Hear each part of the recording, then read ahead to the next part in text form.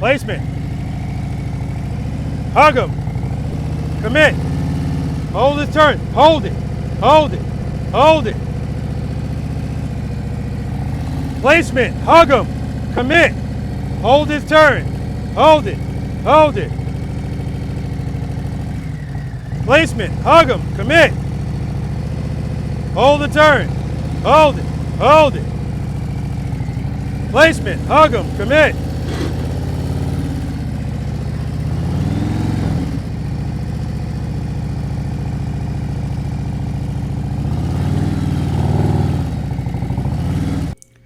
So this is a perfect example of what I'm talking about when I tell people if you have a fixed fairing motorcycle, you have to practice wheel placement on it, because just because you can't see the front wheel doesn't mean you shouldn't know where it is. And look at all of this room that I gave up. There's no way I'm going to make this turn unless I lean the crap out of it. And even still, it's just not going to happen. Now, if I'm on my Road King, there's no way I'm going to give up that much room because I can see exactly where that front wheel is. But I've practiced some more on this, so I've taken care of this. But the point is, if you have a fixed fairing motorcycle, practice your wheel placement. So if you're doing my Snowman, even if you start at the 27-foot circle, get that wheel all the way to the side. Placement, hug them, and then commit. Because if you can't do it up there when you don't need it, you're definitely not going to be able to do it in the tighter circle when you do. Ah!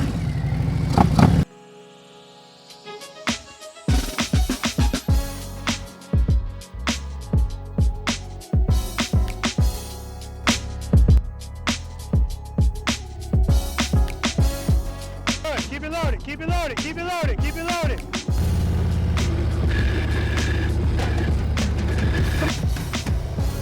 Better nice, I'm looking at the camera.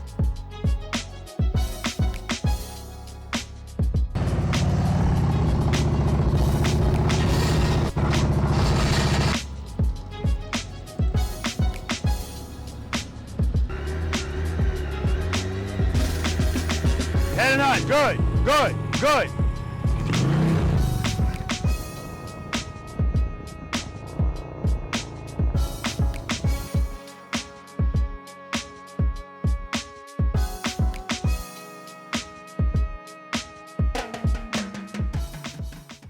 Preloaders, V.I.Preloaders, welcome back to the channel, guys. Always a pleasure to have you guys here with me, and you know this by now, or at least you should.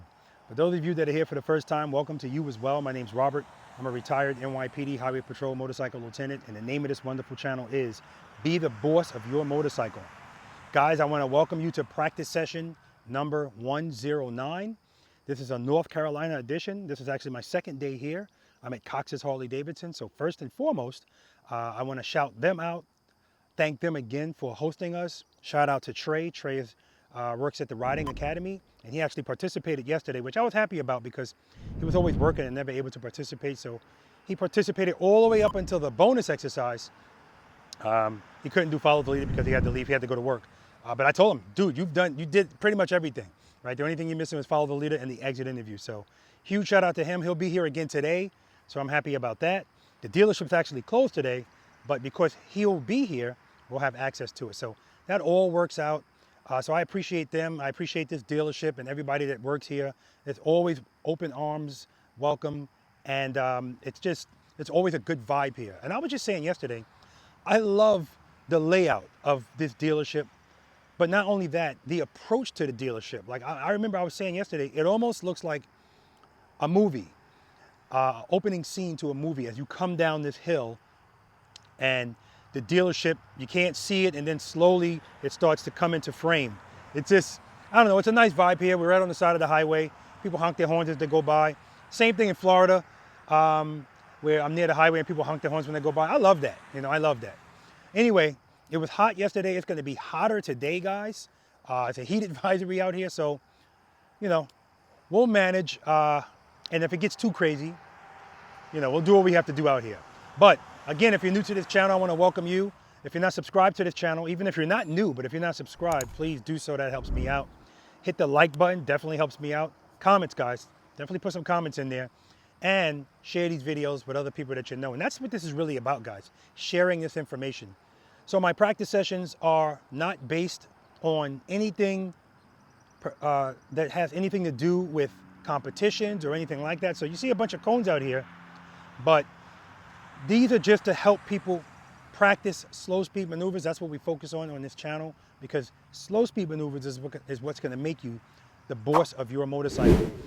This is my girl Shelly. Shelly's my 2024 Harley-Davidson CVO Road Glide ST, and I'll be using her today. And Shelly, let me tell you something. I'm not comfortable at all with Shelly doing this stuff, and it's because the handlebars. I'm going to change the handlebars. The seat sits low, and if you know anything about Harley-Davidson motorcycle, the brake, the rear brake, is very high, and as long as you're high, or if you're short, it's not a big deal. But me being tall and this seat being low, it makes it even more awkward to try to have to put my, anyway, that's neither here nor there, but I'm going to be changing that. I got to definitely get a soft brake on this bike, or some kind of extended brake to take care of the discomfort that I feel riding this bike, period, but definitely at slow speeds. All right, but it doesn't mean it's impossible. As long as I know where that friction zone is, where it starts, and we're going to talk about that today in this video, so definitely stay tuned for that. And keep in mind, guys, that my practice session videos, well, most of them have chapters in them, right? The newer ones have chapters in them, because I do understand that if you look at a timeline on the video in the lower right-hand corner of the screen, and you see 4 hours and 3 minutes, a lot of people just go, oh, hell no, and won't even start to watch it.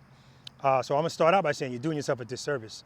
But at least with the chapters, you can kind of go right to something that looks like something that you might need help with, or you might want information on. But make no mistake about it, guys, even with the chapters, watch these videos, right? I'm not saying you have to sit down and watch them straight through, although there are some people that do. But watch these videos, guys, because there's always nuggets in there, right? Small pieces of information that might help you. And that's the goal, is to help as many motorcycle riders as possible become the boss of their motorcycle, all right? All right, guys, so when they get here, I'm expecting 12 people today.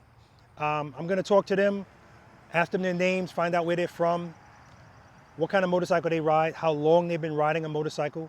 More important to me, how long they've been practicing slow speed riding, and what they rate themselves on a scale of 1 to 10, 10 being the best in slow speed maneuvers. Again, that number is for them. And then at the end of the day, if they're still here, I'll ask them again, as just to see if there's any change. And I always say this, I don't want people to think I'm asking them, is there a change in your number? Because I want to see if my practice session has helped you make that number higher. That's not what that's about. That's for you, guys. It's for you. It's not for me, all right? And I often have people, when I disagree with their number, and I only disagree with sandbag numbers, meaning numbers that are way too low, and they say, well, what do you think? Give me a number. I'm not going to give you a number, guys. I'm not. I am going to tell you I rate myself a 9. I'm not going to give you a number. All right, guys? I'm all set up out here, so it's just a matter of waiting for everybody to show up, interviewing them, and then we'll get started. All right, let's do it. What's your name, buddy? Andy, Where you from, Andy? Asheville, North Carolina. How long have you been riding the motorcycle? 8 years. What are you riding today? 2014 Road King Police. Guys, this is Andy, as he just introduced himself. He's your North Carolina ambassador. Obviously, he's my North Carolina ambassador as well, and I appreciate him. And for those of you that know who Andy is, the doctor's back. The doctor is back. How long have you been practicing slow speed riding? About 4 years. If you had to give yourself a rating 1 to 10, 10 being the best slow speed, what would you give yourself? 8. Pleasure, brother. What's your name? David, Where you from, Dave? Eden, North Carolina. How long have you been riding the motorcycle? 30 plus years. What are you riding today? A 2014 Street Glide. Yeah, is it shined up? Not normally. Yeah, Not like okay. it normally is. Okay. Yeah, because I would come to practice sessions here, and Dave, as soon as he parked, wiping that bike down. How long you been practicing slow speed riding? This is my 3rd year. If you had to give yourself a rating 1 to 10, 10 being the best slow speed, what would you give yourself? I'll go ahead and change that a little bit today. Thank you. Thank you. If you guys don't know what he's talking about, you watch practice session number 108, Ridiculousness in the Sandbag Department. All right, go ahead. We're so start with 7. Sound fair enough?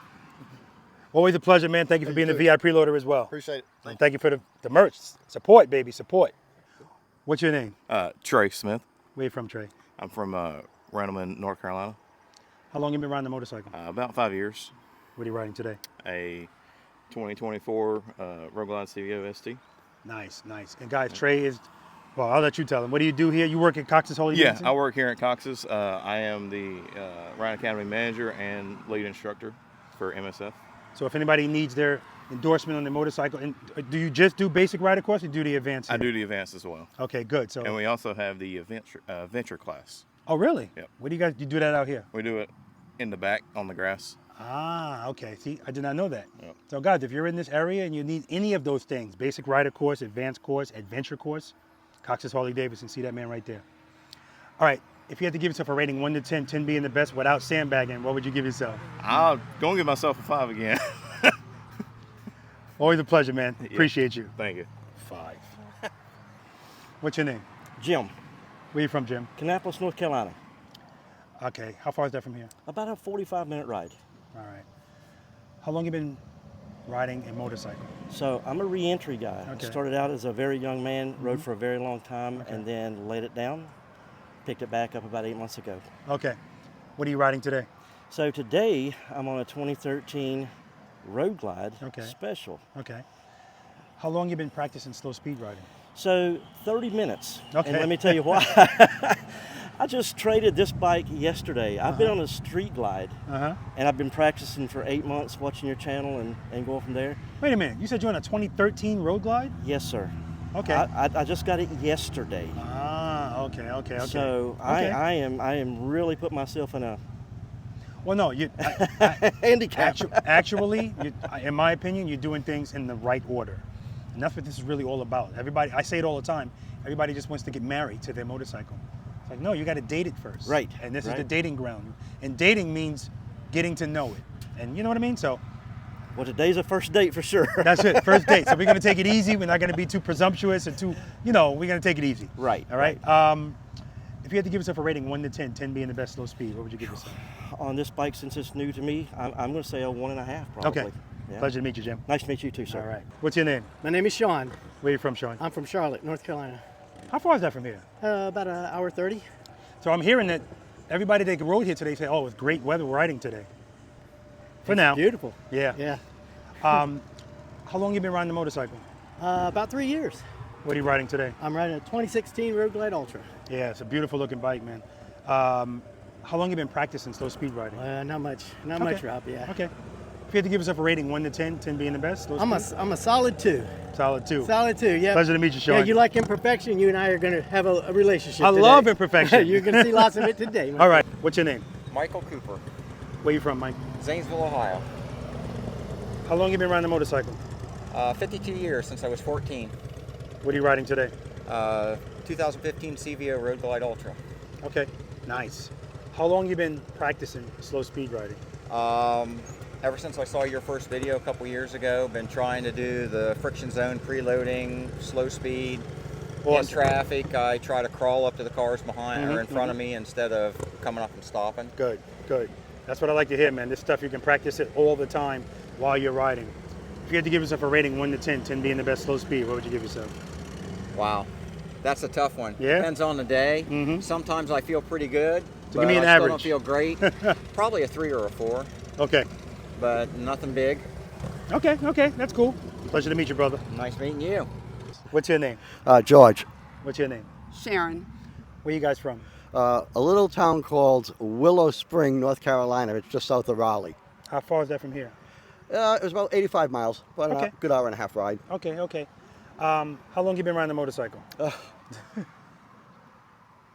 About 6 months. Yeah. Lying. Like I said, I started riding in '74, rode for almost 10 years. Yeah. Stopped, didn't ride again until 2005.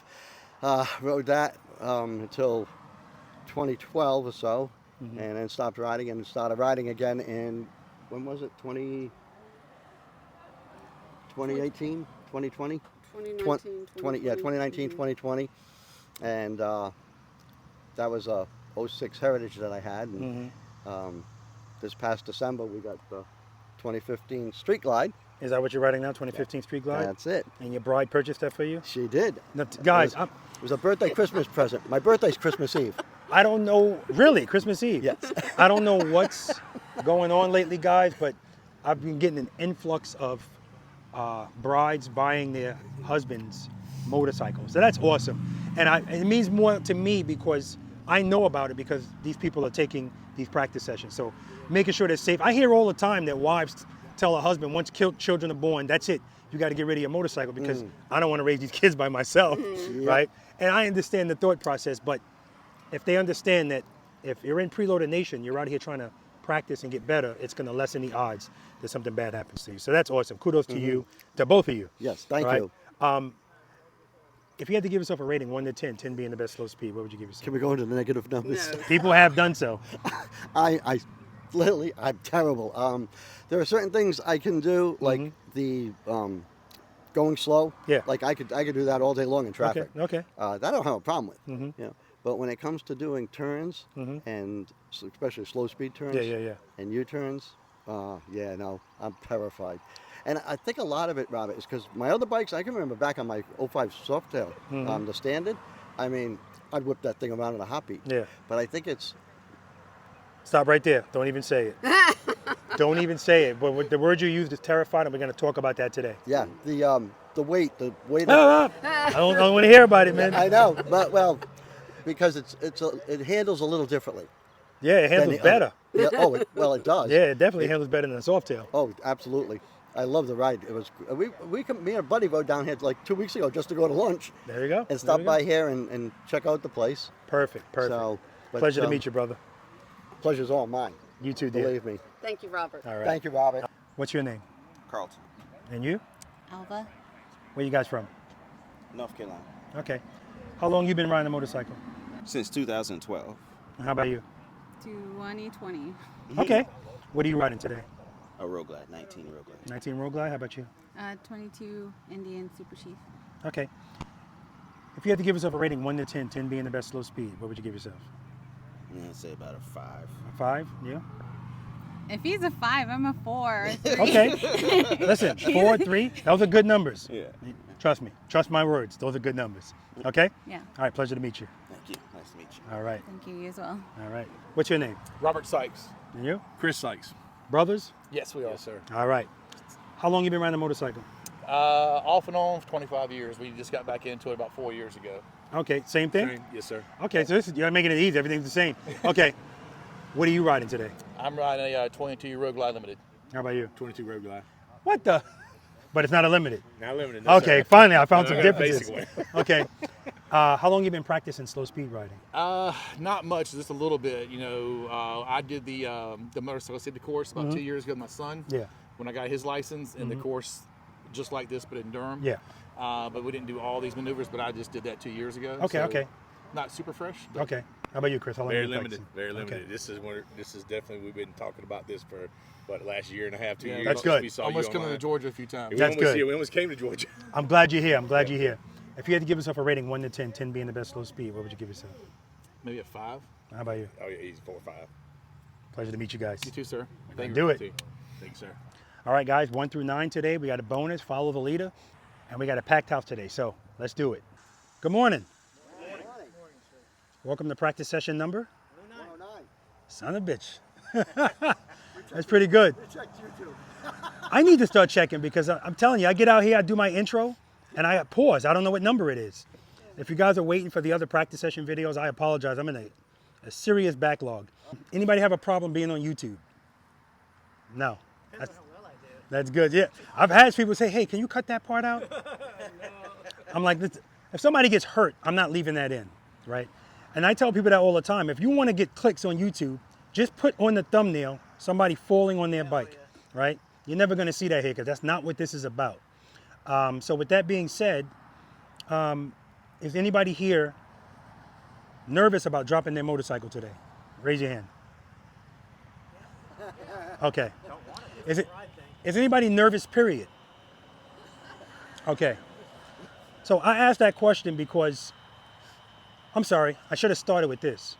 Is everyone here subscribed to my channel? Is everyone here familiar with my channel? Familiar with the terminology? We know what preload and keep it loaded means. We know what the friction zone is. We know what the push-up penalty is. We're going to talk about it. All right.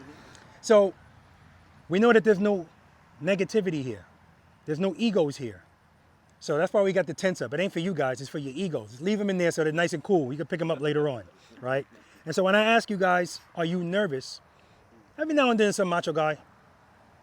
If you've never done this before, it's still a level of nerves, all right? So don't worry about that, right? I really don't want you to worry about anything today. Now I can say that till I'm blue in the face, but you're gonna worry about what you're gonna worry about. Because this is our, hold up before I say that. Does anyone out here have any physical disabilities that will prevent them from doing any of this stuff on the bike today? No one. Okay. And that's usually the case. This is our biggest obstacle right here, our head, right? That's what we have to get past today, right? And that's one of the benefits of us practicing. In fact, we have to practice, period. That's the only way we're gonna gain muscle memory. We practice for a number of things, but muscle memory is the main one, okay? Guys, I want you guys to be as relaxed as possible today. I'm easy like Sunday morning. I say that all the time. As a matter of fact, before we even started, there was a crap load of people out here just going through all my cones. You show me some other place you can go and just go through their cones, right? Without somebody saying, hey, hey. Because to me, for you to even think to do that, I say I'm like a teacher at a playground and the kids are out playing, right? But the difference here is your confidence has to be at a certain level to even want to go out there and do that, right? So I'm never going to tell you, you know, take it easy. So I appreciate that. Let's talk about the push-up penalties. Let's get it out of the way. Front brake. If you guys squeeze that front brake today in the slow speed maneuver, that's a 10 push-up penalty. Now, please understand that I say all the time, motorcycle riders are lazy. We're nice things too, but I'm gonna talk about these things. We're lazy, complacent, and zero accountability. Zero, right? I was talking to George a couple of minutes ago, and he told me years ago he had a motorcycle accident. But guess what? George was accountable. He said, I was going too fast, I hit some gravel. That's accountability. But most people, it's somebody else or something else. Cager, all this other BS, right? We gotta be accountable. But you don't know what you don't know. So I understand why people wanna blame other people. Because they don't know, when you hear somebody say, I had to lay her down, yeah, that was their only option because there was nothing else in the tool belt. So we're here today to get tools in the tool belt. So a couple of things. I asked all of you guys how long you've been practicing. I asked you that for a reason. I asked you how long you've been riding too. I can give a shit about that. It's how long you've been practicing, right? Because that's really gonna determine the tools that you have. How long you've been riding, how many miles you ride, it shows me that you can sit on this motorcycle for a long period of time. I can't do that. My hips can't do it, my ass can't do it, right? Well, I don't wanna do it, it's not fun to me. And I didn't buy a motorcycle to suffer on it, right? I wanna enjoy it. And you really start to enjoy these things when you're not scared of them anymore. That's the whole part about being the boss of the motorcycle. It's the only vehicle that your heart rate goes up the slower you go, all right? So we're gonna change that because the fears that you guys feel and the intimidation that you feel is all based on what you don't know. And I say this all the time, the people that worry the most know the least. And so the more we know, it's gonna raise your confidence. You're gonna get a little, and it happens every now and then, preloaders and V.I.Preloaders get blamed or accused, I should say, of showing off. Listen, at the end of the day, yeah, I know, this guy's raising his hand. At the end of the day, because they call him U-turn now, all his friends call him U-turn. And the beauty of this is the more your confidence goes up, remember, we're not gonna talk down to anybody or make anybody feel less than. We wanna share this, right? And you almost feel compelled to share it because so many people don't know how to do it, right? And if you ride motorcycles, you know somebody that rides a motorcycle. And this is gonna change your lens. You're gonna be like, damn. That's why for me, group rides are terrifying. Because I know if I'm in a group ride, 99% of the people out there, if something goes wrong, squeeze and hope for the best. There's nothing in the tool belt to go to. So when I do my rides in Pooler, Georgia, those are the best rides I can ever do because I'm with preloaders and V.I.Preloaders. So if I have to call an audible and we gotta make a U-turn, I know everybody can make nothing crazy, you know, but I know everyone can do it, right? So among other things, that's what this is about. If you guys have any questions today, please ask them, all right? There's no such thing as a stupid question. And even if you know the answer, but you want to ask it because you think somebody else might want to know. Because remember, it's not just us. Thousands of people all over the world are going to be watching this, right? Yeah, literally. Yeah, make us more nervous. I don't want you to worry about the camera because I need you to understand. This is why this has to be positive. Because I can't have somebody come here or be reluctant to come here because they've been riding for decades and they can't make a U-turn. I'll tell them in a second, you can be embarrassed when you can't do something most people can do. But most people can't do it anyway, so you're in the majority. Don't worry about it. We're gonna work on that. Sounds like push-ups pulling up. 908. All right. So we talked about the push-up penalties. Putting your feet down. If you put that foot down when you feel the bike falling, that's a 10 push-up penalty for every time your foot touches the ground. So when you go to take off, if you tap the ground twice, 10, 20. That's what I'm talking about, right? Yeah, no. Oh, I'm sorry. So that accountability, I'm not expecting anybody to be out here doing push-ups today. It's too damn hot. But even if it wasn't, I don't expect that. It's up to you, right? This is all voluntary. This is part of being accountable. We're working against a few things. Like George was telling me, man, I got 52 years of bad habits, right? Guess what else he's got 52 years of? Well, no, he's got longer than. Instincts, right? 70-something years of instincts, right? So even if you just started riding, you still got a hill to climb. It's the instincts. And the only way we're going to get past that is we have to practice, right? This is a very perishable skill. If I stop riding one of my motorcycles for a week, when I get back on it, I feel like I need to get out and do something just to get my confidence back up. It's so crazy how perishable it is. So that crap about it's just like riding a bike. Yeah, that's for a bicycle, right? You got to practice this. Any questions? Your goal is not to get everything out here today. That's not your goal. Your goal is to, I asked you how long you've been practicing. Most of you said, not really much. So I want you to take it easy on yourself, right? If you're out there and you're not getting something, you are where you should be based on the work you've done, right? And it's up to you to work on that. That's firstly. Secondly, we all learn differently. You guys remember when people even say it to this day, don't compare children, right? Don't compare adults either, right? We all learn differently. So if you see somebody else getting something, I ask everybody how long they've been riding, practicing. We got all different skill levels out here, all different walks of life. This is an each one, teach one environment. We got 2 MSF instructors here today as well. But you don't have to be an instructor to know something, right? So if you know something, I want you to share it, including with me. God, you don't know how much I've learned from everybody I've done practice sessions with. It's the reason why this is set up the way it is now. It didn't start like this. But stopping a motorcycle, which we're going to talk about first, that's not something I had in my first practice session, because in my mind, everybody knows how to stop. But then if I think about that, if most motorcycle riders really struggle with slow speed maneuvers, the slowest you're ever going to go is the end of a stop. And that's why most people stops. People hate stopping the motorcycle, especially if they're riding 2 up. Of course, my response to that is if you have an issue stopping 2 up, then don't ride 2 up, right? Get this. This is what I'm talking about as far as the complacency. We take stuff for granted. But I got to push back on that too, because you don't know what you don't know. And so many people don't know how to do this. It's the norm. Like I get comment sections I got comments in the comment section all the time from people in other countries, in Germany and Canada, that are like, I don't get it. This is what we have to do to get our license. They're not going to an MSF course and getting an endorsement in 3 days there, right? And if they're not even thinking about riding on a permit for years or riding dirty. It's not even a thought. But that's what we have here. So that's where we are. So guys, I want you to know that I did a video called Are You an Average Rider? Who saw that video? If you didn't watch that video, watch that video. Because I'm going to ask you, are you an average rider? Are you below or are you above? You know what? Let's do it. Above, below, or average? Above? Average. Below.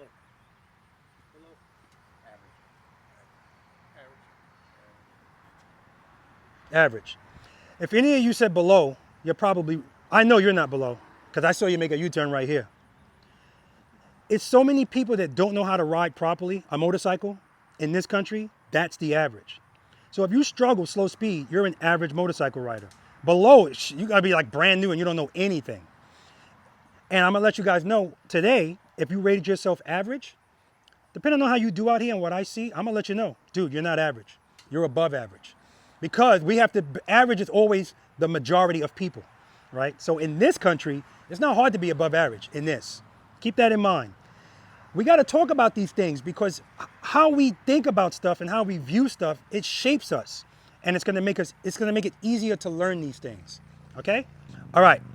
So, like I said, be patient with yourselves. If somebody is getting something and you're not, Don't worry about it. Your goal is when you leave here today to have a better understanding of what you need work on. And please keep in mind, whatever you're struggling with, don't worry about it. If you do something I've never seen before, I'll let you know. Wow, I've never seen that before. But I don't think that's gonna happen. All right? What keeps the motorcycle up at slow speeds? It's hot. We got to switch. Friction zone. Power. Throttle. Power. Sufficient power. Bam! That's the word I'm looking for. That's it. Sufficient power. Listen, I'm a words guy. Words matter, right? And that's why I say that has a lot to do with the way I talk to people and instruct people. Words matter. The tone matters. All of that stuff matters. And that word, sufficient, is so important. Because yes, power to the rear wheel. What does your bike always want to do with power to the rear wheel? Stand up and go straight. Anybody disagree with that? I love having these conversations because if I gave you guys a written exam, everybody would get 100 on it. But then when we get out there and it's time to apply it, it's a different story. Again, what I'm asking you guys to do on these motorcycles goes against our hardwiring. That's why it's not difficult to do, it's difficult to get. You know, are we clear about that? We need to know this is not about how smart you are, how strong you are, how tall you are. None of that shit matters. We just got to get past that level of fear and intimidation. That's what's holding us back. That's it, okay? And because we all learn differently, we all are different. I've had somebody say, again, this stuff never stays in the comment section because I get rid of it. If somebody's that nervous, they shouldn't be riding the motorcycle. If you can't pick up the bike, you shouldn't be riding it. Everybody's got something to say. But the point is, because we have different fear levels, I had a private lesson. A female was with me for a week. She let me, I didn't know this before she got there, but her anxiety was so high. It took 3 days just for me to get her to move the bike on her own. And then when she would stop it, it was real. So does that mean she can't ride? No, it means it's going to take more time, right? That's not to say that somebody might not be at a level where they shouldn't ride. I'm sure that's the case. But it's not like we should label somebody with that right away, okay? All right, so we know that the bike wants to stand up and go straight with power. That's what it wants to do. What keeps it up at slow speed? Sufficient power. What does it want to do at slow speeds with insufficient power? It wants to fall, right? So we understand that if that bike falls today at any time, what weren't you providing? Beautiful. And how do we get sufficient power to the rear wheel? You know what? Let's talk about it. 5 steps, guys, I want you to follow. Everybody familiar with the first 5 steps? This is amazing. Yesterday, people were like, first 5 steps, check the oil, check the, no. No. First 5 steps before you move the motorcycle. Step number 1, make sure it's in first gear. Even if you got a nice pretty 24 or an Indian where it's a big number, do it anyway. We're building muscle memory, and that number's not always right. Step number 2, cover the rear brake. What does covering it mean, George? Just keeping your foot over top, not to put it on. No, put your foot on it. Yeah, rest your foot on the rear brake, but don't apply it. Just resting your foot on it won't apply it. Do we all know that? Yeah. And we cover it, why? Because, huh? Yeah, that, and we're going to be slow dancing today with the motorcycle, right? Everything we do on a, who here rides 2 up? Okay. Now, if you're riding 50 miles per hour and whoever's on the back shifts their weight, is it a big deal? No. How about 5 miles per hour? Yeah. So everything that we do on these motorcycles at slow speeds is exaggerated. So that's why we have to do everything smooth and graceful. All of our inputs into this bike need to be smooth. The throttle, the clutch, the rear brake, even your handlebar turns, smooth. We good? Because one thing I also notice is motorcycle riders, we don't want any responsibility really. Straight, slight turns, and a smooth road. Anything other than that is a problem. But like I said, the less you know, the more you worry. So gravel, oh my gosh, people look at gravel and go, Jesus, what am I gonna do? Short riders, oh my God, I need to get my motorcycle lowered. Why are these concerns for these people? Because in their mind, they're relying on their feet when they slow down. But once this bike's moving, we don't need our feet. So for that short rider that wanted to ruin their motorcycle by lowering it, giving it a rougher ride and less clearance, and tells me I have the balls of my feet on the ground, I tell her or her or him, take 1 foot, put it on the rear brake. Just by doing that, now this foot's all the way on the ground. Problem solved. But it's not solved unless you know how to ride like this, right? So You see what we're working with here, right? So we cover the rear brake because if we need to use it today, and we will be using it today, you're less likely to smash at it if your foot's already on it. I'm not saying you won't, but you're less likely. Gentle pressure today, guys. We're gonna be working with that rear brake today, but we're always doing it gently. If you're abusing that rear brake today, I'm just gonna take it away from you. I'm just gonna tell you don't use it, right? Depending on what we're doing, I'm gonna tell you not to use it. There's a method to the madness, right? And if you continue to abuse it anyway, I'm just gonna call, what's the local police here? Let me call the cops on you. It's abuse of the rear brake, all right? So, cover the rear brake, that's step number 2. Step number 3, preload and keep it loaded. Now, almost every practice session, I have somebody, I had another one yesterday, that he was like, you want some preload, Rob? There you go, right there. That's all you're gonna get. And again, I get it because again, not only is this gonna change your lens, it's gonna change what you hear too as being normal. So for him, 1300 RPMs, that sounds good because any higher is too high. Negative, especially not on one of these bikes. Why do we preload the throttle? What's gonna happen if I just open my clutch with no throttle? It's gonna stall. So I need to preload the throttle. Preloading it is bringing the RPMs above idle. Idle's too low on these bikes. Unless you've altered something, it's too low. So we understand that once we open that clutch, the bike wants power. It's gonna draw that power from your preload. So if you give me a BS preload, you still might stall or close to it. So I want you to listen to what that sounds like. And why do we keep it loaded? So if you're riding sometimes it's metric motorcycles, but if you're riding a motorcycle where the idle is high and smooth, I've seen them, some BMWs, they can go through the concourse at idle. It's high enough and smooth enough that they don't need to preload. We don't have that luxury. Our motorcycles idle like this, boom, boom, boom. And that's why it sounds like that, boom, boom, boom, boom. And if you hear somebody say Harley Davidsons vibrate a lot, that's true until you throttle it. As soon as you throttle it, that smooths out, right? So if we ever want the bike to be smooth, we need to throttle it. But if you just throttle it, now you're going too fast. So what's the in-between? The friction zone. Throttle it, and the friction zone is going to determine how fast you go. The rear brake is going to assist that. So your rear brake gives you correction and control. Correction and control. That's what the rear brake gives us, okay? It's not a crutch. Correction and control. We're going to talk about that all throughout the day. Any questions about any of that? So preload the throttle and keep it loaded. Because if your bike falls out here today, one of the reasons is insufficient power to the rear wheel, meaning you don't have your hand open enough into the friction zone.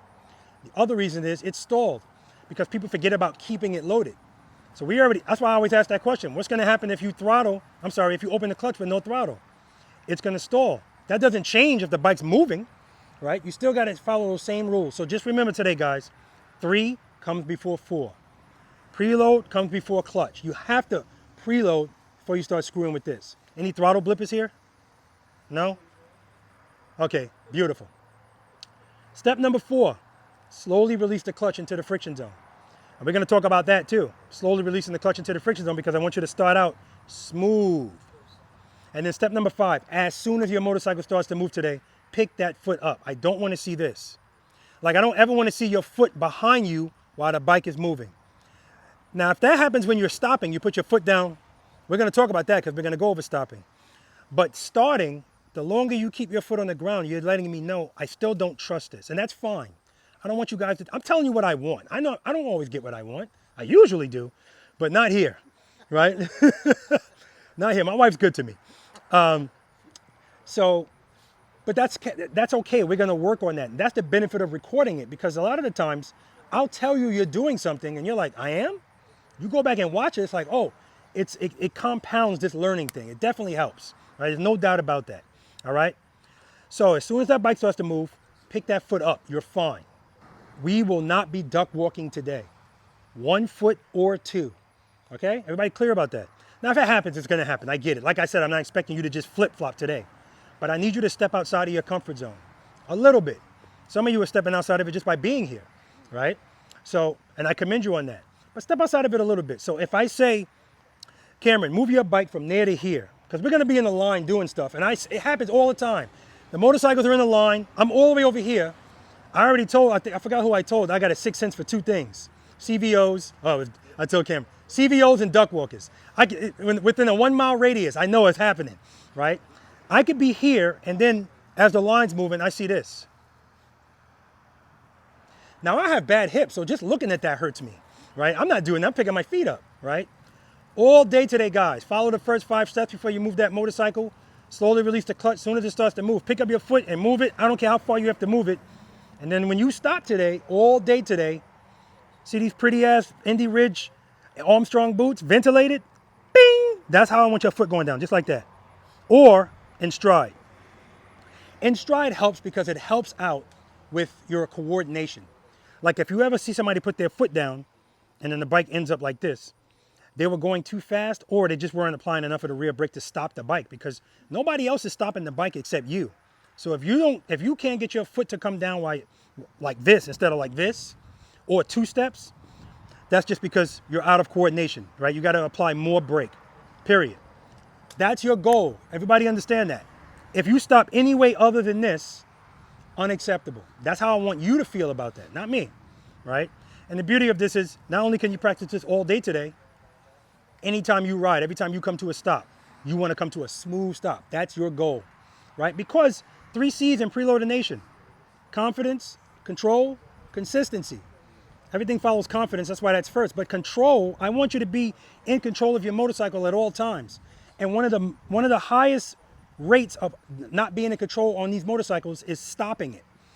Because motorcycle riders will, for the most part, keep speed as long as they can, because then you don't have to feel any responsibility. And as soon as they feel falling, time to stop. Front brake, feet out.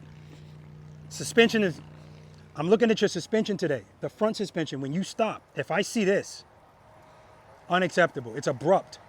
I want it to be smooth. I'm gonna demonstrate it for you guys. I know you probably saw it a million times, but now you're gonna see it again.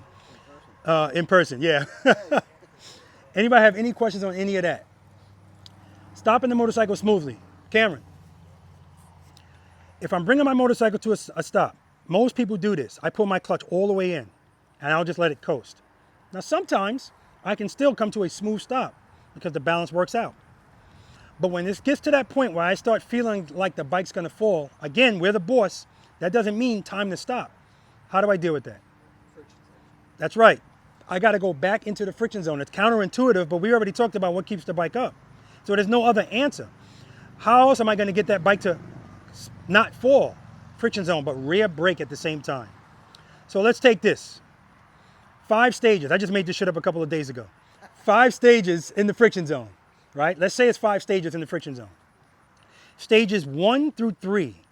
Those are the stages that we can operate in the friction zone and drag our rear brake, and we're fine. Stages 4 and 5, too much. That's when you're making the bike fight. The rear brake and the throttle work together in harmony in stages 1 through 3. Once you get to stage 4, if you're still trying to use the brake at the same time, it's fighting. That's when you burn your clutch plates out. I can hear it, I can smell it, all of that stuff, right? And I'll let you know if that's happening. But the more you practice, you're gonna know too. Like I'll be sitting next to somebody and trust and believe. I know you guys can't wait to do that. And I see that I can hear that their bike is in the friction zone and they're holding it with the brake. So I go, you're in the friction zone. No, I'm not. I say, pull the clutch in. They pull the clutch in, the bike comes up. Yeah, you can't hear that? No, you can't. I get it. I get it. Trust me, I get it. All right. First thing we're going to be doing, guys, first exercise. Those high cones. Smooth, short, starts, and stops. This is the bread. Don't let anybody tell you otherwise. It's the bread and butter to everything out here, period. Why? Because it is forcing you to be in 100% control. So normally when I get people out here to do that, when they start at a cone, they start fast and they stop abrupt. Why? Because now anytime speed is introduced, you don't have to be in control. That's why I say anything we do straight up on a motorcycle at slow speeds is far more difficult than anything leaning. I don't care how much they lean in the bike. You need speed to lean. As long as you have speed, you have assistance. But when you're going very slow, it's all on you. So we're going to be in our feelings today. I say this all the time. We're going to be basing what we do on what we feel. And if you address that feeling right away, the movements are very small. So when we talk about that sufficient word, if I'm on my motorcycle, I got it preloaded, I feel my motorcycle starting to fall. If I address it as soon as I feel it by opening my hand this much, that's sufficient. If I wait until the bike is over this much and open my hand the same amount, no longer sufficient. It's going to keep falling. Doesn't mean put my foot down. That's 10 push-ups. It just means I have to open my hand up more, right? So if we address it as soon as we feel it, it's a small movement. But the key word here is sufficient. This is sufficient here. This is not sufficient here. I have to open the hand up more, right? And we're going to talk about that today, all right? Putting your feet down, that's the main way we get hurt. Trust me, I know that from experience. And most of us have footboards. So make no mistake about it, if that bike falls, first of all, I want you to open your hand, but if that doesn't happen, keep your feet on the footboard. And just, well, most of the stuff that happens out here is a tip over anyway. But if the bike's moving, just keep your foot on the board. Trust me, that's going to take time, I know, because your instinct is to do that. The bike will ride on the saddlebag guard and engine guard. And when it comes to a stop, then you take your foot off. But do not, if the bike is falling, hold on to the bike for dear life. Because now you're just going to defeat the guard. That's how we scuff fairings, right? By holding on to the bike. Just let it go. Does everybody here have saddlebag guards? No. I recommend that you take them off. But I also because, why risk scratching it? But I also recommend that you get saddlebag guards so that you can practice with them, because I was just talking, I forgot who I was talking to about it, but I was talking about how everybody just wants to get married to the motorcycle. And nobody wants to date it first. Like, what relationship do you just jump right into? You got to get to know this thing, know its limitations, know your limitations, know the height, the width, the length. And when you practice without the bags, you lose the width part. Because there was a guy here yesterday, he was just missing every cone because he didn't have the bags on. All right, so just keep that in mind. Anyway, cone to cone, guys, smooth start, smooth stop. That's the goal. Do not pass the cone. If you ride a road glide or any other type of bike with a fixed fairing, you have no clue where that front wheel is. Papa D. Rice gave me a good answer yesterday. He said it's on the front of the motorcycle. You know what I mean. You can't see it. So that's why you need to practice on these bikes too, because you don't have to be able to see it to judge where it is, right? That's what I mean. You got to get to know this bike. Okay, so what I'm going to do now, guys, is I'm going to demonstrate to you how I'd like you to stop and how it should sound. Because yesterday, I find that when people don't follow those first 5 steps, they start doing stuff out of order. That's when they start having problems. And I get people all the time that just start opening the clutch with no preload. So the first things we're going to do today, the first 4 things, we're not turning, we're not leaning. Because that's the time to get all of this stuff down, the preload and all this other stuff. So then when we start turning, it's a bigger deal then, right? I'm going to ride to you guys. I'm going to pull the clutch in, like I always do. And right near the end of that stop, you're going to hear my preload go up, because I'm going to go back into the friction zone to finish out that stop. Friction zone, rear brake, rear brake, rear brake, rear brake, friction zone, friction zone. And when I put my foot out to put my foot down, as soon as my foot hits the ground, that's when I pull in my clutch. So if you stop your motorcycle today, even if it does just a little bit, it was falling. And it was falling because you pulled the clutch in too early, or you didn't have it open enough. Because listen, this is not like a set it and forget it thing. Some things are. If my clutch is open while I'm starting the braking, I'm in the friction zone. It doesn't mean that when I get to the slower speed that's still sufficient. So again, I got to base it on what I feel. And a lot of the time, what's going to be the indication are my handlebars. So I don't want to come to a stop where the bike is doing this. I need to smooth that out. So I got to go into the friction zone, but I got to be on the rear brake at the same time. Once that smooths out, wherever I am, I know I'm good. I can stay there. For now, maybe that's all I need. But if I don't, more, brake, foot, now I pull it in. You do it like that, your goal is to stop this bike straight up all the time. If it's leaning even a little bit, it was falling. I said yesterday, sometimes you start your motorcycle, I told you I want you to start nice and smooth. So sometimes people open the clutch nice and slow, and their intention is to go straight. And as soon as they open up the clutch, the bike is turning. What's happening in that moment that it's turning? Why is it turning? That's right, that's the beginning of a fall, right? Anytime. So again, when we do short starts and stops, I don't want to see you go from cone to cone with the bars straight. That's letting me know you're going too fast. I want you going so slow that you... Who told me I think it was Sean. Oh, yeah. Sean said, I know you said that you like imperfection. Well, you're going to get it today from me. I told him I love imperfection. I love it. Get the hell out of here. Those are my Florida ambassadors. Look at that. Yeah, man. Well, you can't miss them. A good riding lady. Yeah. Yeah, Lori. Lori. Everybody know Lori's story? Lori dated her motorcycle 1,000 miles in the parking lot before she ever rode on the street because the street ain't going nowhere. Now, please, man, she can ride circles around people. She's only been riding a year. These guys ain't riding enough. They've been all over the damn place. Now they're in North Carolina. All right. That's a nice surprise. All right, so let me get on the bike, guys. I'm going to ride towards you and smooth stop. Then I'm going to show you something else, too, because it's an exercise on clutch control. Because remember, guys, we got to be smooth with that clutch. Speaking of the clutch, I don't want to see this today. If you're doing this with your clutch, then your bike is doing this. Rear brake, too. If you're doing this, the bike's doing this. You could do this subtly. Of course, my preference is to just drag that rear brake. But every now and then, you got to put small inputs. That's fine. Your clutch, what I'd like you to do, just try it out if you're not doing it already. Instead of bringing this clutch, oh no, it's not the clutch. But instead of bringing it all the way to the grip, when you don't need the power, I want you to open up your clutch until you feel the bike start to move a little bit. Then pull it back in just a little. That's where you're going to live. So when you need that power, boom, it's there. Boom, it's there. This makes all of this stuff less scary too, because if I know power is the savior, I want it to be immediate. And it's immediate if I'm right before it. If I'm all the way at the, now I got to go find it, you know. Anyway, all right, let me get my bike. Questions? None. Clutch in. Preload. Rear brake. Friction zone, friction zone, friction zone, friction zone, friction zone. Move, stop. So the heel part going down first helps with the coordination. So if you're braking, you're braking, you're braking, when this foot comes out, when your heel hits the ground, start finishing off that brake. That way they come down at the same time. Now without the friction zone, yeah, that right there, you can see, I wanted to stop back there. Just by hitting this little crack going across through the bike. I'm telling you, it doesn't take much, all right? It doesn't take much. Nothing that we're doing out here are big movements, right? It doesn't take much. Now I'm gonna show you another exercise too. This is a clutch control exercise. Come on, girl. I'm gonna ride towards you.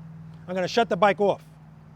I'm gonna try to bring it to a smooth stop. I don't have any power, so I'm gonna have to do it with speed. I'm gonna stop the bike, not with the brakes, but with the clutch. And so again, this is giving you a little bit of practice being smooth with the clutch, because if I'm too jerky, the bike's gonna do that, all right?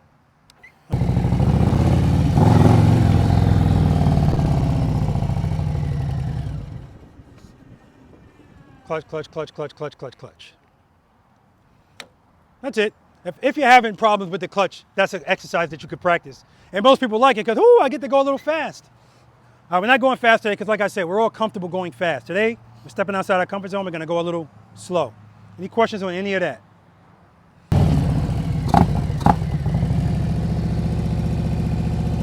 Friction zone, friction zone, friction zone. Rear brake. Foot up. Work it out, work it out. Smooth stop. Foot up. I want to see the handlebars moving. Friction zone. Oh, see, I didn't like that one. It's not going to always be perfect. That's what I want you guys to know. I love imperfection. All right, let's do it.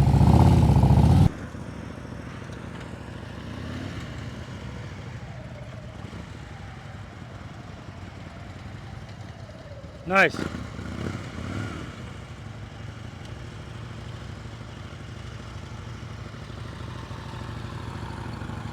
All right, good job, Andy. Right. So my North Carolina ambassador, and then I got my two MSF guys, David and Trey.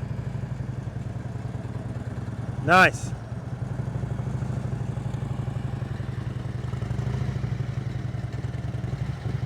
Nice.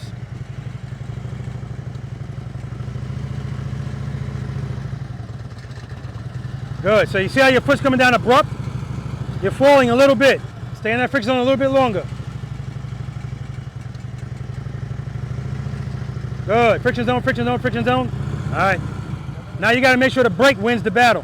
Try it again. Good, good, good. Falling again. All right.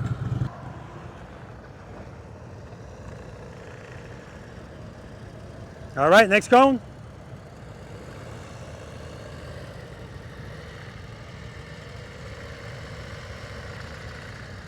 Beautiful.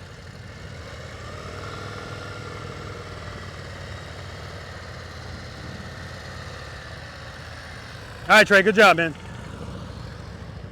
If I know that they know how to do it, I'm not going to waste their time having them do it over and over and over. But if it's not smooth, I want to give them a chance to make it smooth. And even if it is smooth, make sure it's not a broken clock theory. Beautiful. Next cone.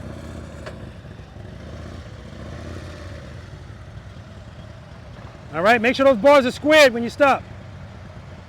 Make sure the bars are straight when you stop. Good. All right, one more. Very nice. Nice steady throttle, not too high. Excellent, man, excellent. This throttle's not too high, it's not too low. It's perfect. It's starting out nice and slow, under full control. All right, next cone.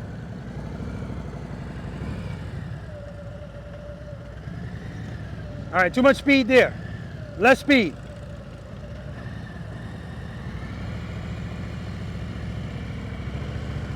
Nice. That's some trust and belief going on right there.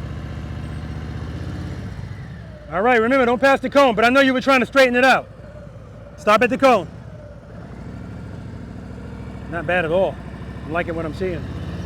All right, easy on that rear brake. Nice and easy.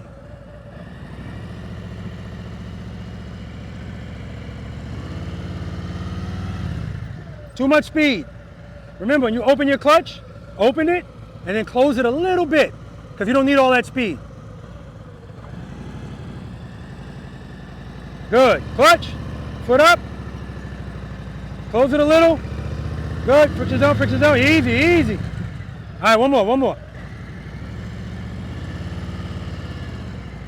Hey, you're doing trust and believe right here. That's why the bike's falling to the right. All right, the reason your bike is falling to the right, because you're actually doing trust and believe here. You're picking up your foot with the bike not moving at all. And you're picking it up abruptly, it's throwing the bike to the right. That's why that's happening.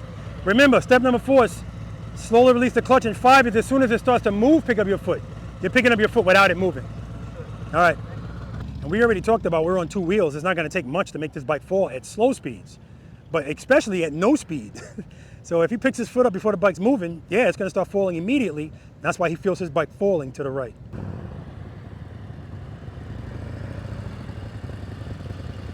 All right, head 9, straight ahead, stop at the next cone.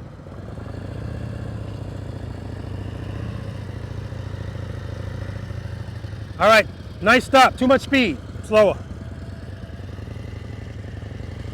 There we go, good. See the handlebars?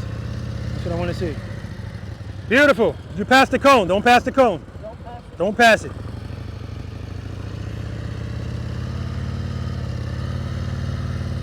Nice, one more.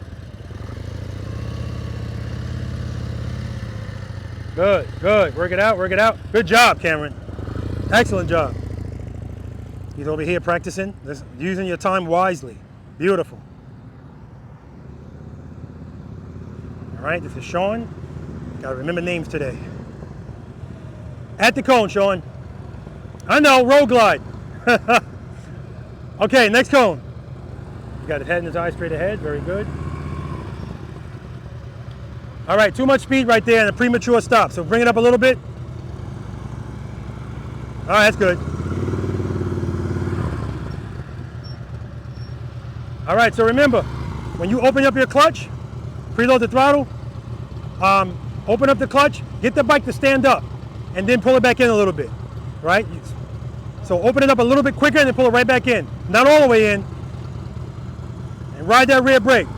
Foot up, clutch, clutch.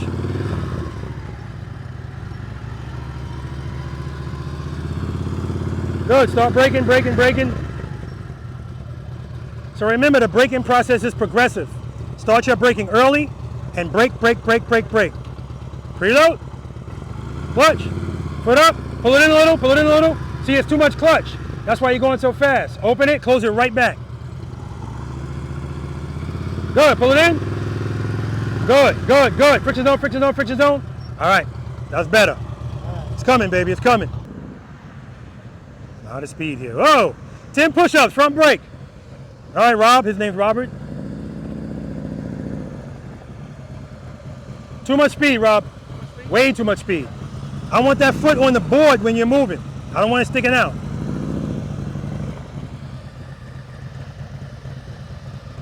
All right, don't wait till the last minute to brake. Start braking early. Brake, brake, brake. That's what's gonna make it smooth. Too much speed, too much speed. I want you to open the clutch and close it right back. Open, close. Don't close it all the way.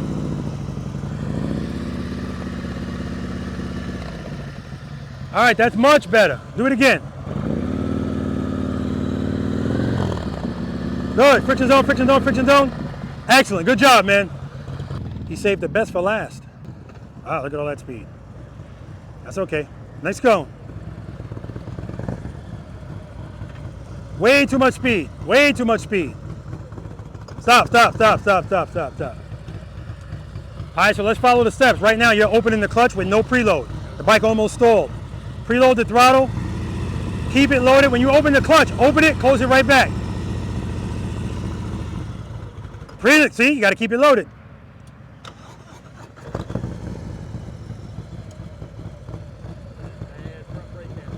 That's okay.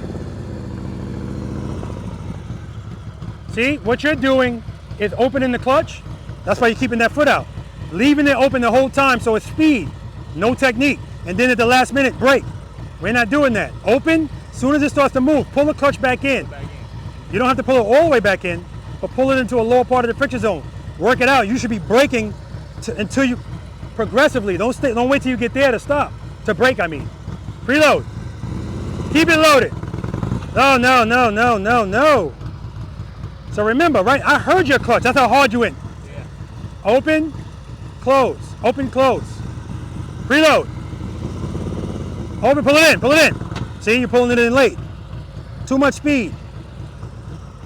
Preload. Preload. Open the clutch a little, slower. Pull it in, pull it in. All right, now start opening. And that's the key right there. When I say pull it in, don't pull it all the way in. Yeah. Pull it into a lower part of the friction zone because we're going slow at us and a very short distance. We don't need all that speed, okay? All right. So yeah, that's exactly an example of what I'm talking about, where people just want to go fast stop, fast stop. You know, we already know how to go fast. So we're gonna work on that. You look familiar. I saw you in Georgia. Yes, sir. Get that foot up. All right, too much speed and you pass the cone. Don't pass the cone. Reload. Reload. Good, good. Try it again. You're falling because you're pulling the clutch in too early. Good. Good. Friction zone, friction zone. There we go. Do that again. Good, there we go. I want to hear that preload. There we go. See how his handlebars are turning? That's what I want to see. Friction zone, friction zone. I ain't gonna waste your time. That was beautiful, man. Beautiful.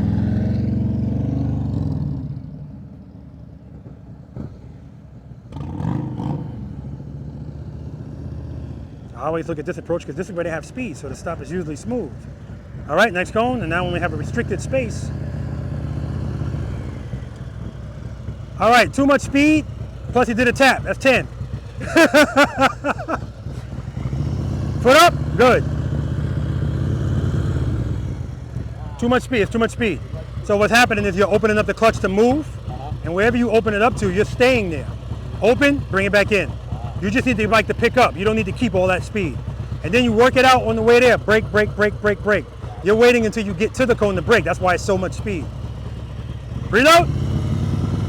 Clutch. Close it up a little bit.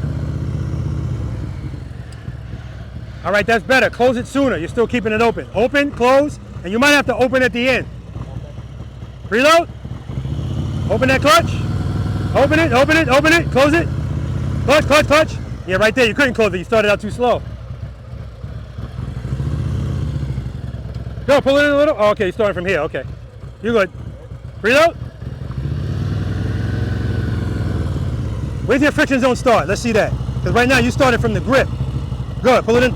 Don't pull it all the way to the grip. Let it out. Pull it in a little. A little. Right before the friction zone. That's where you live. Reload. Clutch. out, in. Yeah, what you're doing is building up speed and then pulling the clutch in all the way and letting it coast to the stop. That's why the bike keeps falling. Try it one more time.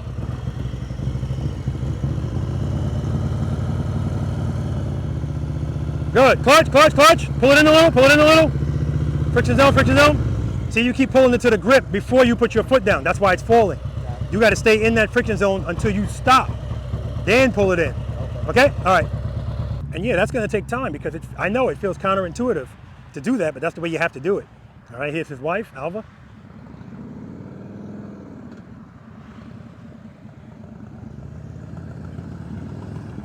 What's step number 2? Cover the rear brake. So I can see all the way from here that you're not doing that because you start with 2 feet on the ground. Make sure you're covering that rear brake. All right, you ready?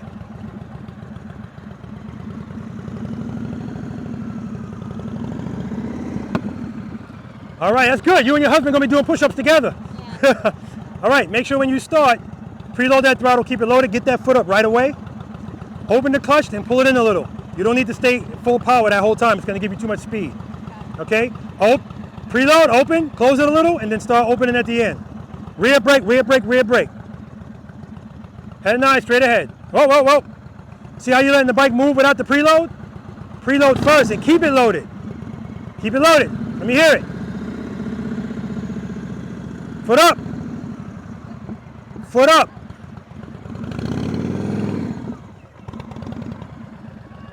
Keep that throttle loaded. You heard it almost shut off? Keep it loaded. Preload. Keep it there. Clutch, foot up. Pull it in a little. That wasn't bad, but you still got some speed behind you. I said pull it in a little, you're pulling it all the way to the grip. Let me see where your friction zone starts. Start opening. Good, pull it in a little. So you keep pulling it to the grip. Do it again. Pull it in a little, just a little. That's where you live. You don't need to go to the grip. Preload, give me more. Clutch, pull it in a little. Good, friction zone. Woo! That's what I'm talking about, do that again. Good, pull it in a little. Friction zone. Oh my God! Outstanding, you're done. Beautiful, guys. It's just crazy how sometimes it just all comes together. Some people are just missing one little thing. All right, next go. I accept the speed there, but not here. Too much speed, brother. You gotta slow down.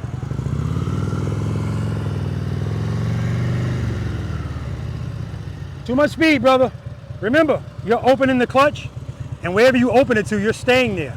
Open it, as soon as it starts to move, George, pull it back in a little bit. And then I want to see your handlebars doing this. And brake.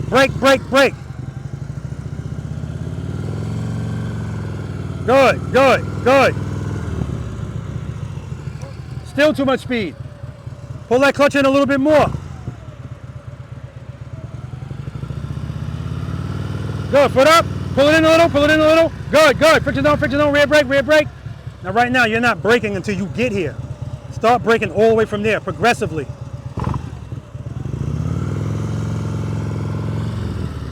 Good, friction zone, rear brake. That's what I'm talking about. Do that again, George. That was beautiful. Foot up. Friction zone, rear brake. That's what I'm talking about, brother. Don't even say it, man. Just do it. You got it. Smooth start, smooth stop. Head 9, straight ahead. Okay, too much speed. So what I want you to do is when this bike starts to move, open the clutch. That's what you got to do to start. But don't keep it open the whole time. Tell me your name again. Anthony. When you open the clutch, pull it back in a little bit. I want you going slow. But make sure you're on the rear brake the whole time. You should be braking progressively. Let's try it again. Head 9, straight ahead. Preload. Preload. Give me more. Give me more preload, yeah. Right there. Keep it there. You got to keep it there. Give me more. More. Right there. Clutch. Nice and easy. Pull it in a little. A little. All right, so let's see where your friction zone starts. Pull it in. Right there. That's where you live. You don't have to go all the way to the grip. Preload. Cover that rear brake, yes. All right, keep it loaded, keep it loaded. Clutch. Clutch. Don't pick your foot up before the bike's moving. Good, foot up. Go, pull it in a little. Just a little, you're pulling it all the way in. Don't worry about it, man. It's too early to get frustrated already. We just got here. Okay, good. Good, foot up, keep it loaded, pull it in a little. Don't stop at those balls turn. Because that's what's going to happen. All right, easy on the rear brake. Preload.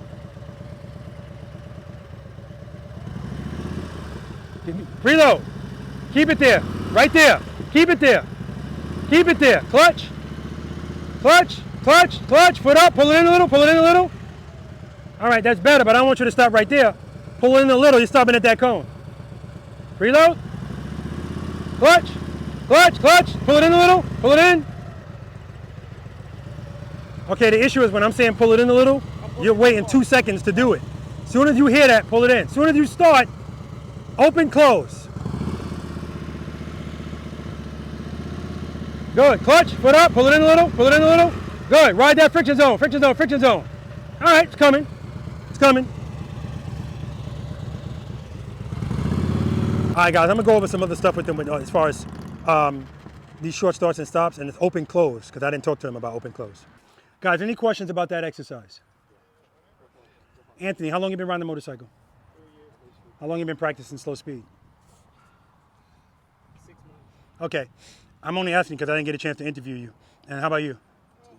How long you been practicing?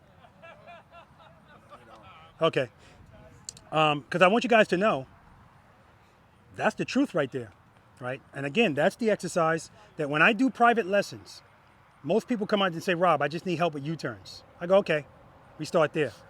Because that's the basics. And the reason why they're struggling with the U-turn, it's the same thing. People don't like U-turns because they fear dropping the bike. If we can't get past the fear just going straight, how are we going to expect to do it with the bike leaning, right? So we have to do things in order. But again, like I always say, you don't know what you don't know. What I failed to mention to you guys is open, close. Who is not familiar with open, close? You're not. Okay, good. It's referring to the clutch. So right there, I talked to you guys about this before we got there. I said, somebody's going to come in there, and when they start at one cone, they're going to be a bat out of hell, and then they're going to slam the brakes on the next one. Because that is involving the bike, not you. Chris, how relevant is your balance to keep this motorcycle upright at slow speeds? 100 being a lot, 0 being none, 50's in the middle. My personal balance? Your personal balance. Not as much as the speed of the bike or the throttle. Give me a number, please. 50%, 75%, 30. 45, 30. 30. 0. 0. 100. 25. 25. 50. 50. Is it personal balance? Sorry, you had to get that together by that time. You're like, no. No, not at all. Not at all?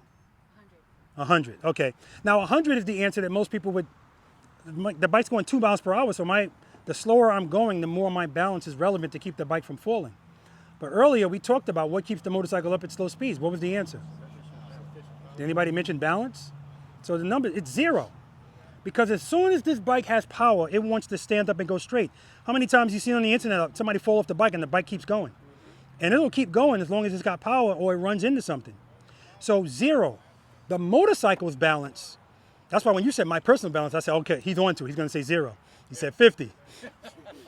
Your personal balance is really not relevant. Now, when I bring the bike to a complete stop, that's when my personal balance becomes relevant because I don't have any power now. But as soon as I feel falling, what's the answer? Power. Power, not my balance, right? So if we can wrap our heads around that, it makes that easier. Now, I think it was Sean. No, I think it was Jim. You started near the cones and you ended up all the way over here. I remember I told you guys if you're trying to go straight and your bike is turning, what's happening? That's the beginning of a fall. So that's what was going on with Jim. But Jim was addressing it, but he was addressing it late. That's why he's so far over to the right. Because as soon as his bar started to turn, if he addresses it, it always wants to go straight, right? So that's why that's the answer. But I didn't want your handlebars bone straight from cone to cone. I wanted you to work that out. So I told you, well, I meant to tell you, Slowly release the clutch into the friction zone. I put an asterisk on that because sometimes when people do that, they start feeling falling right away, and then they put the foot back down. So if you want to get past that feeling, especially in a situation like that, because we don't have a lot of space, open, close. I'm referring to the clutch. And I told a few of you guys, open it and close it.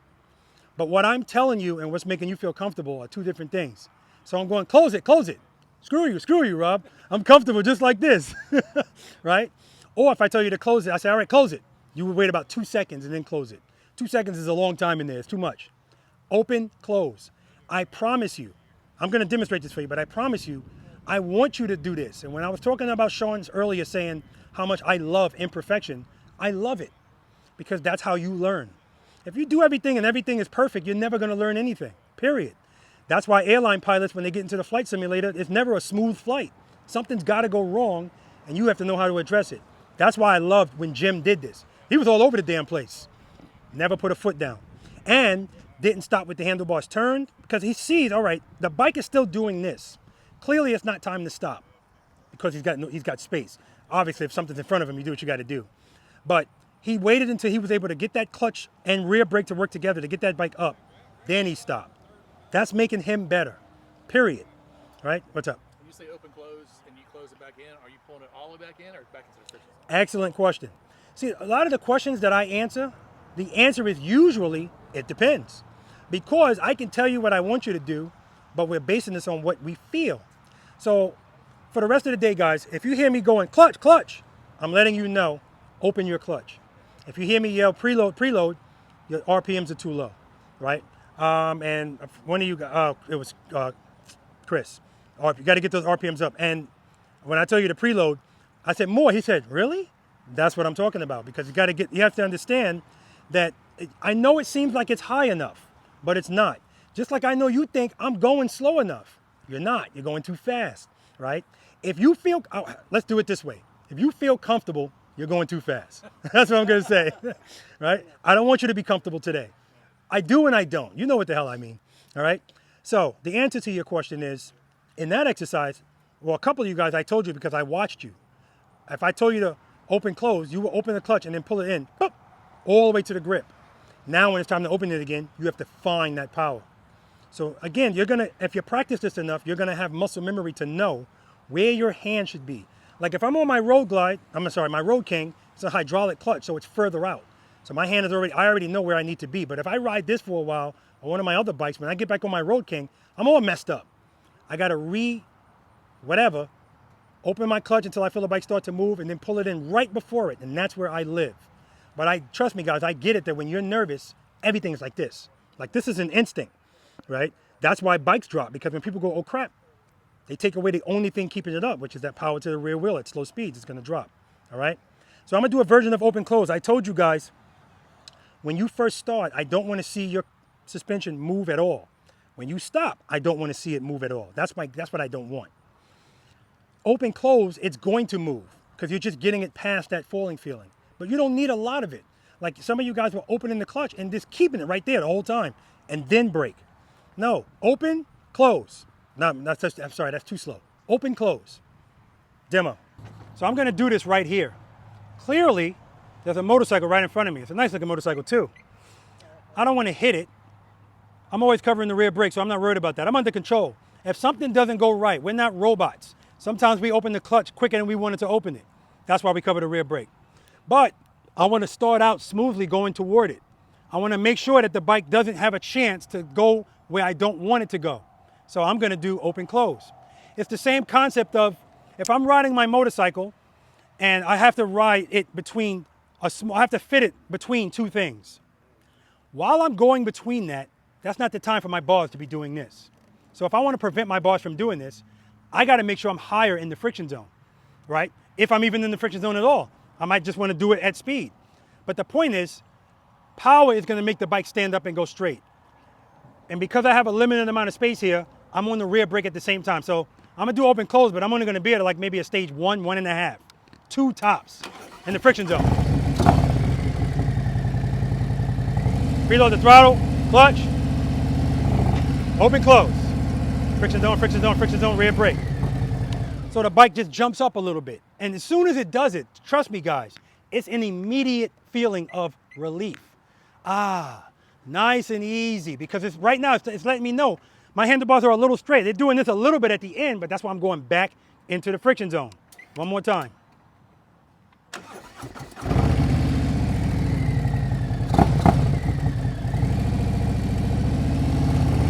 That's it. That's all I need. Friction zone, friction zone.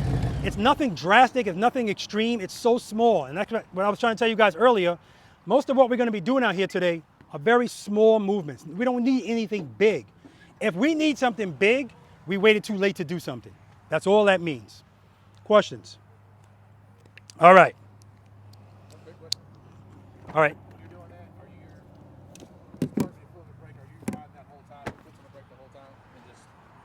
Excellent question. His question is, when I'm doing that, am I riding the rear brake the whole time? Huh? Depends. No, not that time. The answer is yes, because it's so close. And remember, the throttle and the rear brake work together in harmony. So, right now, because after I finish talking to you, I'm going to move this motorcycle. Now, practicing, what else does it give us? It gives us options, right? That's back to that toolbelt I was telling you about. Some of those options are based on emergency-related stuff. Some of it is just simple motorcycle stuff. But if you don't have it, it's not an option. So if somebody else's bike is here and they need to get out of here, what are their options? Oh, I'm going to back it up, or I'm going to duck walk it. Now, at the end of the day, man, a hero is nothing but a sandwich. So if you need to duck walk your bike out there in the real world, do it, right?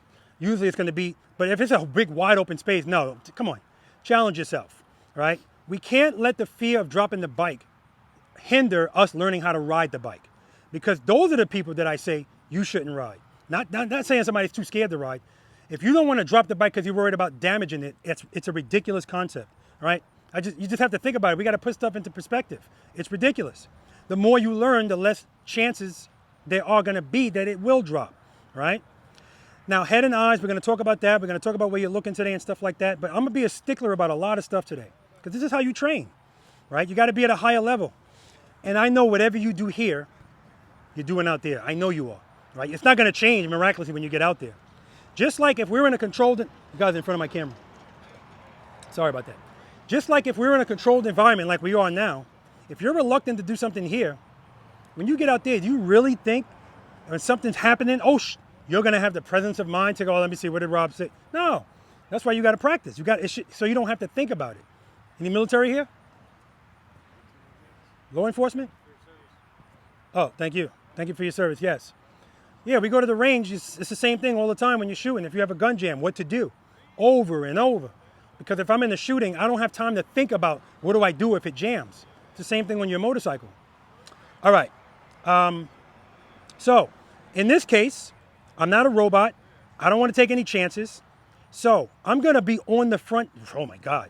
I'm going to be on the rear brake right from the start. When I open up my clutch and pick my foot up, I'm on the rear brake already. But remember, I'm at such a low stage of the friction zone. I'm at stage maybe 1. That the brake is fine. I mean, make no mistake about it. The brake is always going to win the battle regardless of the stage. But some stages it's fighting, some it's not. So if I'm going to make this turn, first of all, I'm going to start with the handlebars turn. Full lock is like a curse word in the motorcycle riding community.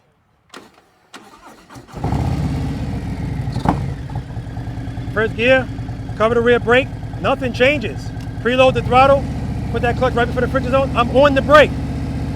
Foot up, I'm on the brake. Brake, brake. Now I'm good.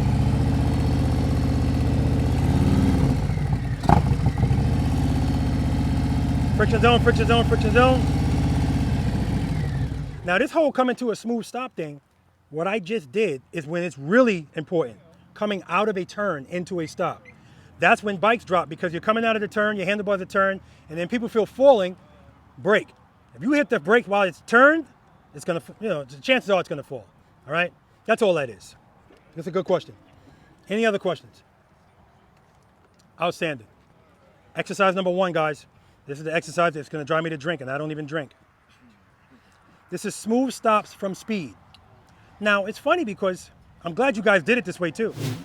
At that exercise, all of you guys waited until it was your turn, then you rode to the first cone. all of your stops look beautiful. Why? Because it's coming out of speed. And then you get to the first cone and I say, okay, stop at the next cone. It all went to shit, right? It's because one is the bike doing it and the other one is you. Listen, to be the boss of anything means you're going to have a higher level of responsibility.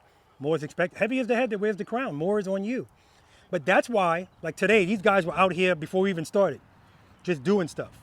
Because once you get this, you just want to keep doing it, right?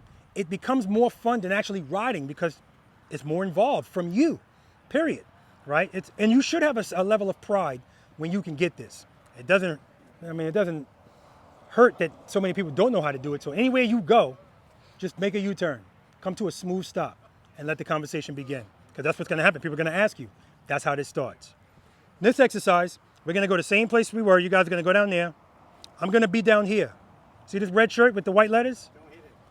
Don't hit it, yes. But act like it says stop. I'm a stop sign. I went back and watched videos on this to make sure I'm explaining this properly. And I am. I'm going to get an interpreter at some point out here. The purpose of this exercise, everything we're doing today, I don't care what it is, when you stop, I want you stopping how I wanted you to stop over there. Everybody clear about that? Okay, so this exercise, you're coming at me at speed. It's not emergency braking. The purpose of the exercise is to get you to go up to second gear. Then I want you to front brake. This is the last time you're going to hear this shit. Front brake initially. Downshift. And then as you get closer to me, at some point, transition from the front brake to the rear brake only. When you're going to make that transition, that's up to you. But don't be that guy that's trying to avoid push-ups. So you're on the front brake and you're still going 25 miles an hour, right? You can be on the front brake of this motorcycle all the way up until you're about to stop and then transition, right? Because I want you to think about it this way. I'm letting you know, regardless of the speed that you're going, when you get to me, I want you to be stopping like that. That means I don't want to see your bike doing this. I want it smooth. So if you're going, like Andy goes a little bit faster, and that's fine.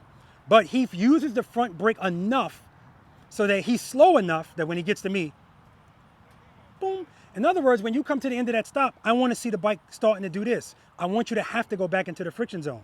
We're creating that because we got to work on it, right? When you leave here, you can let the bike speed stop you. But while you're here, we're working on that. So is everybody clear? When you come to me and stop, you need to go back into the friction zone to make it smooth. That's how slow I want you going at the end of that stop. And keep this in mind. What keeps the bike up at slow speeds? How do we get that power to the rear wheel? Preload and friction zone, right? So if I'm trying to stop, imagine me trying to do that and using the front brake all the way to the end of that stop. The way the motorcycle is designed, it's showing you that's not how you're supposed to ride it. Rear brake, because I can manipulate the rear brake and the throttle very easily. But trying to do these things together, plus this is too much stopping power at slow speeds. Okay? All right, enough said about that. Do I have to demonstrate this? No. All right. I shouldn't say it in that tone. Would anyone like a demonstration? No? Okay.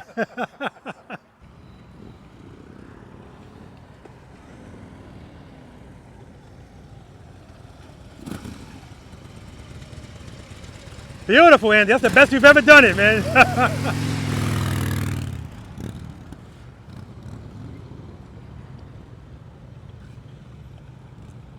That was the best Andy's ever done that.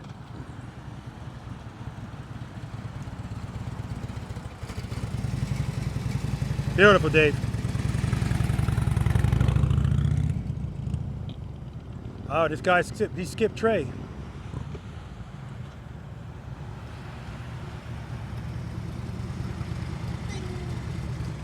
That's the sound I want to hear.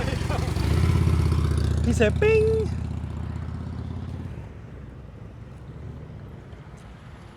You can tell when people have been watching. Now right here, this is the speed that makes the most sense that Trey's going.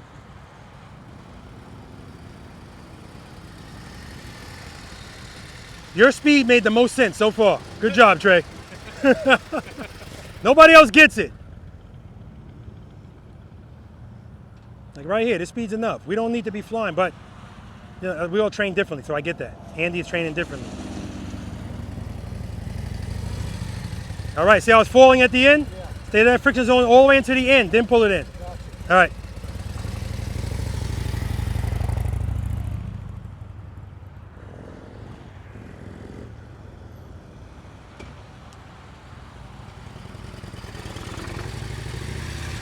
Too much speed. Too much speed.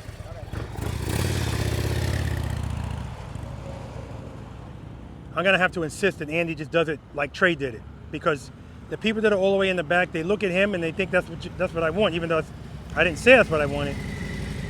Too much speed. See how you're coming? The stop is like that. That didn't take any. You didn't need the friction zone or anything. It was just speed. Okay. All right.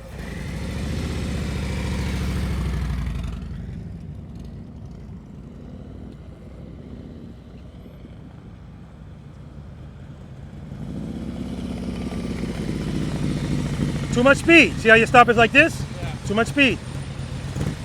Reload. And now his brother's gonna do it the same way. And even though I'm telling them slow down, slow down, slow down.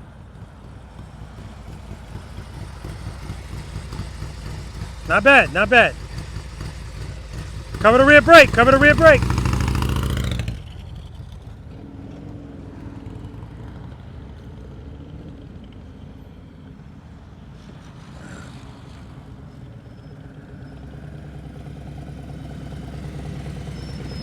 There we go. Now right there at the end, you felt a little bit of falling. And you put the, nope, friction zone. Good job, though. All right, we want to get out of that habit. I feel falling. Time to stop.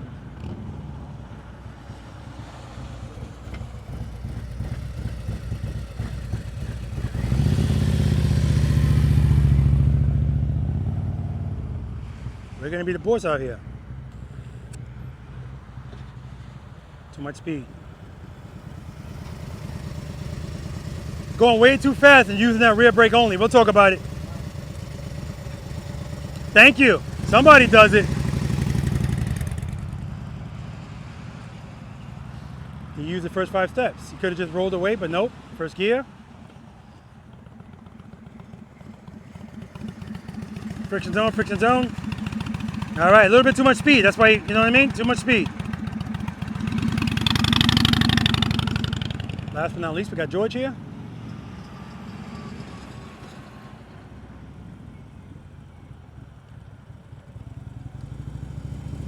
Good. Go down some. Whoa, whoa, whoa. Cover the rear brake. Good.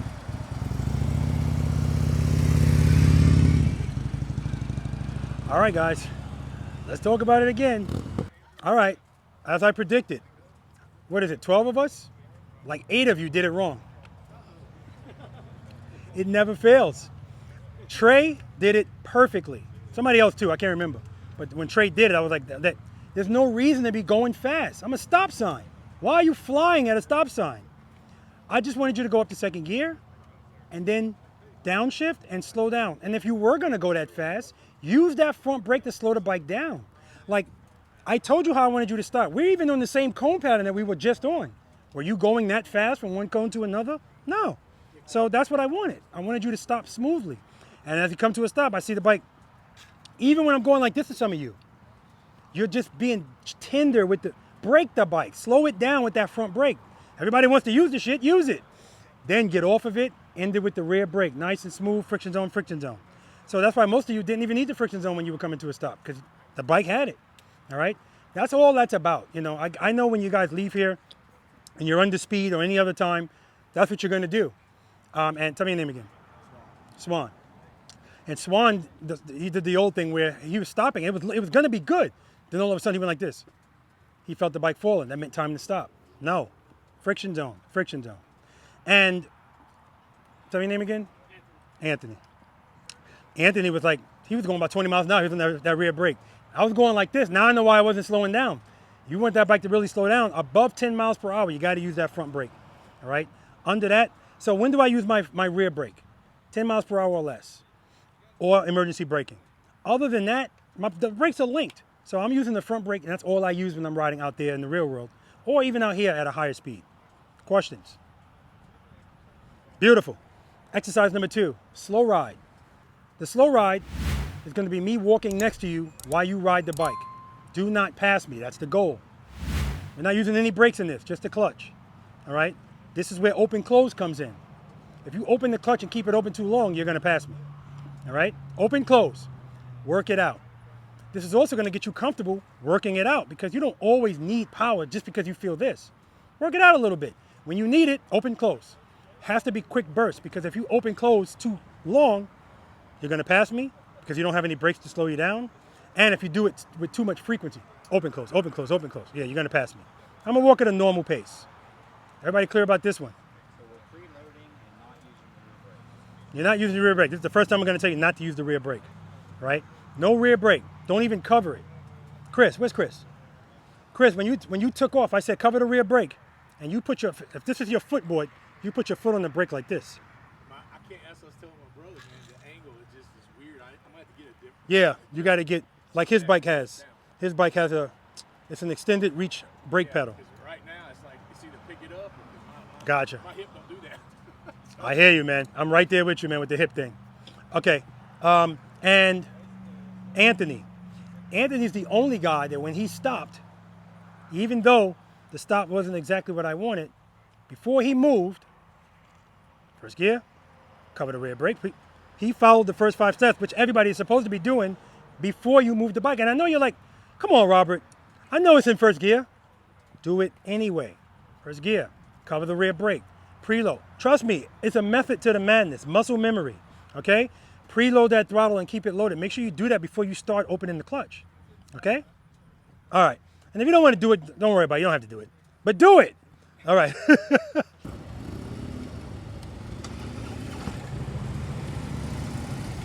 Thanks for stopping by, guys. Appreciate it. All right, you ready?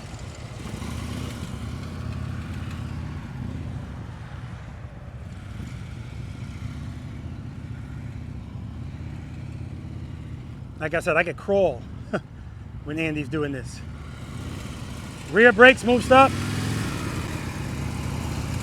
Good job, Andy. All right, you ready?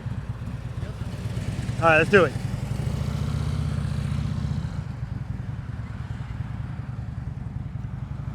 So yesterday, this goes up now. It's a slight upgrade. Yesterday I had him going down, and that's why Andy passed me. He didn't know that, so he opened up the clutch a little bit too much. Rear brake, smooth stop. Good job, man. First cone.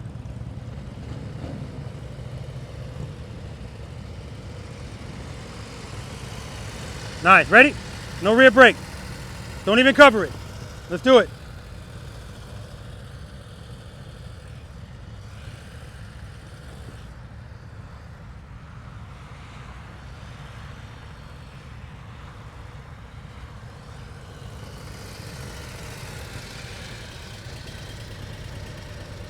Oh, he got it in Sport Plus, guys.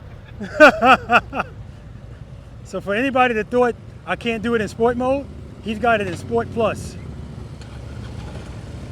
Friction zone, friction zone, friction zone, rear brake. All right, you ready? No rear brake. Let's do it. See how his bike's pulling to the left? So all he has no brake or anything. Just open the clutch, pull it back in. Put him right back on track. Beautiful. Because if it's turning left, it's falling left. Ah, you had it. You're doing great, Sean. All right, you're good, man. You're good. Falling over here. First cone. Smooth stop. Friction zone, friction zone. Beautiful. All right, ready? No rear brake. Let's do it.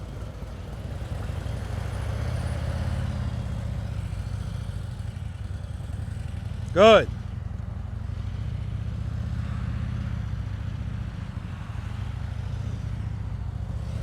Rear brake, smooth stop. Good job, man.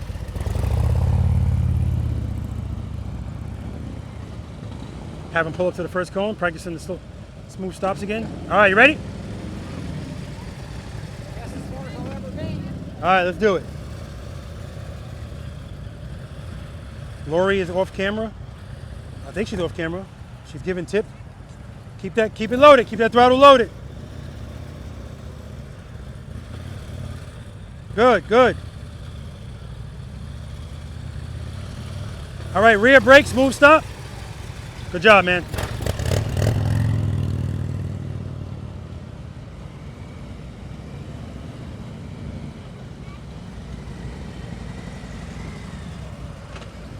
How can you not love that?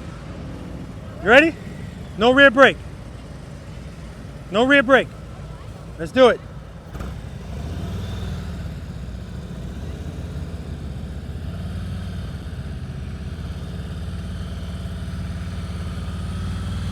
Very good. He made the adjustment because he was going to pass me if he stayed where he was. Rear brake, smooth stop. Outstanding, man. Outstanding.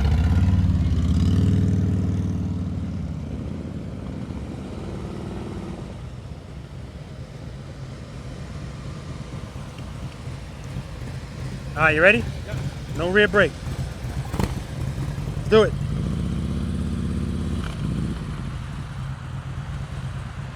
Good. Good. Excellent. Rear brake, smooth stop. Rear brake, smooth stop. Good job.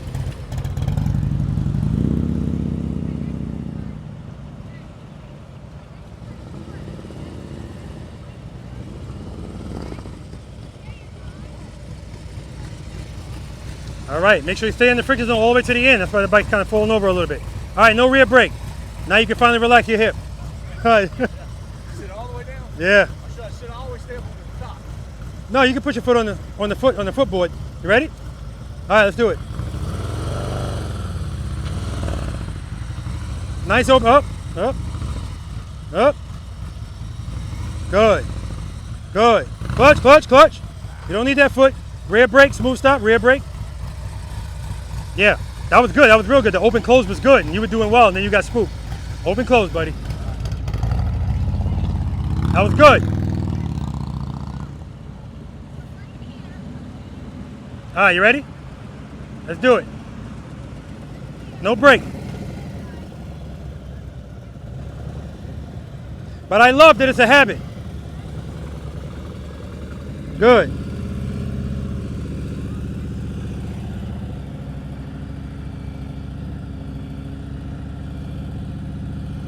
Rear brake, smooth stop, rear brake. Good job, man.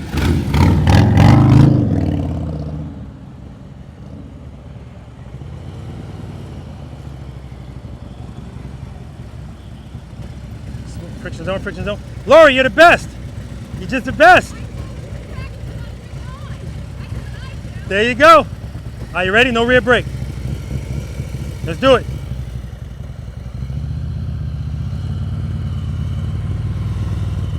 Uh-oh. Uh-oh, you passed me. Rear brake, smooth stop, rear brake. Don't stop at the boss turn. I'm getting you a ticket. You passed me. I'm just counting the steps. That's 60. Probably more than that. You missed a couple. Yeah, man. All right, you ready? No rear brake. Remember, open, close. Preload. Good. Clutch, head and eye, straight ahead. Open the clutch, close it. Only open it when you need it, so you got it open too long. Yeah, good. Keep the throttle loaded. Keep it loaded. Keep it loaded. Good. There you go. Keep it loaded. Close the clutch. Close it. Keep it closed. Keep it closed. All right, open it, open it, open it. Keep it loaded, don't close it. All right, smooth stop. Rear brake, rear brake. You told me you're not getting frustrated, right? We just got here. No. All right.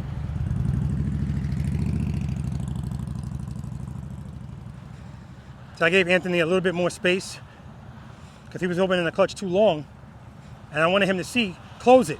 But you got to keep that throttle loaded, otherwise the bike's going to stall.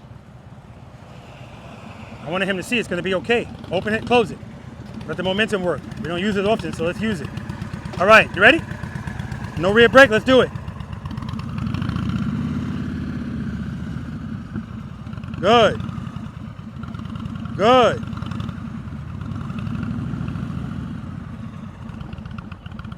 Rear brake, smooth stop. Make sure those handlebars are straight when you stop. That was excellent, Alva, excellent.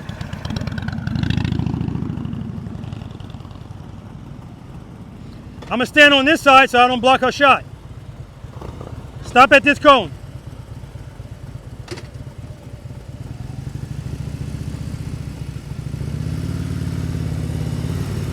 Nice and easy, get that foot up. All right, you ready? No rear brake. Do it.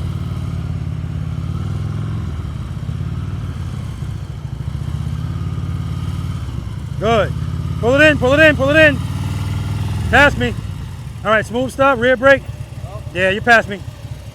Get around, man. Not bad, not bad. Feet up, feet up. All right, guys, trust and believe time. Because we got to get some people to trust and believe. It's all about trust and believe. All right, let's do it. Questions on exercise number 2, slow ride. Not bad at all. I only had 2 people pass me, so not bad at all. And I gave Anthony a little bit more space because I saw that he was getting comfortable. And I told you, I don't want you to be comfortable today. So I told him to just pull the clutch in. I want you to know that we don't really rely on momentum, but in that exercise, you have that. Open, close. Once you close the clutch, that's momentum. Ride that momentum until you can't ride it anymore. Open, close. That's all that is. All right? I want you to remember what we did. We're going to talk about that in about 2 exercises. Trust and believe time. Who here trust and believe that as long as you provide sufficient power to the rear wheel, the bike won't fall, other than Andy? You trust it? You trust it? You believe it? Believe it. You do. You do. Seen you do. Okay. Okay. And I always ask the question, and I always tell people to FOS if they say I trust and I believe. If I saw them doing this or doing this. Anytime you felt falling and you put a foot down, you're proving you don't trust it yet. Intellectually, you trust and believe.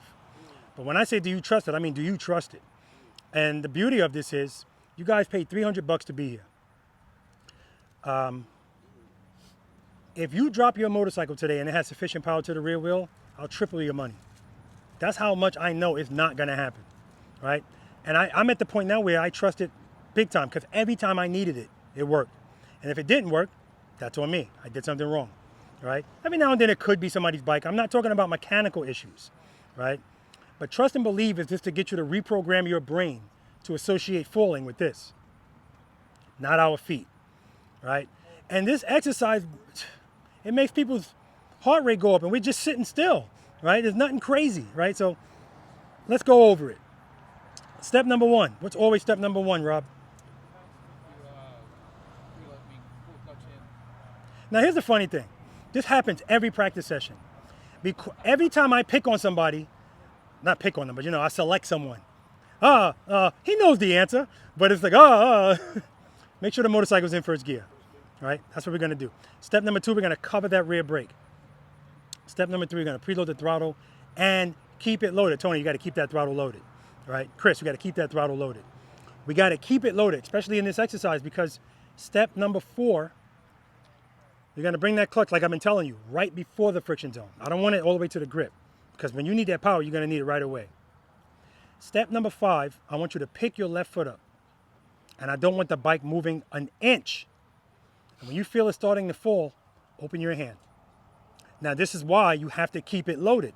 Because what happens is, when it comes time to pick up that foot, people are so nervous and so thinking about that, they let out the preload. And now when they open the clutch, what happens to the bike? Stall. Or they're reluctant to open the clutch because they feel like the bike's just gonna take off on them. It's not gonna happen, guys. Remember, you're in control of that. The bike's not gonna do anything you're not making it do with the clutch. But even if you open it too quickly, that's why we're covering the rear brake.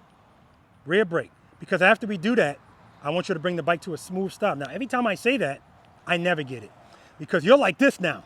So when it's time to stop, it's just, no. You got space. Those 2 cones where we're gonna be doing it, you're gonna be facing in that direction. I'm gonna tell you when to pick your foot up. Long gone are the days when I left it up to you. Ain't nobody got time for that. People sitting there doing this shit. No. Listen, and the goal here is not to see how long you can balance the motorcycle. When I say foot up, this is supposed to replicate a uh-oh moment. And uh-oh moments are not planned. So as soon as you hear foot up, pick your foot up. Not a second later, not a foot up, pick it up. Don't think about it. Now, we talked about the whole balance thing. Your balance is not relevant, even though the bike's not moving, it's the bike's balance. Sometimes you pick up your foot, and you might be sitting there for a couple of seconds. As soon as you feel the falling, address it. You do that, no problem. And then bring the bike to a smooth stop. Questions? I'm gonna demonstrate 2 ways. The first way, I'm gonna address it as soon as I feel the bike starting to fall. Now, again, guys, don't just pick up your foot and open your hand. You have to feel the bike falling. It's the only way we're gonna get the brain to reprogram itself that this is the answer and not this. Feel it. So I'm gonna do it the first time, feeling it right away, and then the second time I'm gonna delay it a little while to get the bike to lean over a little bit. When we were doing that exercise, the slow ride, I said, are you ready? Let's go. As soon as, I forgot who it was, but as soon as they started to move, the bike started turning to the right. So we already know what that is, the bike's falling. That's all this is. Everything we do out here is trustability. Now, I don't want you practicing this in traffic. One of you guys, I forgot who it was, but you would, oh, it was Jim. Jim was doing it in the first exercise, not purposely, but he was picking up his foot before the bike was moving. That's why the bike kept going to the right, because it's falling right away. And he was picking his foot up like this. So he's like kind of pushing the bike to the right. Like I said, the slower it's going, doesn't take much to push it off out of balance. All right? All right. As soon as I feel it, I'm going to address it. First gear, covering the rear brake, reload. Clutch, right before the friction zone. Foot up. Friction zone, rear brake. Now right there, as soon as I felt it, I addressed it. Still went to the right a little bit. And as I was coming to the stop, I pulled the clutch in and I felt like the bike was still going to do this. I opened it back up, the bike came back up, then I pulled it back in. Not all the way, just in the lower part of the friction zone because I need it all the way until I put my foot down. That's how I keep it smooth. All right, now I'm gonna wait a little while longer. Just a little.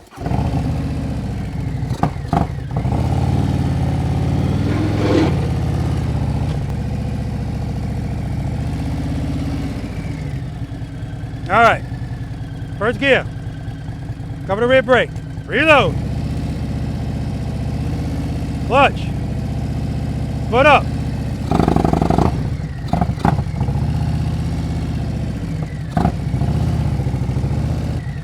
And I want you to address it as soon as you feel it, but the only reason I always show you the other version is because I want you to understand we're not perfect. Stuff is gonna happen. And so if you open the clutch or you think you're opening the clutch but the bike is still falling, don't give up and say, I gotta put my foot out. Stay the course, just open the clutch up more. We talked about it. It always wants to stand up with sufficient power. So that's why that time you heard me throttle too. Even though I'm preloaded, I wanna make sure I have enough power. Boom. All right, so don't give up. Questions? All right, let's do it.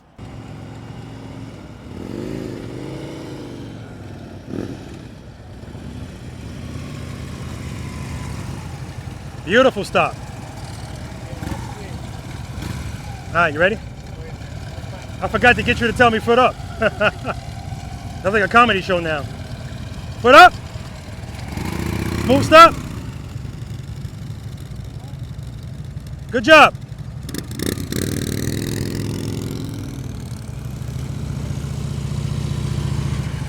Smooth stop, Dave. All right. Foot up. Smooth stop. Nice, Dave.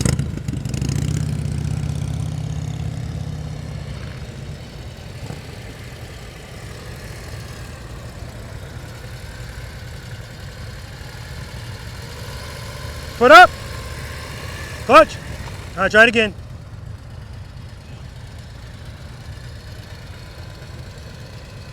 Look at this. You know you got saddlebags, right? I know. Foot up. Clutch, clutch, clutch. Smooth stop. Smooth stop. Good job, man. Smooth stop. Friction zone, friction zone, friction zone. All right. First gear, yes, covering the rear brake. Reload. Clutch right before the friction zone. Foot up. Now you're moving, you're moving. Do it again, right from there. Make sure that bike's not moving at all. Foot up. Moving. Let's back you up. Yeah.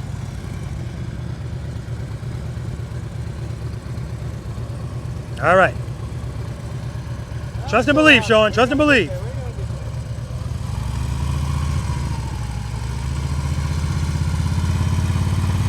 Foot up. You're moving. You're moving. Last try, Sean. You got this. Just pick the foot up. Don't let that bike move at all.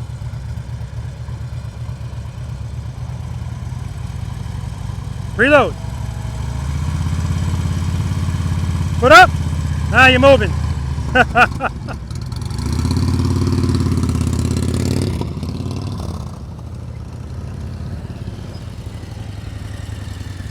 All right, first gear. Good. Preload. Clutch right before the friction zone. Keep that throttle loaded. Listen to the sound. Head 9, straight ahead. Foot up. Now you're moving. Make sure the bike's not moving. You're picking that foot up, the bike is still. Right. Head 9, straight ahead. Make sure it's not moving. Foot up. Clutch. Smooth stop, smooth stop. Nice. Good. Smooth stop. Friction zone, friction zone, friction zone. Beautiful. First gear. Yep. Covering the rear brake. Preload. Clutch right before the friction zone. Foot up. Clutch, clutch, clutch, clutch. Smooth stop. Woo! That's what I'm talking about. That was beautiful. That was perfect. Smooth stop, Jim. Friction zone. That was a speed stop. I feel falling. That's why the bike's leaning over. All right. Head 9 straight ahead. Preload. Foot up. Clutch, clutch, clutch, clutch, clutch. Smooth stop. Nice, Jim. Good job. Smooth stop, smooth stop. Friction zone, friction zone. Nice. All right, first gear. Covering the rear brake. Preload. Clutch right before the friction zone.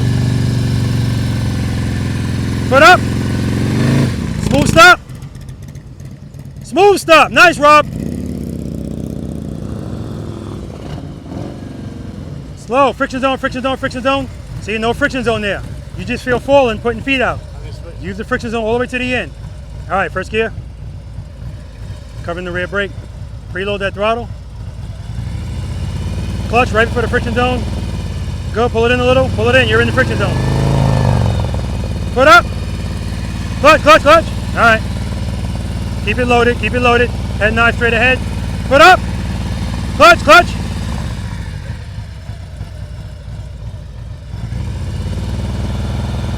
Foot up. Clutch, clutch, clutch, clutch. Why did that happen? Because I didn't stay throttled up. That's right, you didn't keep it loaded, exactly. All right, let's try it again. Keep it loaded. Listen to that sound. Concentrate on it. Foot up. Clutch. Oh, that was it.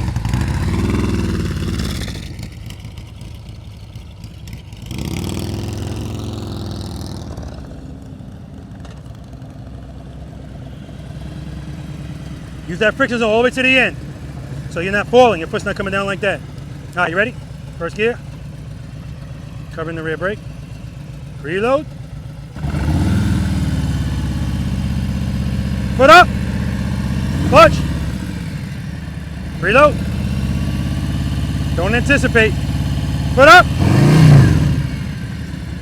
Your preload's fine, so it ain't the preload, you're just not opening the clutch. All right, preload. Keep it right there. Give me some more. Foot up.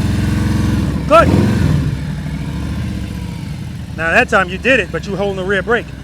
When you picked up your foot, your bike went like this. That's you holding the brake. So let the brake go? No, you can cover it, but don't keep it from making you move. Okay. Yeah, that's what happened right there. Okay. Preload. Foot up. Clutch, clutch. You're holding it again with the brake. Smooth stop. Try one more time. Right. And I get it. When we get nervous, that's what we do. Yeah. So whenever you say foot up, let the brake go. Yeah, because you need to move. Okay. Yep. But keep your foot covering it. Don't totally let it go because you're coming to a smooth stop. Foot up. Good. Good. Smooth stop.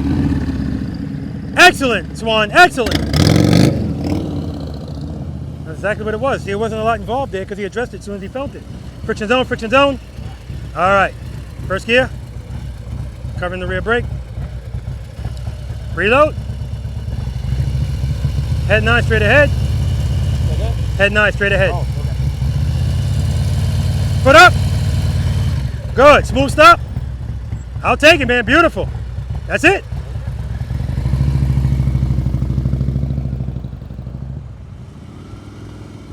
Good. Nice and easy. Good.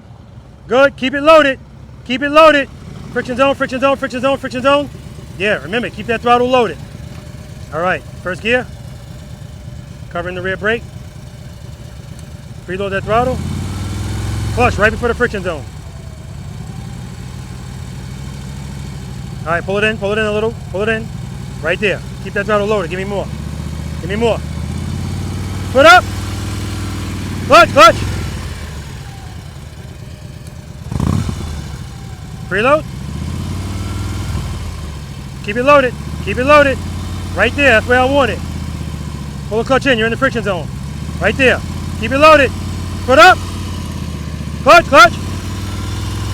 Okay, keep it loaded. Foot up. Clutch. Make sure you're not holding it with the rear brake. I'm holding it with the rear brake. Yep, yep.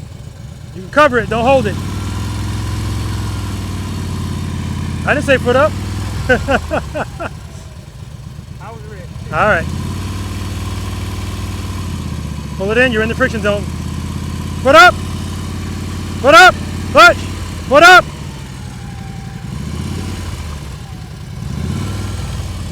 Foot up. All right, go ahead, man. Just go ahead.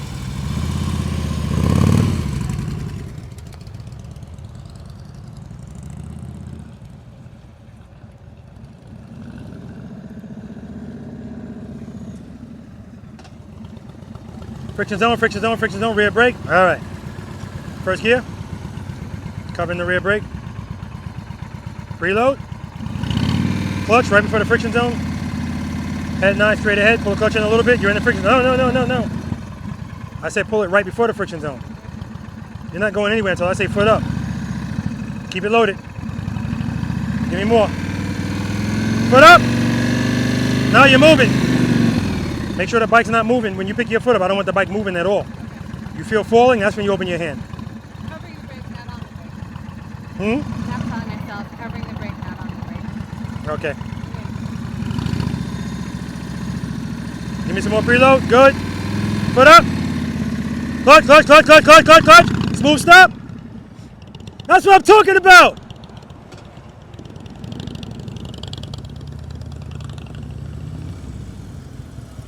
Too much speed, George. Too much speed. You're a speed demon. Remember, we're going slow all day today, George. All day. All right, you ready? Yep. First gear. Covering the rear brake. Preload. Keep it loaded.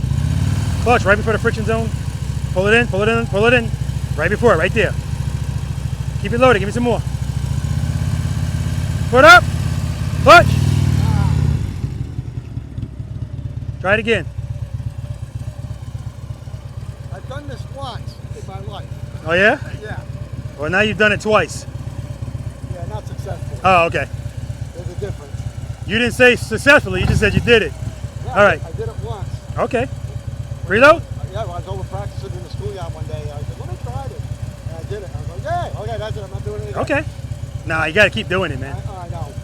Preload. Keep it loaded. More.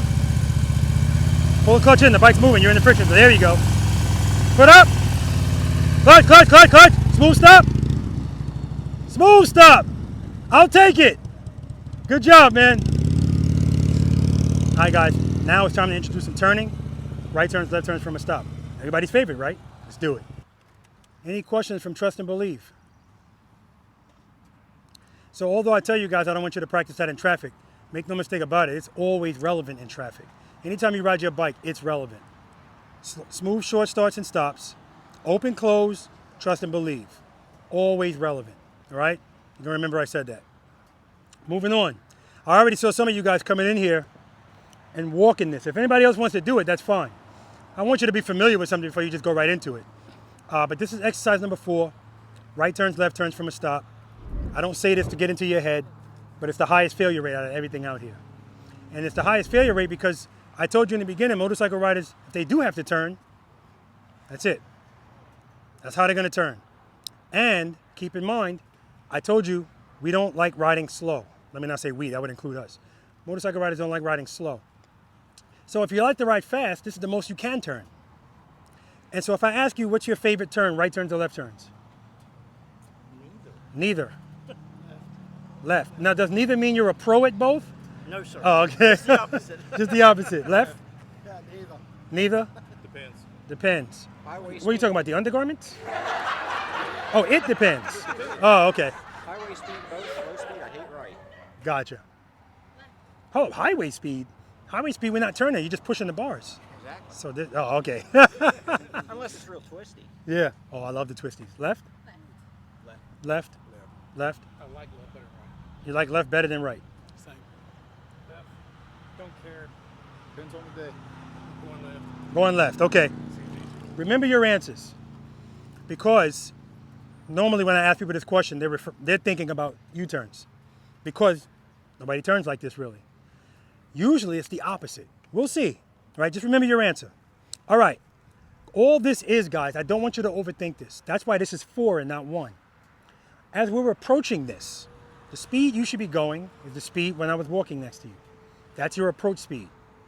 Open, close is key here because as you're approaching, sometimes if you feel like the handlebars, you don't want the handlebars doing this before you want to turn. So you got to open the clutch up a little bit more, but be on that rear brake. So what I like to do is open the clutch up, and if I find a good spot, let's say I'm at a stage 2. If a stage 2 can keep me straight, I'm staying at a stage 2. Then all I'm going to do is turn my head and my eyes and my handlebars. The problem is as soon as people turn, they don't like the way it feels. That's when you pull clutches in. And that's when the bike falls, or they open the clutch. That's when you go out that way.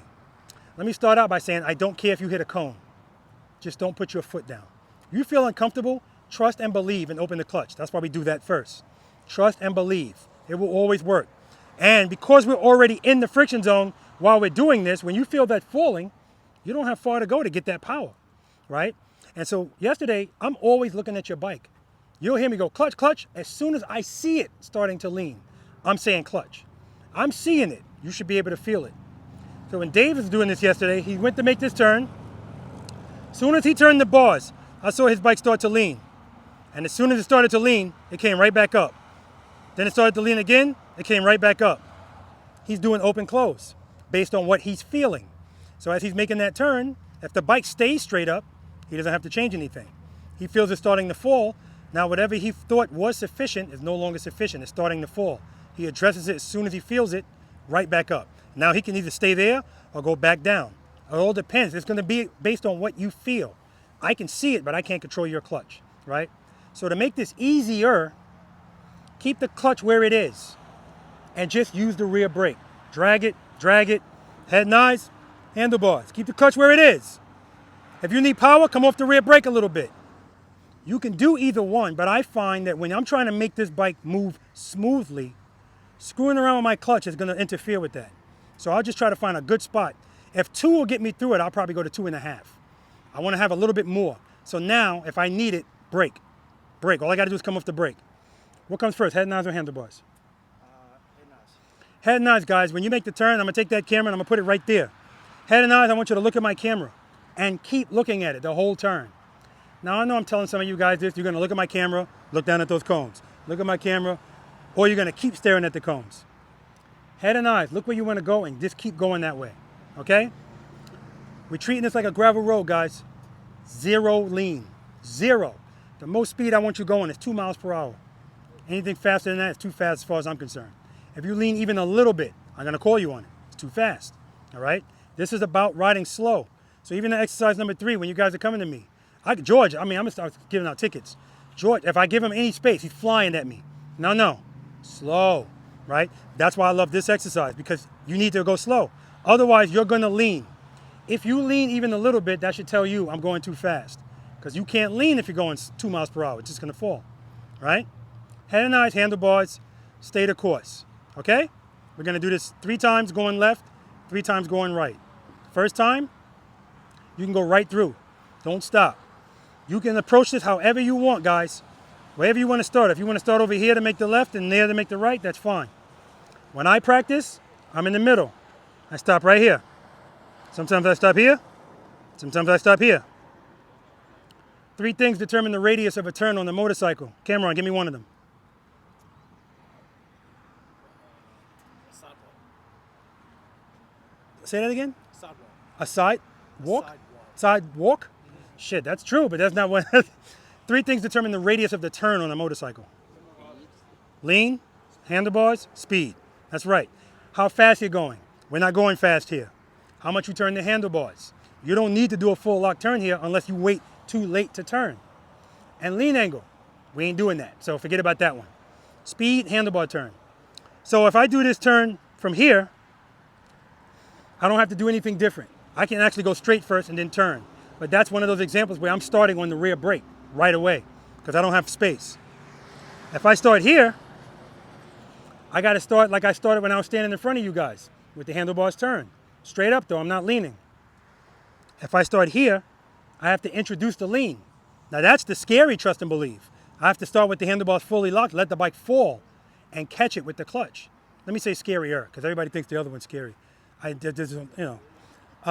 not doing that unless you want to do it. Knock yourself out. Not literally.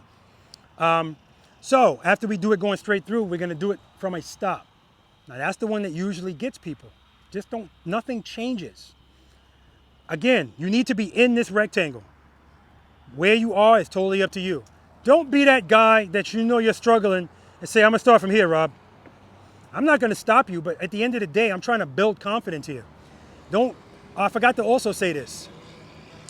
Guys, there's no pressure out here today for you to do anything you don't really wanna do. And quite frankly, if it's something I don't think you're ready for, I'm gonna tell you, sit this one out, you're not ready for it. Because again, we don't wanna put the cart before the horse. I told you from the beginning, your job is to find out what you need work on and then to work on it. So if you struggle with just stopping the bike, smooth short starts and stops, and all of those other things, and you get here and you struggle, I'm not gonna tell you don't try to U-turn because again, we all learn differently. Sometimes people learn backwards. They'll struggle with all this shit and get over there and they're making 16-foot U-turns. I can't make that make sense, but it happens, all right? But listen, I'm a realist, so I'm always gonna be true to you. I'm right down the middle. I tell people that all the time. I just don't have a phony bone in me. I'm gonna demonstrate this for you guys. As I'm riding, and as you're riding, that's when it's time to figure out. Clutch, rephrase. Preload, do I like the way it sounds? Good. Keep it there. Because some of you guys are getting out of the preload while you're doing something. Keep it there. I'm listening to that sound. That's my lifeline. Clutch, where am I in the friction zone? I like this speed. Keep it there. Now, all I got to do, turn my head and my eyes to concentrate on this rear brake. I'm dragging the rear brake right from here. Because again, if I just want to use the friction zone alone, it's got to be perfect. I'm not trying to be perfect, but I want to be smooth. So I'm dragging the rear brake. I'm not stabbing. Find a good spot and just hold it there. Head and eyes, handlebars. And if you have to make adjustments, at least they're slight. Should be nothing crazy. I shouldn't see your hand doing this. Shouldn't see your foot doing this. Questions? Demo. Because I want you to listen to my throttle, but I also want you to look at my hand look at my fingers on the clutch. My goal is to keep it right where it is. Get my preload. I like the way it sounds. I'm going to keep it there. And I'm on the brake right from the start. First gear, covering the rear brake. Reload. Clutch, foot up. Rear brake. Clutch is right there. That's where I'm going to keep it. Rear brake. Rear brake. Clutch is still in the same spot. Rear brake. Rear brake. Clutch is still in the same spot. Clutch is still in the same spot. Trust and believe.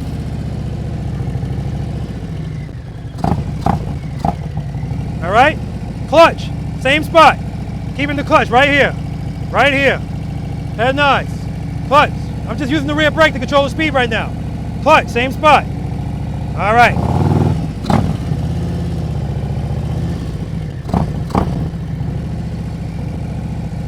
Friction zone, friction zone, friction zone, friction zone, friction zone. Rear brake. Now I pull the clutch in. Now if I'm doing it from a stop, head and eyes. As soon as this bike starts to move, you don't have to be this close. Give yourself space.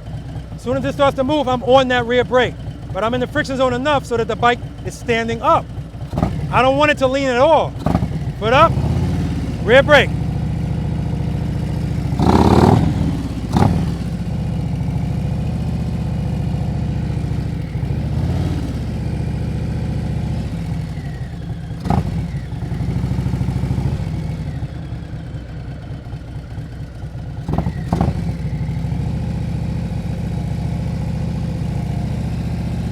Smooth stop. All right, question. If I'm making this turn, I'm making a left turn. My head and my eyes are this way, I'm turning the handlebars. The bike is moving. I'm going very slowly.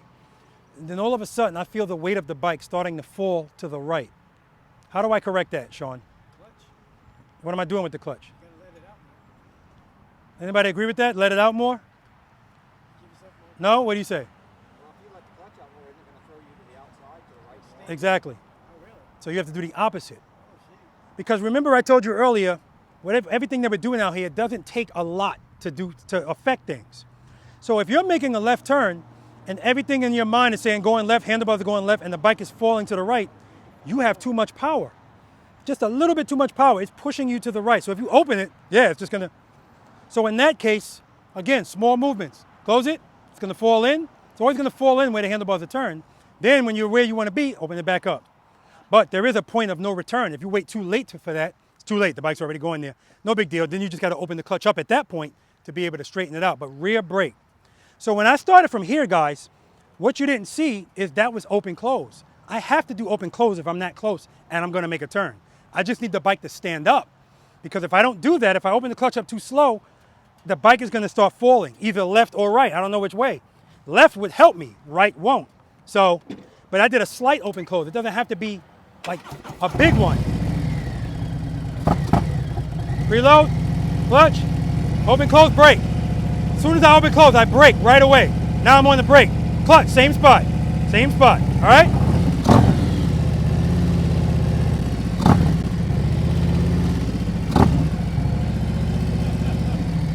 And then last, we're gonna stop. We're gonna make the turn, and then we're gonna stop. Smooth stop. Foot up, rear brake. You wanna be in the middle, that's the goal. Straighten out, friction zone, rear brake. The goal is to be in the middle. So how do we get in the middle? I need to do a full lock turn, Rob. Negative. Just start turning the bike earlier. But make sure, Jim already hitting the cones. But make sure you clear this cone with your bag. All right, so don't start turning too early, right? So for the people that want to start outside to do it, that's fine. Like I said, this is not a competition. That just shows that you need to practice this more. The more you get comfortable with this, shit, I can make the turn from the inside of the left and still make the left turn. But I'm gonna have to turn late, which means I'm gonna have to lock the bars, right? The point is, this is an eternity for a motorcycle. Just keep that in mind. It's an eternity for a motorcycle. So all I care about is that you can make it. So if you're gonna make this turn, guys, and you see, because it happens all the time, if you start going wide, now all you're doing is looking at these cones. Just keep looking at the camera. I don't care if you hit the cones. I don't care if you're this far out. Keep turning, because I want to see where you end up, and then we can work from there to get you in. But don't give up on the turn. That's my point, all right? Don't give up on the turn. Any questions?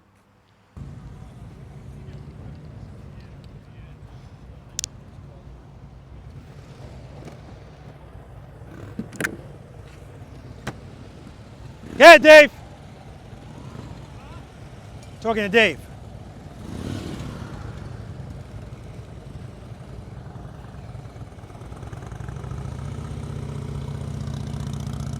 Nice.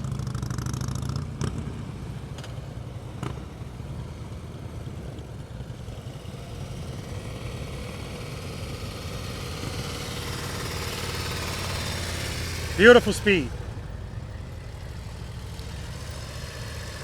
Excellent, Trey, excellent. That was just perfect.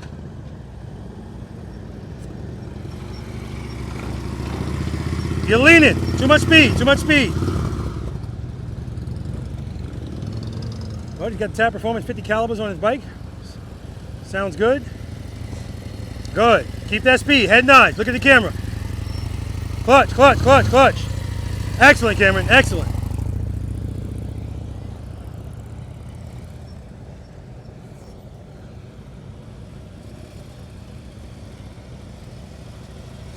Good speed, good speed. Head nice. Clutch, clutch, clutch. Clutch, clutch, clutch. His speed was perfect. He just didn't want to turn the handlebars. But remember, any discomfort you feel when you turn the handlebars,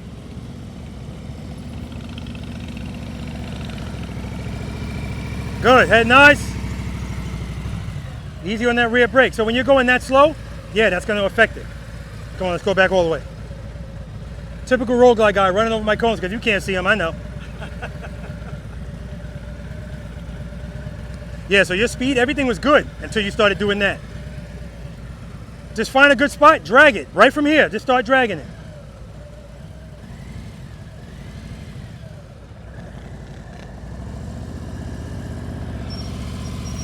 Good, head nice. Rear brake, stay in the friction zone.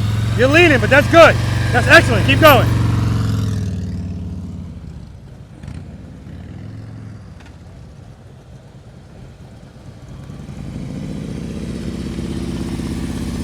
Good, that's good speed. Hold that speed.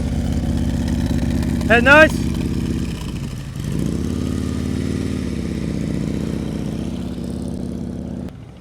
Cover that rear brake, Swan.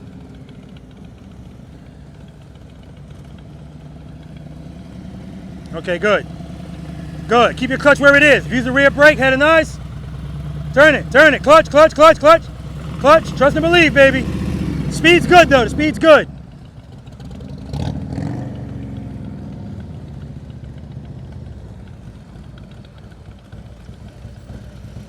Good. Stay at that speed right there. Keep the clutch where it is. Use the rear brake. Start turning. Head nice. Clutch. Clutch. Clutch. Clutch. All right. Keep it loaded. Keep it loaded.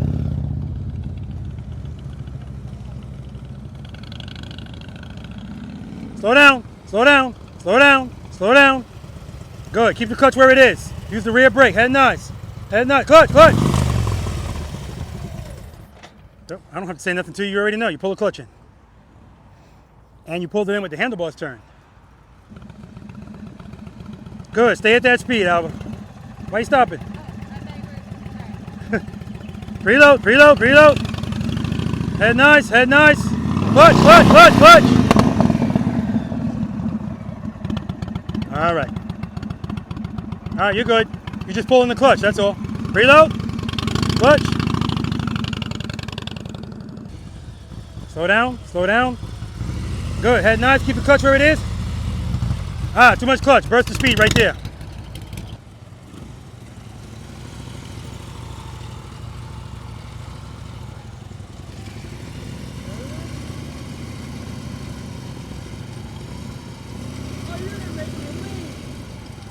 Don't turn it, just keep it straight. Come on, come on. All right. Yeah.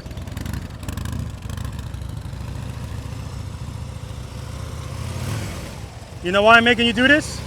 This is you committing to the lean right away. You don't have a choice. You don't got the room.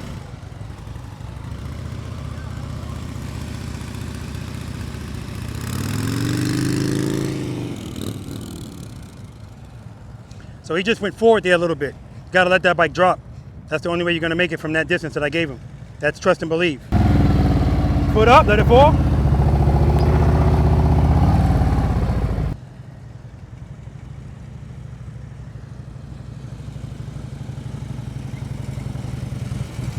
All right, left turn.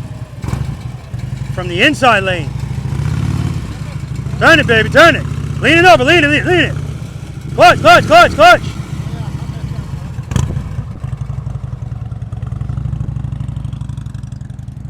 And that's just Dave testing himself. He said, I'm gonna do it from the inside of the lane. Good, smooth stop. Get up here, MSF instructor.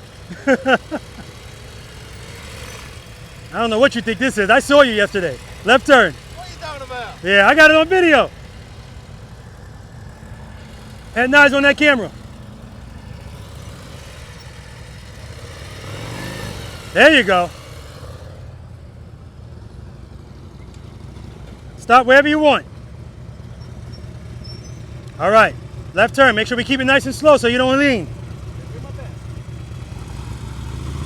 Good, rear brake, rear brake. Start turning, keep the clutch where it is. Leaning, leaning, leaning. Straight through, straight through.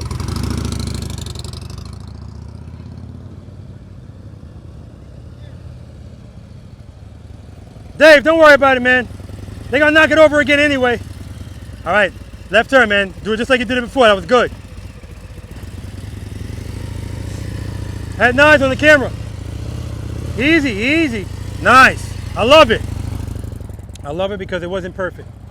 He worked through it and kept that bike straight up. Smooth stop. All right. I don't want you this close. As a matter of fact, I shouldn't even have stopped you. I should have let you go straight through. Because usually if somebody doesn't make it going straight through, I make them go straight through. So just go, okay, keep going back. You want me to go straight through or try it? Or Huh? you want me to try going straight through again? Or? That's what I want you to do. Okay. Because your speed was perfect. It's just that when you went to turn, I started yeah. to turn, and my body says, no, don't do Yeah. it, don't do it, don't do it. when you feel like, I don't like it, just open up that clutch a little bit. Actually, the clutch is fine. Come off that rear brake. It's always going to make the bike want to stand up, but counter it with the rear brake. We'll see. All right, let's do it. Preload. Clutch. Foot up. All right, rear brake. Keep the clutch where it is. Stop dancing with it. Good. Hold the clutch. Keep turning. Keep turning. Clutch. Clutch. You had it right there, man. You had it. Look where you are. It's good.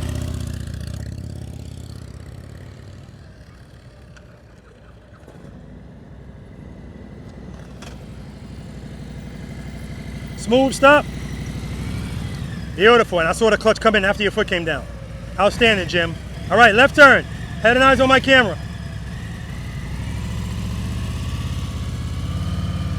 Go ahead, nice. Clutch, clutch, clutch. Easy with that rear brake. Good job, man. The only issue is you turn so late. Because you turn late, that's why you're outside, and that's why you had to do almost a full lock turn. Very late. But you're good, though. I love imperfection. That was awesome.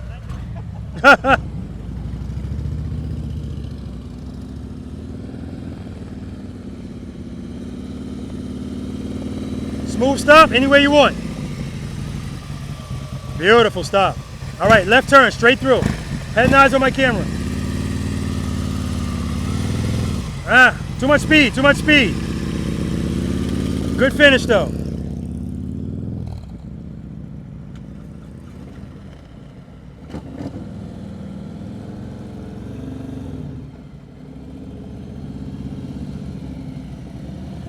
There we go. Smooth stop. Nice. Left turn, straight through. Preload. See, you're not preloading first. There we go. Start turning. Hold that turn. Hold that turn. Clutch, clutch. There we go. Woo! He celebrated that, boy, with a throttle blip. Smooth stop. Smooth stop. Friction zone, friction zone. All right, no friction zone there. You're just using speed. Make sure you use the friction zone. Left turn. Preload.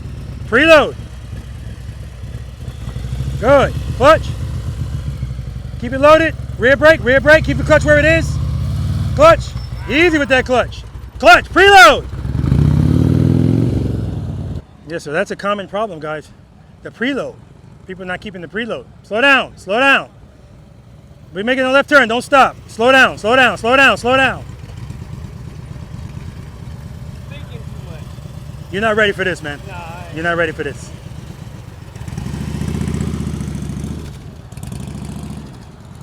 Smooth stop. Friction zone, friction zone, friction zone.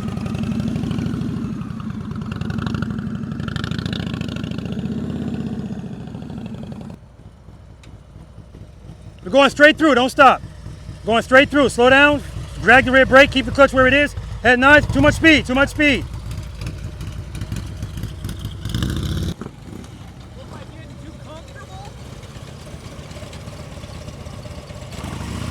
All right, smooth stop. That's it, straight up.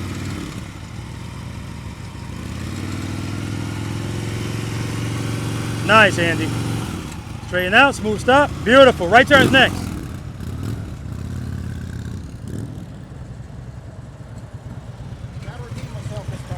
All right, smooth stop.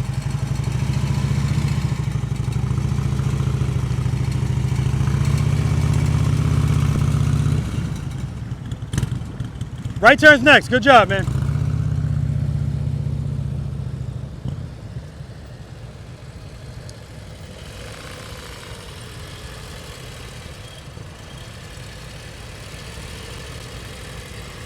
I don't know what you think this is. Smooth stop. Smooth stop.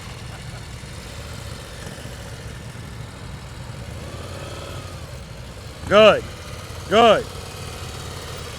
And you guys see what he did there? He did an open close. Get the bike to take off quick, correct it with the rear brake, and now the bike is straight up. Good job. Right turn's next. So there's different variations of open close. That's what he did. All right, smooth stop over here, Sean. Watch that speed. Open close. Good. Start turning. Rear brake. Clutch, clutch. You're good. Trust him with clutch. Right turn's next.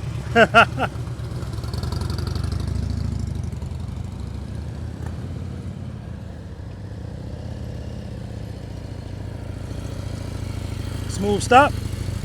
Nice. Smooth stop over here. Head nods, camera. Straighten out. Beautiful, man. Right turn's next.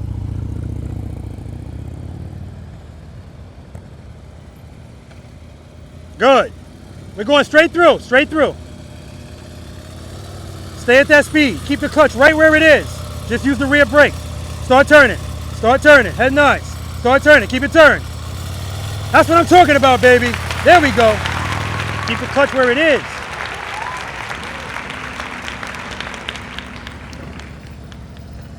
Smooth stop.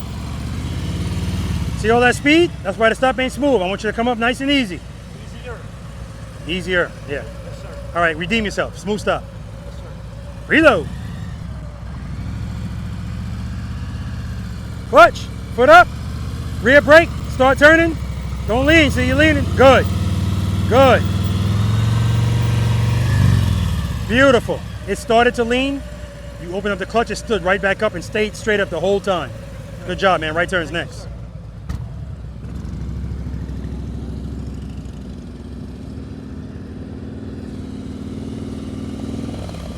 Smooth stop. Friction zone. Friction zone. All right. Smooth stop over here, Rob. Too much speed. Oh, good comeback. That was nice. It was too much speed. You started to lean, but then I don't know what the hell you did, but you got that bike to stand back up. Good job, man. Right turn's next. He went back into the friction zone, but rear brake at the same time. So he got the bike to stand up without it going too fast. That's the whole point of being in the friction zone and using the rear brake. Good. Smooth stop. Friction zone, friction zone. All right.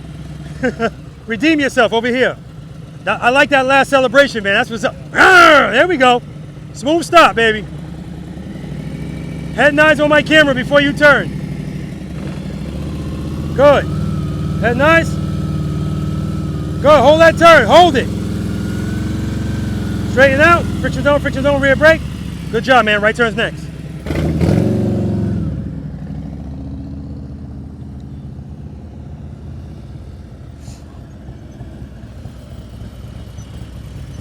Beautiful stop. Give me another one right here. Stop there? Yep. Over here. Good. Foot up. Head nice. Hold that turn. Tuck it in. Tuck it in. Clutch, clutch, clutch. You're good. Open that clutch, baby. Right turn's next. You were there. You just got spooked. You were there.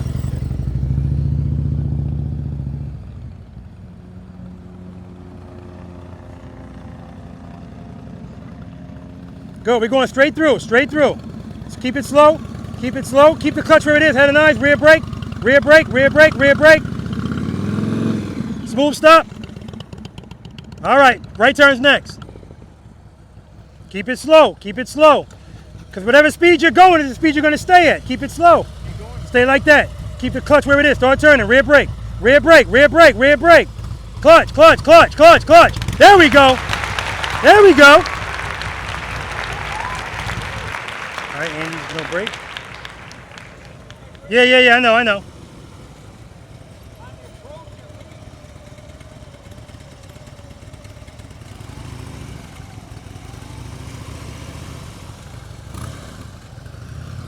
All right, no brake means no brake, Andy. No brake.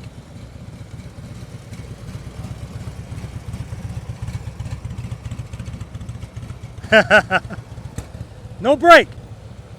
No brake. Don't use the brake. Just use the clutch. No brake. That's it. No brake. So start out nice and slow. Yeah, you already going too fast. Nah, you good. You might be good. Nah, you're screwed. Nah, you might be good. 4. Head nice. Trey, show him how it's done, baby.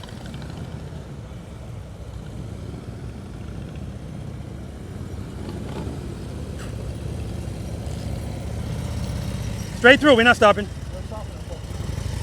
Right turn, head and eyes on my camera. Head and eyes on the camera.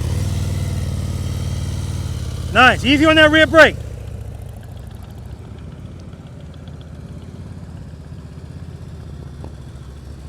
Good, keep the clutch right where it is. Right where it is, use the rear brake. Head nice.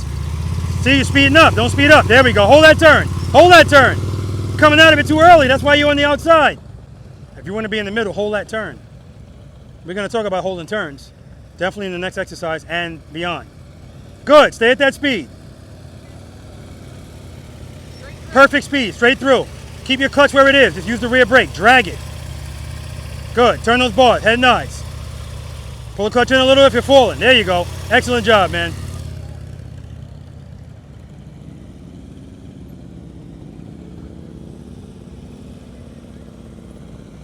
Straight through, your speed is good. Hold that speed, keep the clutch where it is. Rear brake, start turning. On the camera, your eyes. Clutch, clutch, keep it loaded. Good job. Right in the middle.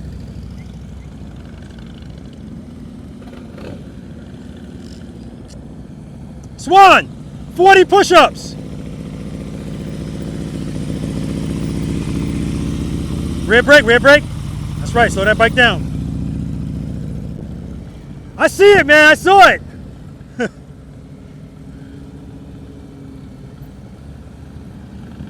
Good. Stay at that speed. Go straight through. Stay at that speed. Keep the clutch where it is. Head and eyes. Rear brake. Just keep the clutch where it is. Rear brake. Rear brake. Rear brake. There you go. I got a question. Go ahead. When I kept putting my foot down on the left, do I need to pull the clutch in to bring it back up, or do that right there to bring it back up? When I was making the left turn, Was the bike? No, if you put your left foot down, that means the bike's falling to the left. That means you need to let it out. Yeah, because it's falling in. Okay. If it's falling out, then you got to pull it in. Okay. That shit sounds confusing, I know.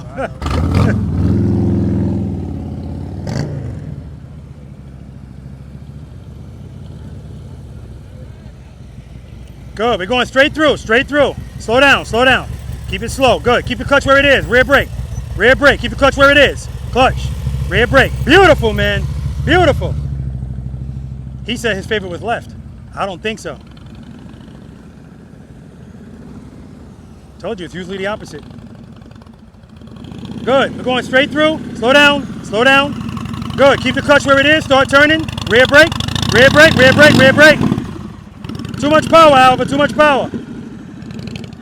Too much power. Whoa, don't come in until I call you in, man. And that was looking good too, that's a damn shame. Yeah, go back around. Do it, go through the cones, don't go over them.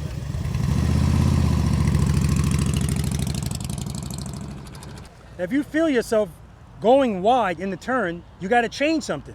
You gotta slow the bike down. So either pull the clutch in a little or use the rear brake. Slow down, slow down, slow down, slow down. Keep it at that speed, stay in the friction, slow down, start turning. Start turning. All right, man, shut it down. And he said, you know, I'm not a quitter. This is not about quitting. It's about, you know, knowing your limitations. Good, keep going, keep going. Rear brake, start turning, rear, get on that brake. Yeah, you gotta be, I know it's uncomfortable, but you gotta cover it. Reload.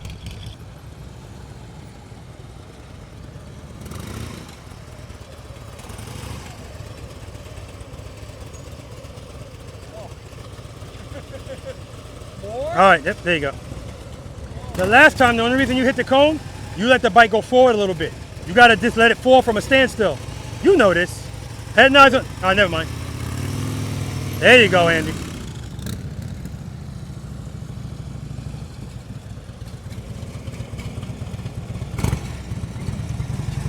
Straight through. Leaning, leaning, leaning. Straight through, straight through.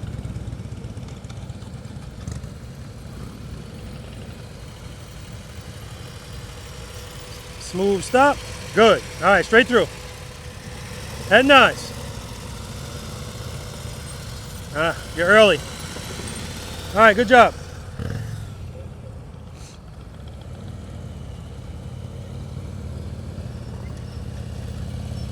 Slow down. Smooth stop.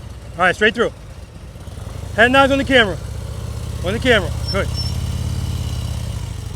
Very nice. So what he does is he gives himself a big burst of speed, but then he uses the brake aggressively to slow him down enough so that he's not leaning in that turn. That's acceptable. All right, straight through. Reload, clutch, rear brake, rear brake, rear brake, start turning, rear brake. Don't stab at it, just drag it. There's no reason at that speed for him to stab at that brake. Just start applying gentle pressure, and when you find a good spot, just hold it there. Good, keep going, keep going. Head nice, start turning, rear brake, keep the clutch where it is, hold that turn, hold that turn. Excellent, brother.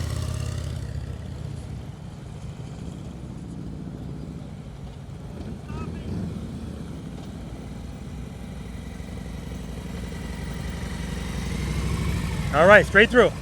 Head and eyes on my camera. Straight through.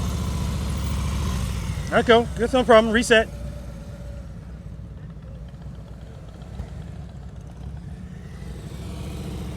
Head nice. Clutch, clutch, clutch. No, we're not stopping yet.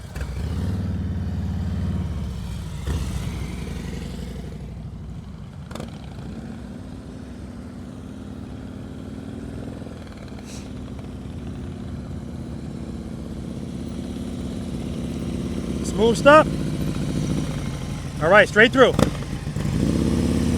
Head out on the camera, good. Slow down, too much speed.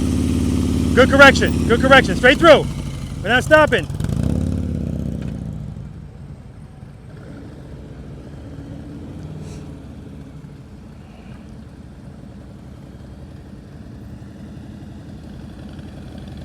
Smooth stop. All right, straight through.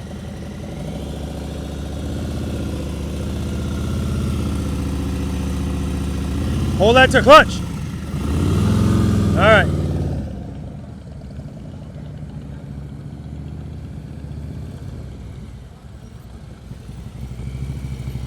Smooth stop. All right, straight through. Good. Rear brake.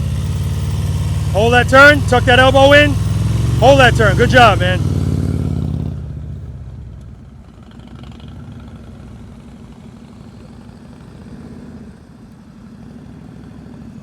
Good, we're going straight through. Straight through, slow down, slow down. Come on, start turning, rear brake, rear brake, rear brake, rear brake. There you go.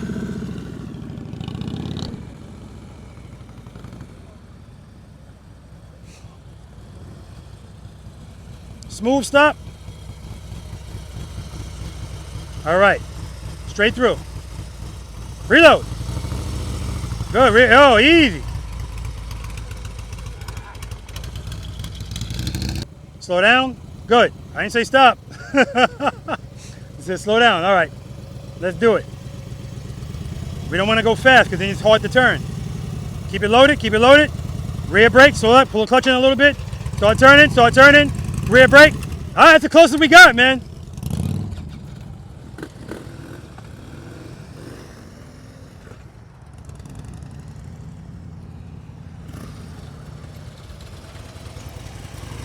Smooth stop, Andy. You can take a break.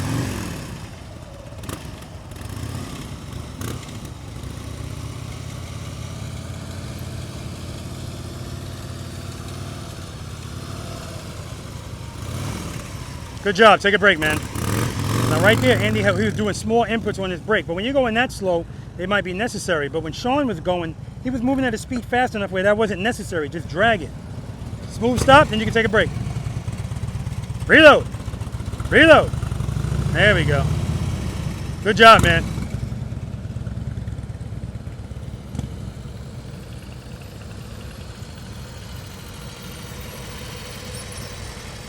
All right, smooth stop, then you can take a break. Clutch. Clutch. That's 20. Take a break, man.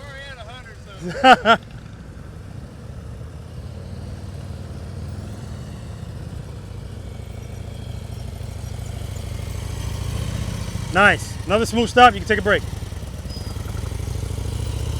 Yep, there's the burst of speed, but then he slows down. Bike is straight up, straighten out. Smooth stop, man. All right, take a break.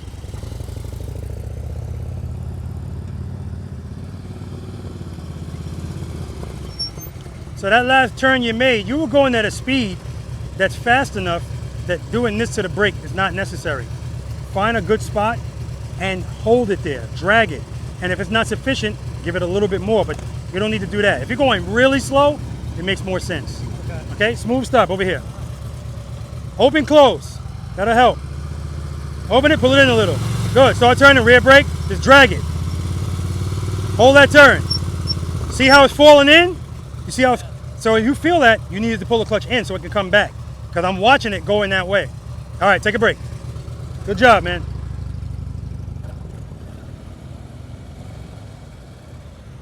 Smooth stop. You have graduated to doing it from a stop. I guess that's good news. That's great news. I have more confidence about it than I had. Absolutely, it I was shows. scared shitless of this. All right, you're gonna make a right turn, come to a smooth stop. Nothing changes. Good, keep the clutch where it is. Rear brake, start turning. Hold that turn, hold that turn, hold that turn. Friction zone, friction zone. Woo! Who the hell are you? Take a break, man.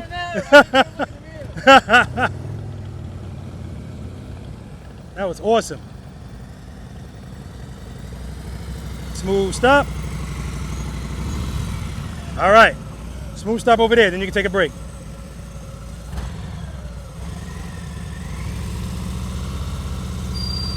Head nods on the camera. Rear brake, rear brake. Straighten out. Outstanding. Me like you what me see.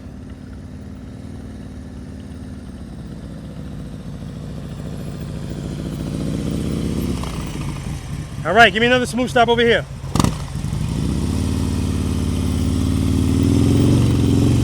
Easy on that brake. Good job, take a break.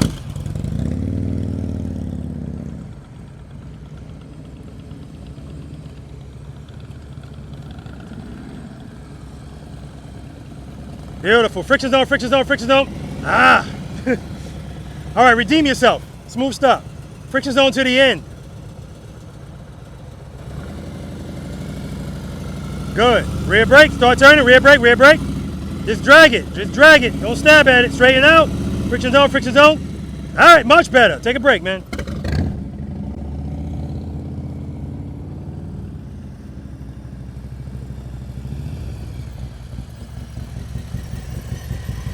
I hope you know because I already know. That whole left turn is my favorite. I told you it's usually the opposite. All right, smooth stop. You and your wife. Good, head nice. Clutch, clutch, clutch, clutch, clutch. Beautiful, and trust and believe. Take a break. I don't care about him nipping the cone. He did a trust and believe.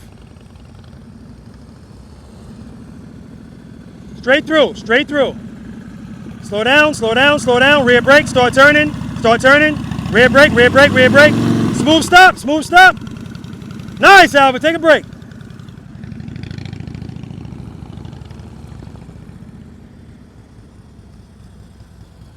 Go straight through and come to a smooth stop. Straight through and a smooth stop. Slow down, keep it loaded. Start turning, too much speed. You're in the friction zone too much. I know it's killing you to have to use that rear brake, but clearly it's bothering you. It's a physical. I'm gonna have to get that extension for sure. Absolutely, man. I can't never put my heel down. Did you look at Pete? Yeah, I looked at it. Okay. He gave me the info what to order. Okay. Yeah. All right, man, take a break. All right, guys, it's break time. Let them refresh themselves. Not too much because I don't want them to get lazy. Plus, it's just getting hotter. Then we're gonna move on to exercise number 5, single serpentine. All right, let's do it.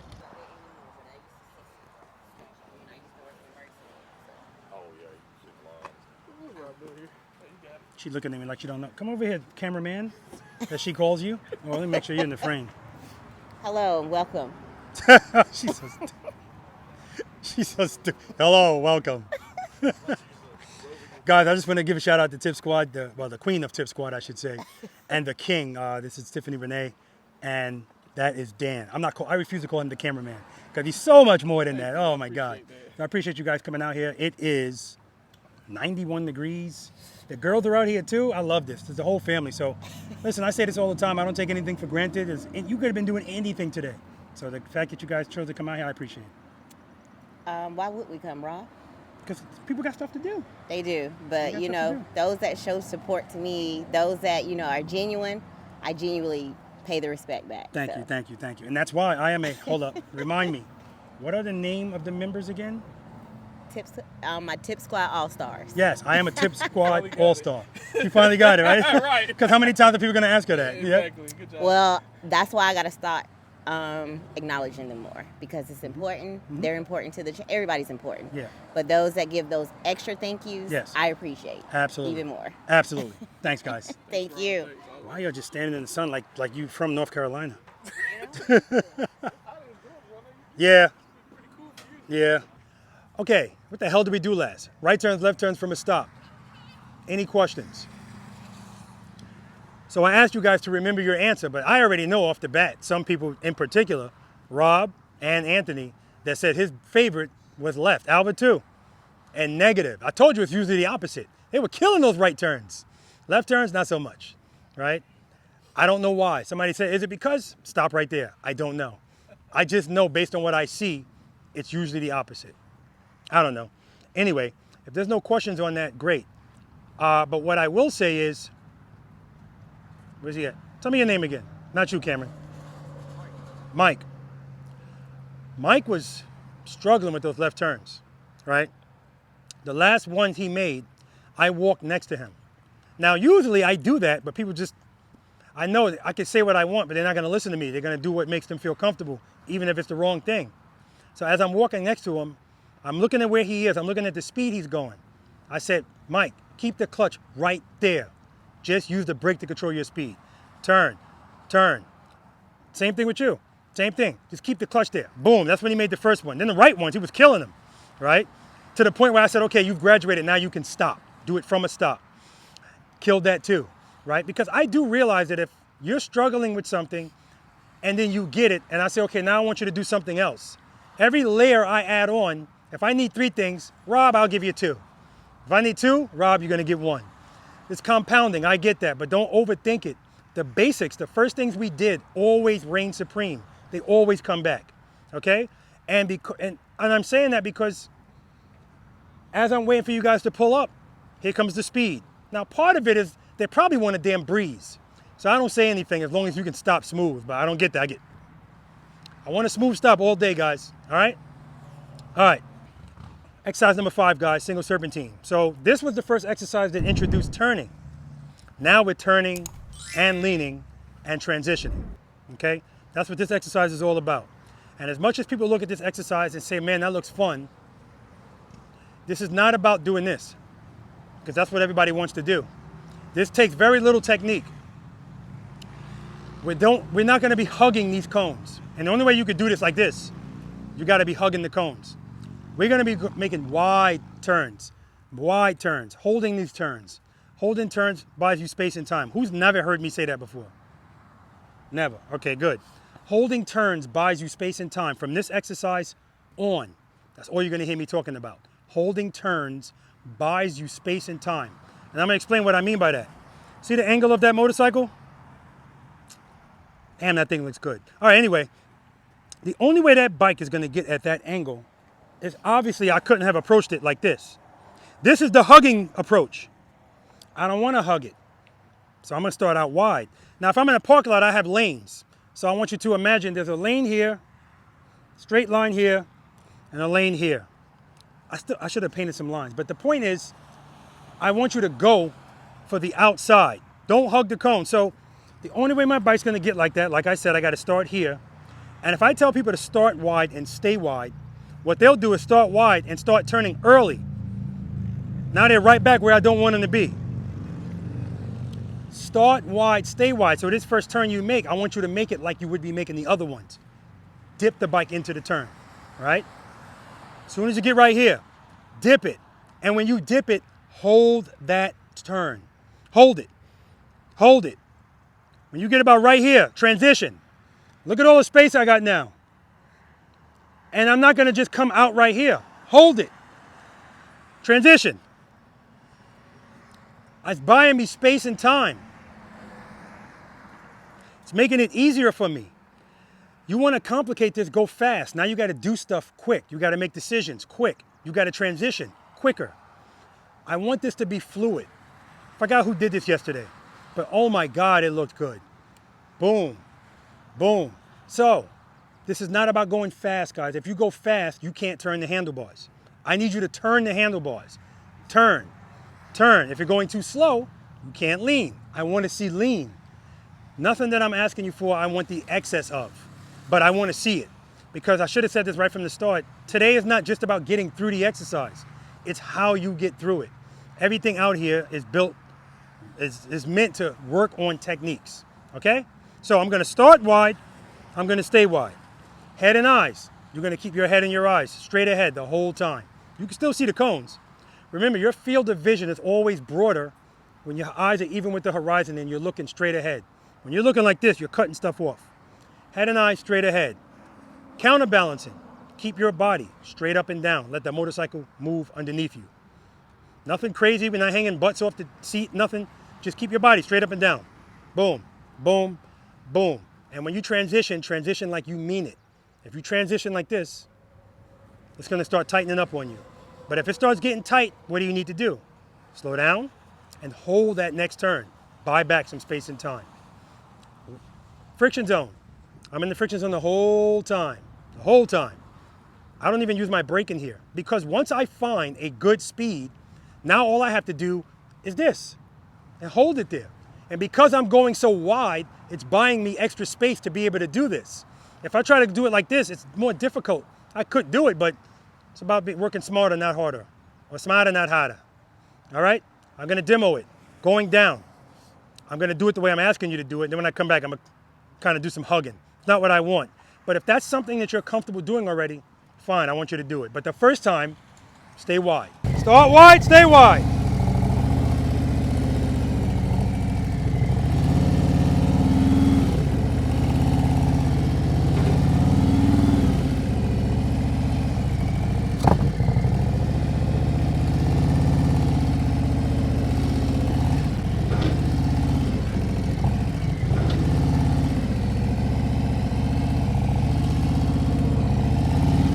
Everybody wants to do it the second way because, man, it feels so cool. And there is some technique involved, but I'm not interested in that. I want to see that you're comfortable leaning this motorcycle without all this speed behind you. You don't need it, okay? You don't need it. We clear on that? Questions? All right, let's do it.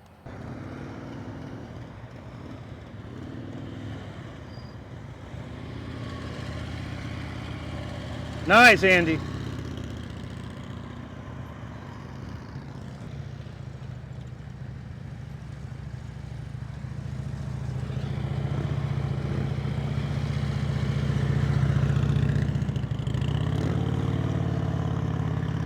Nice, Dave.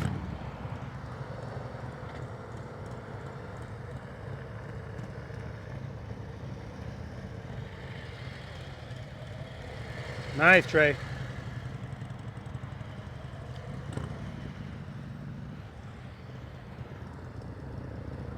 All right, camera on?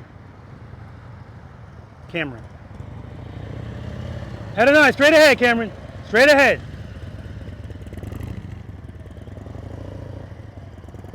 Very nice. All right, Sean. See that approach? That's not the approach I want. Keep it wide, Sean, keep it wide. Slow down, slow down. Keep it wide. There you go. This all starts from the approach. Start wide, stay wide. Keep it wide, head and eye, straight ahead. Good, keep it wide, hold the turn, hold the turn.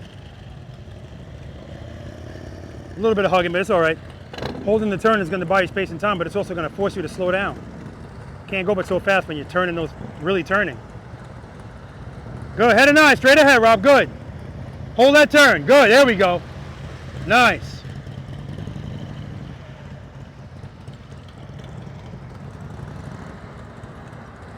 All right. This is Jim. I'm doing pretty good with the names.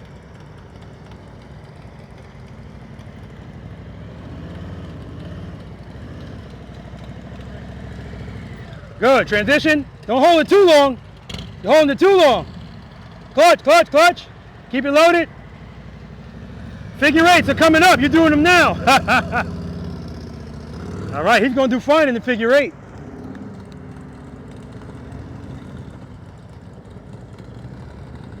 Head and eye, straight ahead. Good, hold it a little longer, Swan. You're hugging the cones. Keep the speed up, keep the speed up. Hold that turn a little longer, you're hugging them. Yeah, I like a little bit more speed from him. Start wide, stay wide. Dip it in. All right, you turn late there, turn it in. Good, transition. Oh, good, transition. Good, transition. Very nice, very nice. Nice and smooth. We don't need to be going fast.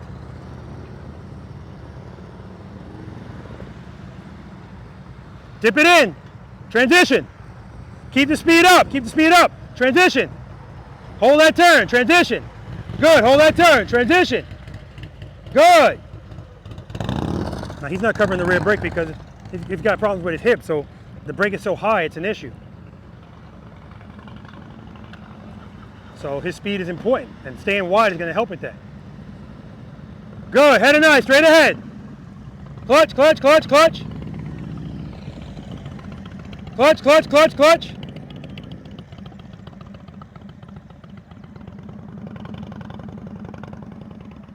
Reload.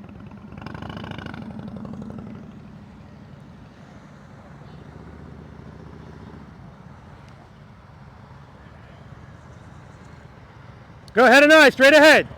Too much speed, too much speed. Keep it loaded, keep it loaded. All right, yeah. And he would benefit definitely from some private lessons, but he can also practice this stuff on his own, as same for you guys. That's why I put all the stuff on YouTube. All of the dimensions for the cones are in the description section. All right, we're gonna move on to exercise number 6, infamous U-turn. All right, guys, any questions on that? That wasn't bad. It really wasn't. I told Swanee was hugging the cones a little bit. Again, I just want you to hold those turns, make it wide, make it wide. It actually makes it easier. Now, Chris, you know, because of his hip, he can't keep his foot on, he can't cover that rear brake. The brake's too damn high. He's gonna have to get an extended reach brake. And so he did that brakeless. So when you do it brakeless, he just has to make sure that his clutch control is good. Once you get a good speed, that's when staying wide helps you, because it doesn't have to be perfect. It's buying you time to not be perfect, right? So if you struggle with that, I want you to practice that, because trust me, it's not just about swooping around some cones. That's the evasive maneuver thing. And that, 15 feet.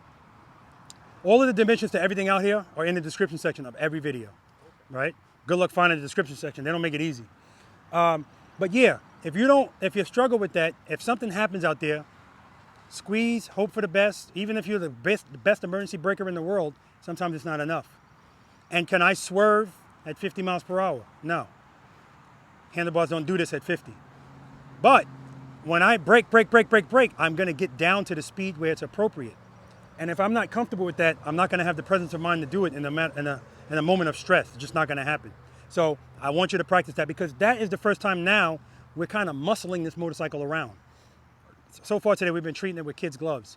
Now we're putting the fist in a little bit. Boom, boom, boom. That's what we're doing. No questions. Good. Exercise number 6, guys. I know you've all been waiting for this, the infamous U-turn. 27 feet, that's the width. If you want to try it in 18 feet, that's the box. You could try it up here too. It's just no cones on this side, no big deal. But what I forgot to tell them yesterday, and I'm going to tell you guys today, control is always relevant. When you come out of your U-turn, I want your motorcycle straight. I don't want you going this way. I don't want you going this way. I want it straight. All right? Some of you guys, when we were in exercise number 4, Jim, I think you did it once. He's making the turn, and I was like, hold that turn, hold that turn.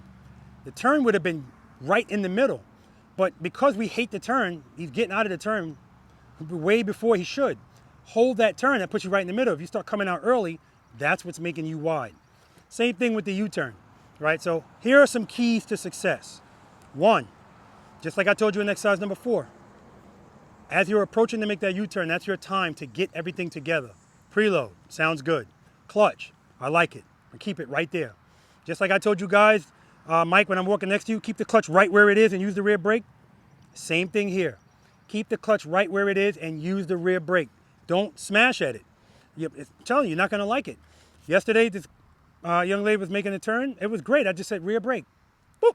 She smashed it. The bike went like that. It didn't drop, but foot came down.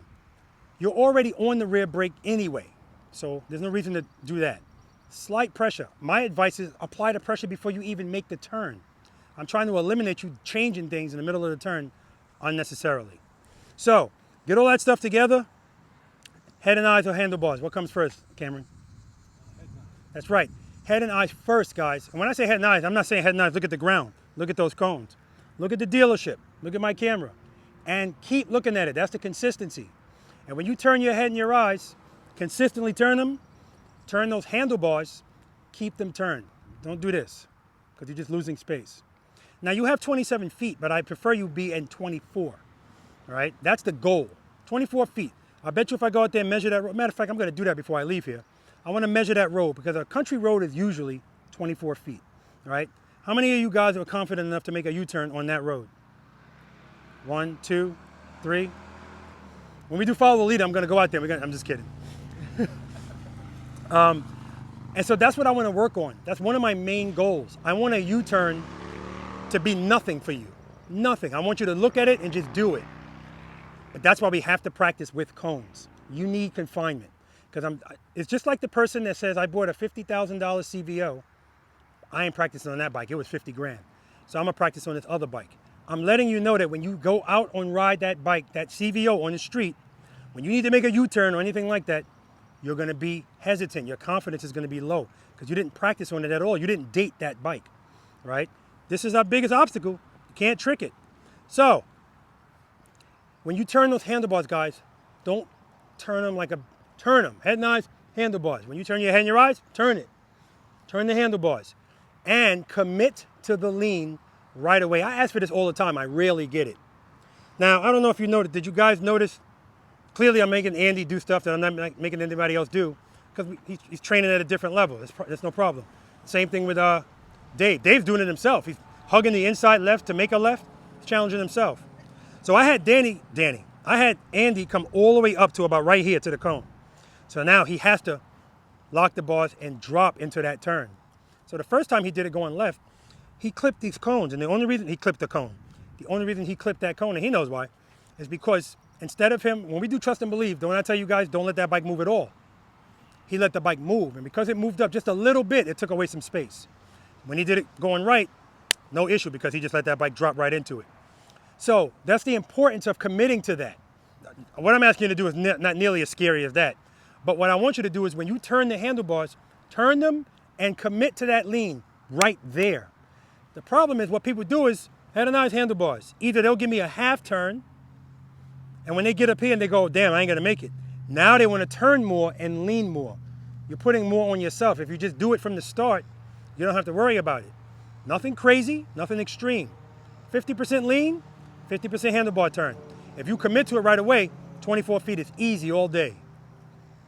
If you ride a Harley Davidson touring motorcycle, that motorcycle can turn in 18 feet straight up. And we talked about the 3 things that determine the radius of a turn. Speed, handlebar turn, lean angle. 18 feet with no lean angle. So I know I can make an 18-foot turn very easily. Again, it's extra for you to. My point is 24 feet should be simple if you just commit to these things right away. Don't be changing stuff. What I see is head and eyes, handlebars, slow down. Now you can't lean. Or speed up. Because once they get in that turn, I don't like the way this feels. They open the clutch up, and what would have been a 20-foot U-turn is now 31 feet because they opened up all the speed at the end. Okay? All right. We're going to talk about all of that. But this is why, when I was talking about the street, that's the importance of practicing with cones. Because if I always practice in 18 feet, that's me. When I'm out on the street, I can eyeball 18 feet. or close to 18 feet. And most things aren't 18 feet. So I know I can make a U-turn pretty much anywhere.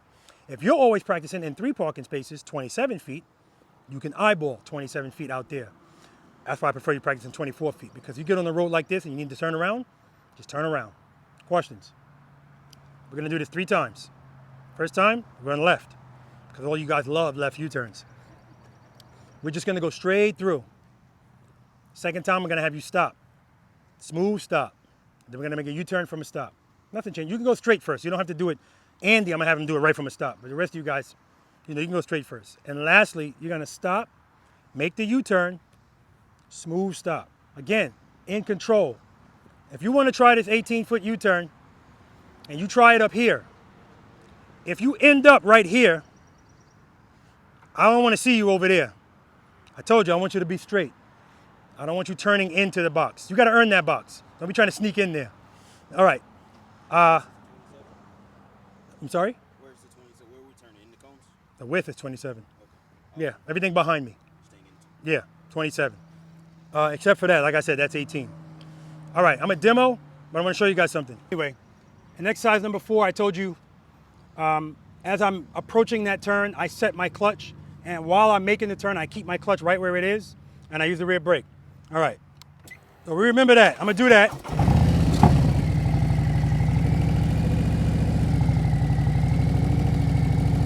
Oh.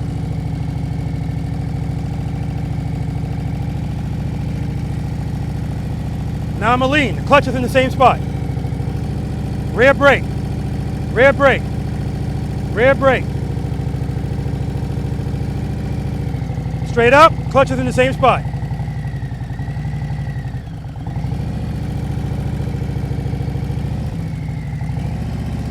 Friction zone, rear brake.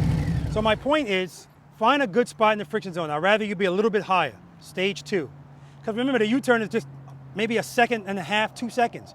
Then you can move on with your life. So use the rear brake to just make that smooth. Anything other than that, you're gonna cause choppiness. Drag the brake, don't stab at it, all right? And trust me, the speed I'm going now, I used to ask people, I did this yesterday, I usually ask people, how fast do you think I'm going if I just do a slow U-turn, dragging the boards? But this screen is so damn big, everybody saw it. They were like, yeah, you're going like 7, 8 miles per hour.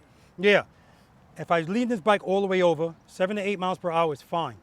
You're gonna be going faster for the U-turns that you're making, so don't worry about leaning the bike. It's not gonna fall. Sufficient power is gonna keep it up. Questions? All right, I don't think you guys need me to demonstrate. Well, you want me to demonstrate the 3 turns? U-turn, U-turn, stop, and stop, and stop?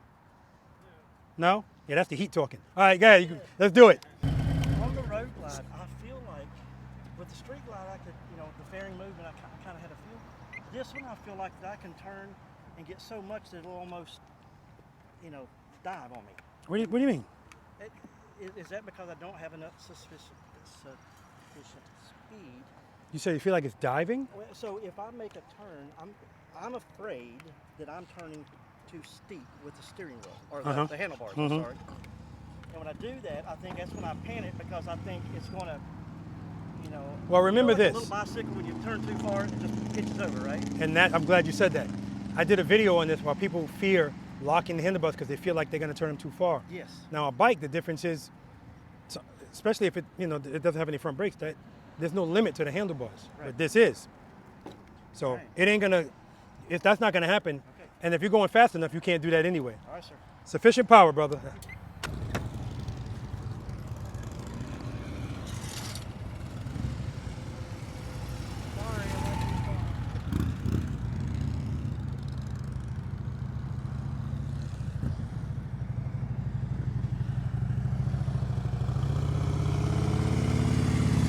Nice.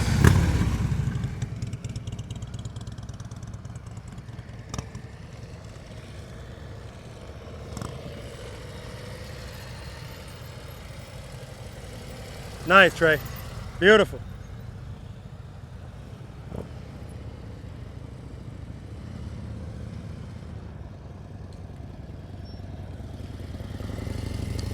That nice? Clutch, clutch, clutch. Keep that speed up. He's slowing down so much that he can't really lean the bike. That's it, head nice. Head nice. Good job, man. Good job. Sean told me I better move. I'm tracking him. I'm tracking him. I kind of know where to stand now, the safety zone. Right here, I walk in, so I'm closer to him. Let's see, make a 12-foot U-turn. I'm good. Head knives, look up. There we go. Keep those eyes up.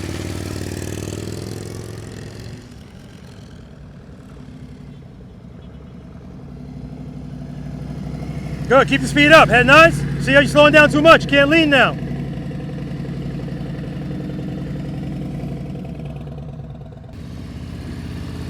Good, head knives. Look at me. Look at me. Look at me. You look. There you go. You look late, but you look. Look at me next time. Good. Keep your speed up. Don't slow down. Head knives. Keep the speed up. Yeah. You got nothing there. No friction zone. So that turn is a prime example of somebody coming in here and just lazily turning the bars. Yeah, that's going to be wide. You got to turn with conviction. This is not a mountain road. Head knife, handlebars. Turn. Tuck that elbow. Turn it. Turn it. There we go.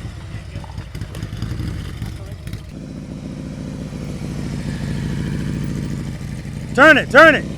There we go. A little bit more lean next time.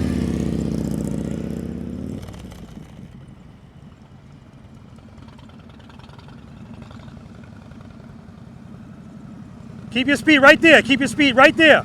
Head knife, handlebars. Keep it loaded. Rear brake, rear brake, rear brake. Good job. She's coning the cones. I mean, she's lining the line right now. Got to turn those bars and commit to that lean right away. Keep it loaded. Keep it loaded. Stay at that speed. Stay at that speed. Head knife, handlebars. Head knives up. You're looking down at the ground. Clutch, clutch. When I do my private lessons, people say I need U-turns. I don't start here. But you know what you got to work on, man. Everything before this. My confidence is definitely shook. Yeah, man. Short starts and stops. That's what I want you to perfect. I want you to be comfortable. All right, straight through.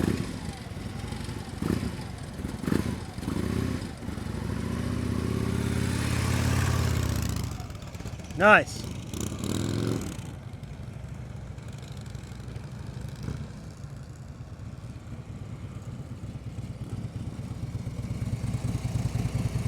All right, U-turn.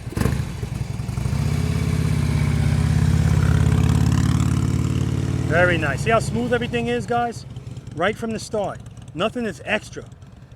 He's committing to the lean right away. He's turning the bars right away. The preload's good. He's keeping it loaded. This is a perfect U-turn.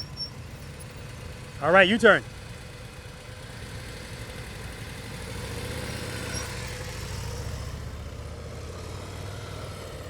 Nice, Trey. Remember, guys, sometimes there's a misconception. If I want to be tight, I got to speed up. No, that's going to give you the opposite result. All right, U-turn. Head knives, look at my camera. Turn that bike. Clutch, clutch, clutch. Good, good job.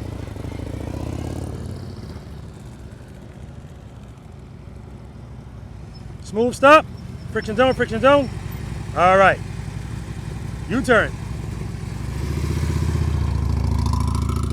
Good. Head nice. Clutch, clutch, rear brake. Woo! Straight through, straight through. Beautiful job, Sean.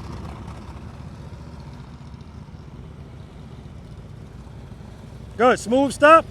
Friction zone, friction zone, friction zone, friction zone, rear brake. I'll take it.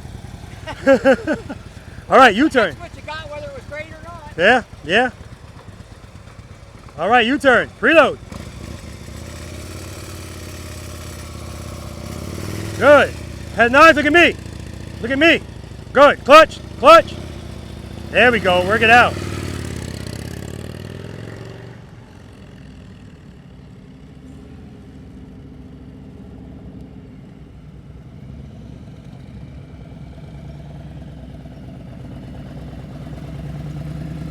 I'll take it.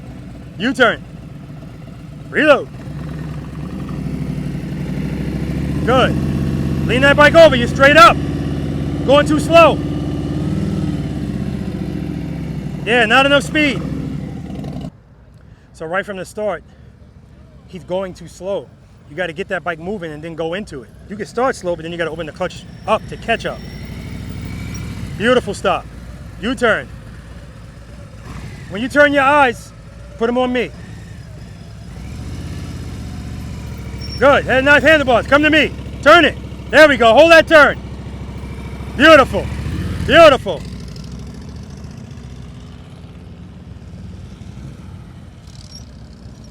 Smooth stop. Friction zone, friction zone, friction zone. No friction zone. That's why it's falling. All right, U-turn. Good. Head and eyes on me. Come to me. Rear brake, rear brake, rear brake, rear brake. Good correction. But he had to make a severe correction because of the lack of turning and leaning from the start. That's why I say commit to the lean right away. Commit to the handlebar turn right away. All right, U-turn. Handlebar turn right away?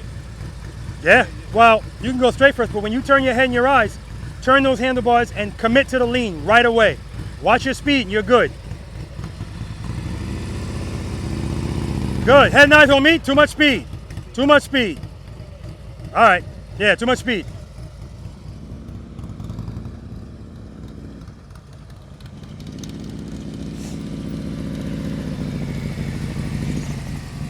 Nice, U-turn. Good, turn it, good. Lean it over. Easy with that clutch. Good job. The bike is popping because of that.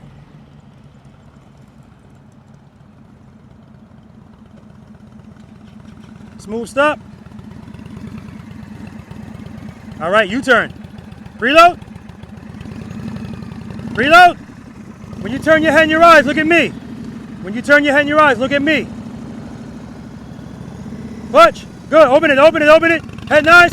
Handlebars. Tuck. Tuck. Rear brake. There we go.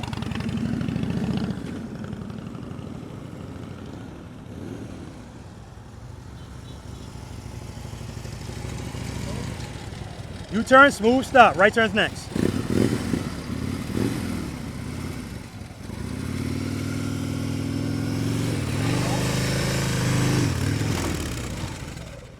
I appreciate the fact that you still were going to say, screw it, I'm going for it. Because you were already all the way up here. No, you're not. You could definitely still make that.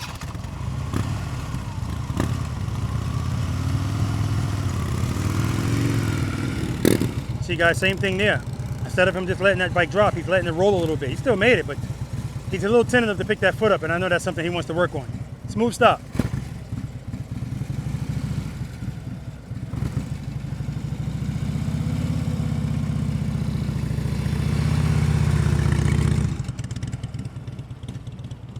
All right, right turn's next.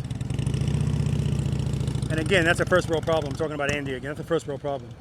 But when I tell you I want you to commit to the lean right away, I'm talking to everybody in every kind of U-turn that you're making, whether it's that kind or another kind. Beautiful. Smooth stop.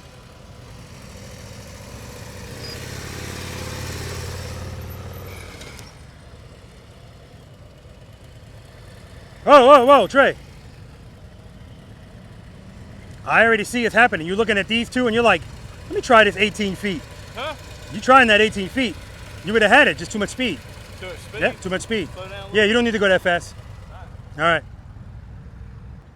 Trey's an MSF instructor. Dan's an MSF instructor.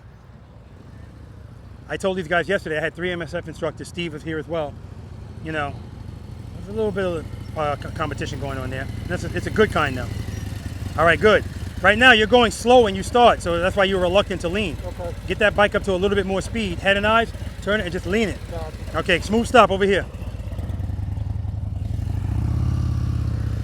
Clutch, good, good. Smooth stop. Smooth stop. Listen, that's your best U-turn of the day right there. Yeah. I thought you were gonna go straight. You just went right into it. Good job, man. You went right into it. I wasn't expecting that.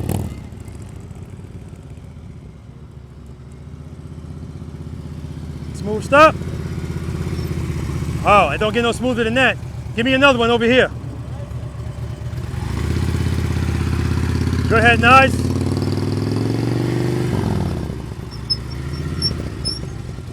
When you get to the top of that U-turn, I hear everything goes up. Yeah. But you're good. You don't have to do that. But if it makes you feel comfortable, you go right ahead because the end result. It's my safety blanket. Exactly. The end result is all I care about. Good job, Sean. But the difference is his revs are going up. His speed's not going up much because he's still controlling the motorcycle with the clutch. Remember, it doesn't matter how high your revs are, it's how much clutch you're giving. All right, smooth stop on the other side. That stop was beautiful. Give me another one.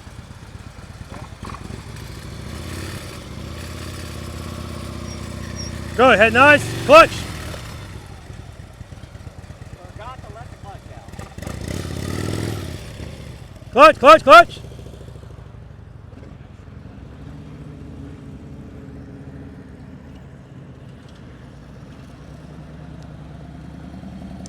Smooth stop. All right, so you got to get this bike moving a little bit faster so you feel comfortable leaning. So that doesn't mean I want you to go fast, but you need to be going faster. All right, so open that clutch up, and when you're in a good spot, just keep it there. Head and eyes, handlebars. Turn those bars, commit to the lean, drag the rear brake. Smooth stop. Head and eyes on me when you turn the bars. Speed, speed, speed, speed. See, you're going too slow. Way too slow. Smooth stop. I guess not. And he's starting his turn gradually. You do that, you're losing space. Commit to the handlebar turn and the lean right away. Beautiful. Talking to the camera. Smooth stop over here, right turn's next. Go ahead, nice on me. Speed, get off that rear brake, too much. There we go. Smooth stop. Smooth stop. All right. Just followed the first 5 steps. Make sure the bike was in first gear. Very good. Smooth stop. Beautiful stop. Give me another one over here. Right now, you're not committing to that lean right away. You're turning like you're on a windy road. You're like, you got to turn those bars. All right? Preload. Clutch. Clutch, clutch, clutch, clutch, clutch. Head and eyes, turn them. Hold that turn. Rear brake, rear brake. Rear brake. Smooth stop, friction out, straighten out. Make sure you straighten out first. All right, man, good job. It's getting better. Now I'm paying attention to him because he said left turns are his favorite. Right turns were his favorite, and right turns, left turns from a stop. Let's see if it also applies to U-turns. You don't know what you don't know, guys. All right, smooth stop on this side.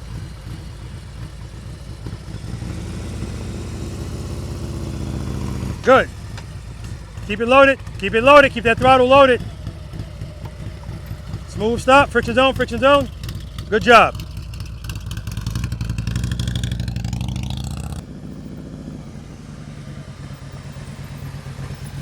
Very nice. Give me another one over here. What's that? Another smooth stop over here.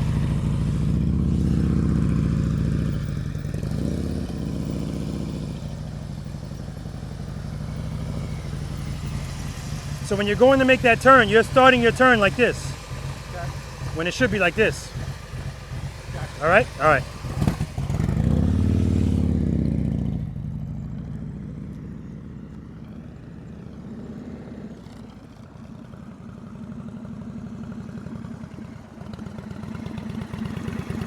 Beautiful stop. Give me another one over here. As soon as you turn those bars, preload, keep it loaded. Open the clutch. When you go to turn, look at me and turn, tuck this elbow in. Turn. Put it into your body. Reload. Clutch. Clutch. Open it up, open it up. Head and eyes, turn it. Rear brake. Clutch. Clutch. Smooth stop. Smooth. U-turn questions, anyone? I know Mike said, who the hell am I? You know?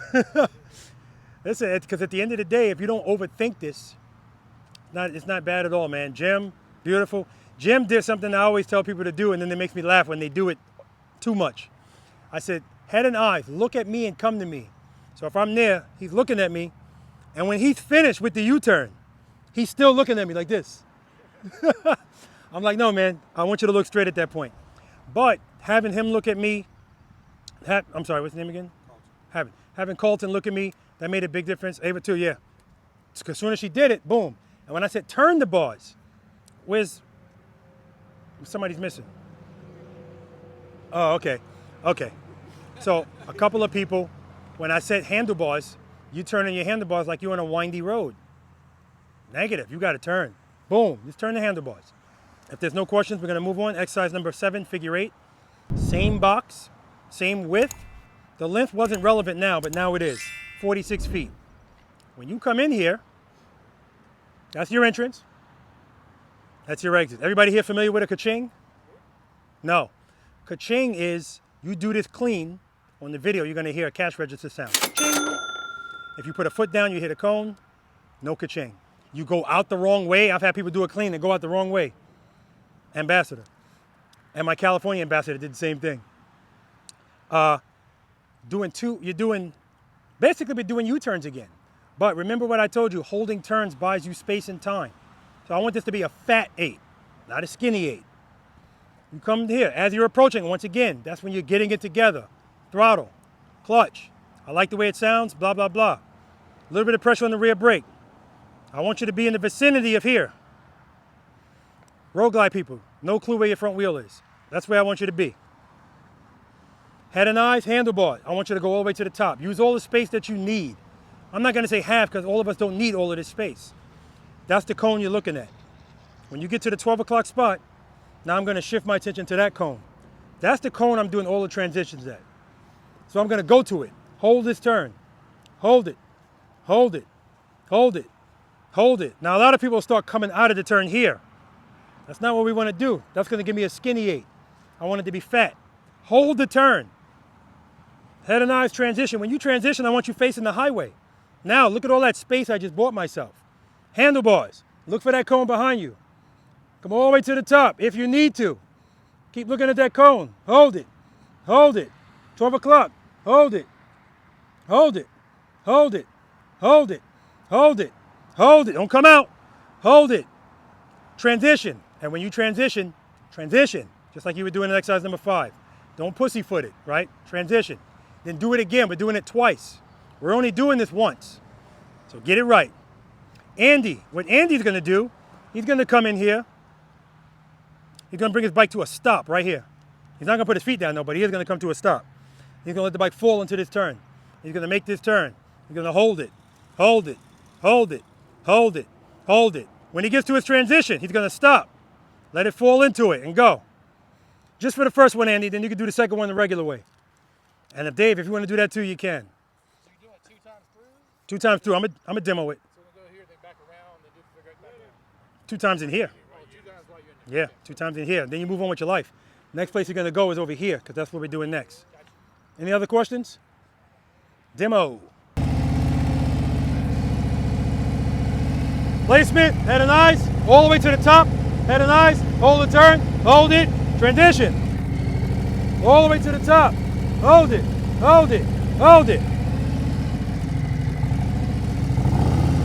That's what Andy's gonna do. Hold it, hold it, hold it.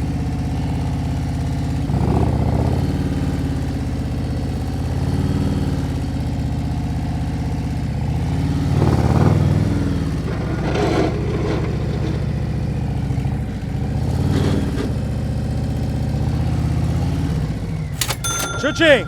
Let's do it!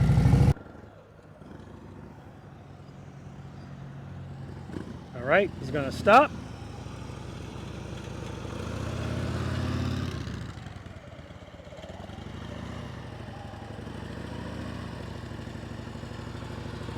All right, he didn't quite stop, that's okay.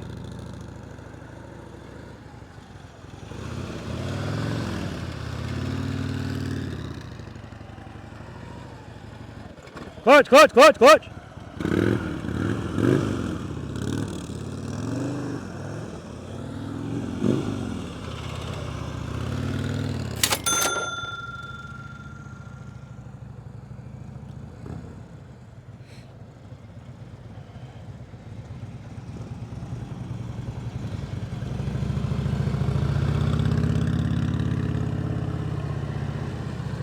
All right, David's trying to do a version of it as well.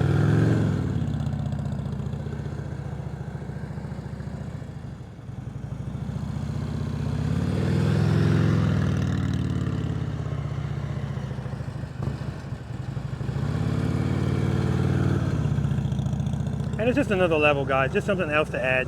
Good job, man. Not much changes, but again, if you just add something on top of something, most people will look at that and go, oh man, that's complicated. No, it's just adding in stuff we've been doing all day, but just throwing it into an unconventional spot. You know, it might not be necessary in here, but it could be necessary in the real world. So that's the point. Tool in the tool chest, on the tool belt. If it's needed, we got it.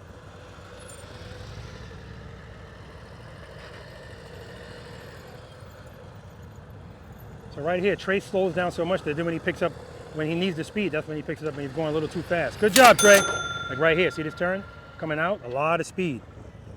If you keep that speed constant the whole time, you don't have to change anything. But the good thing is, he recognizes when he needs it and he gives it. But he doesn't have to give that much though. You don't need speed. You don't need a lot of speed. Good, hold that transition. Okay, keep going, pick it up from there. And the reason I tell Cameron to pick it up from there, because I know he can pick it up from there. If I had any doubts about it, I would have told him just to ride out of it. Good, do it one more time. Keep that throttle loaded. Good, good, good. Hold that turn, easy on that brake.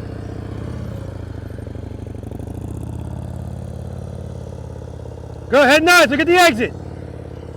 Go for it.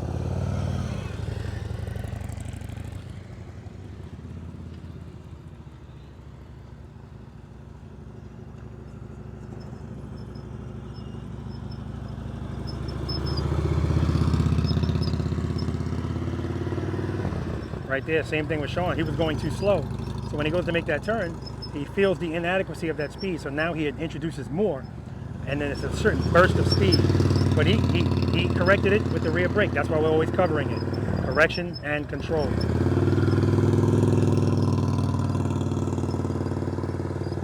Excellent, Sean.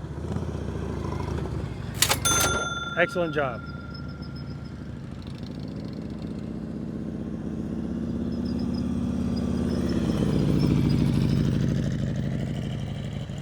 Good, hold that turn, hold it, transition. Keep it loaded.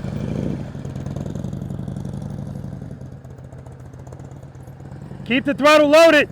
It's chug-a-lugging.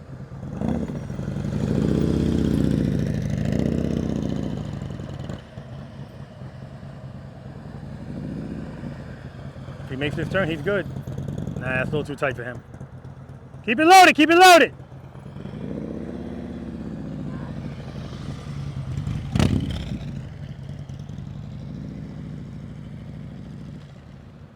Whew, I'm loving the shade, guys.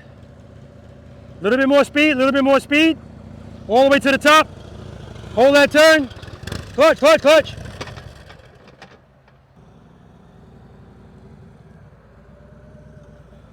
Good, all the way to the top. All right, a little early. Hold that turn, hold it, transition. Nice.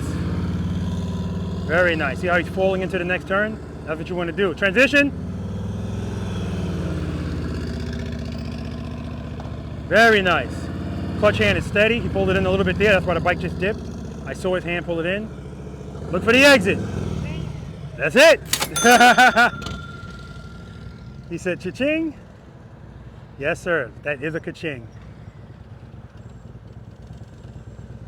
It's actually ka-ching, not cha-ching.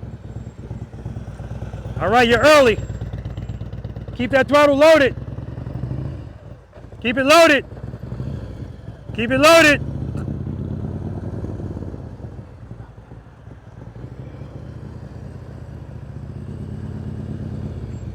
No, that's it. You're done. Once you go out, you're done.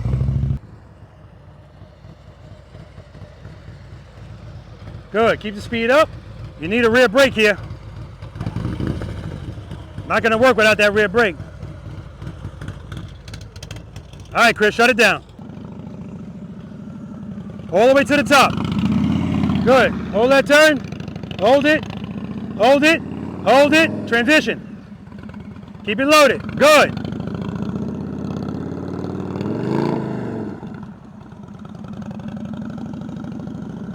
Shut it down. All right, guys, we're going to move on to exercise number 8, offset double serpentine. That wasn't bad at all. Exercise number 8, offset double serpentine. Who has not ever practiced this? Okay, beautiful. All right, so this exercise, again, this is incorporating what we've already been doing, but in here, holding turns reign supreme. Cameron, I want you to be a little bit easier on that rear brake. Because at the end of the day, if it's something coming up, you're going to figure it out. That's not an issue. But if it wanted to be smoother, I want all of the stuff that you guys are doing to be fluid. Like, I don't want you to be fighting it.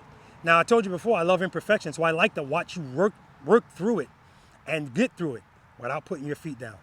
You don't even understand how important that is, right? And you haven't put your foot down yet, so that's just awesome. So we got 7 gates here. This is 1, 2, 3, 4, 5, 6, 7. The green cones are just if you need more space. Instead of going through the gates, you're going to go around the green cones. So you're not going to start going through here. You're going to start over here. But the rules are the same. As soon as you guys come through this gate, that's why my motorcycle is facing like this. As soon as you pass these cones, exercise number 5, dip this motorcycle to the left. Because that's the gate we're going to, but we're not going right to it. Because if you go right to it, unless you're leaning like Andy and Dan or these other guys, when you get to that turn and you go to make the next turn, it's going to be wide. You're going to end up somewhere over here, and you're supposed to be going through that gate. And this is unacceptable. Like I said, it's not just about getting through it, it's how you get through it. So how do we alleviate that? We got to buy ourselves some space and time. So we got to hold this turn. So when I come through this, dip it, hold it. Don't start coming out here. Hold it. Go away from it. Head and eyes, look at it. Now look at all the space I got. Now I don't have to lean like crazy, and I want you to favor the outside cone. Meaning when you make this turn, you should be closer to this cone than you are to that cone. Now yesterday, all of a sudden, everybody wanted to go through this fast. Everybody's going fast. It's just making it sloppier, right? This is not about speed. I want you to hold that turn, hold it. Head and eyes, transition. It's about the fluidity. So when I come through here, head and eyes, handlebars, hold this turn, hold it, hold it. This is the angle you want to go through the gates, not like that. As soon as I get to this gate, head and eyes, look at the gate you came from, hold it, go to it. Don't start coming out, hold it, hold it. Head and eyes, transition. I'm buying myself space and time by holding those turns, right? If you're doing the green cones, it's the same thing, but you just have more space. Hold the turn, hold it. When I get right here, I'm gonna look at the green cone I came from and I'm gonna go to it. Hold it.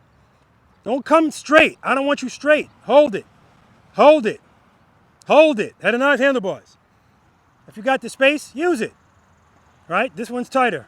What do you got, Rob? Are you going between the 2 cones, or can you go around the green cone? You could go around the green cone if you need the extra space. Okay, But we're going through it, and you're going through it. I already know you don't need to go around it. All right, any questions? Oh man, I love it. Demo. Fluidity, guys, that's what I want, not speed. I want the bike leaning, transitioning, and when you transition, turn the handlebar and fall into the next turn. Dip it, transition, hold this turn, hold it, transition, fall into it, hold it, and a nice transition.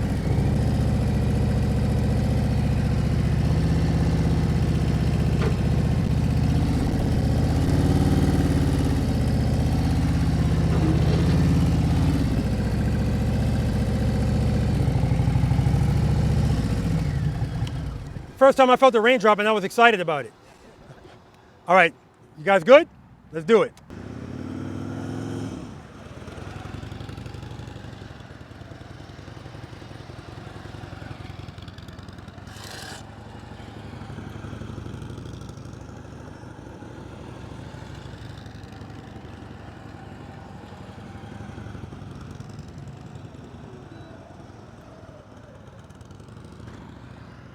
Nice job.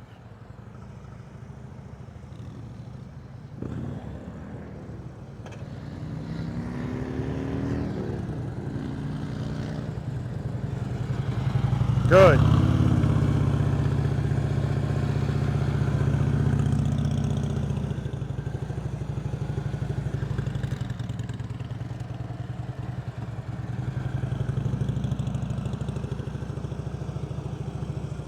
Good job.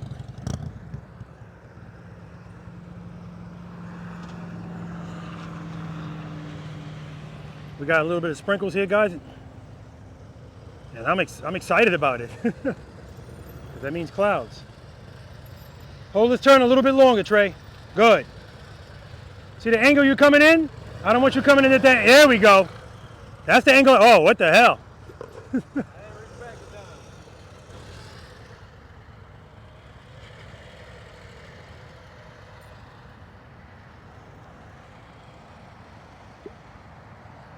Good. Come on, straight in. Dip it in. Hold that turn longer next time. Hold this turn longer. Hold it. Transition. Too early. Favor the outside cone. Easy on that rear brake. You're fighting it.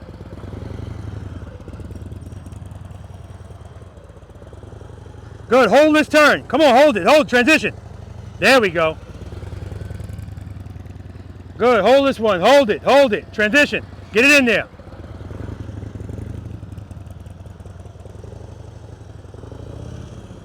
All right, Cameron.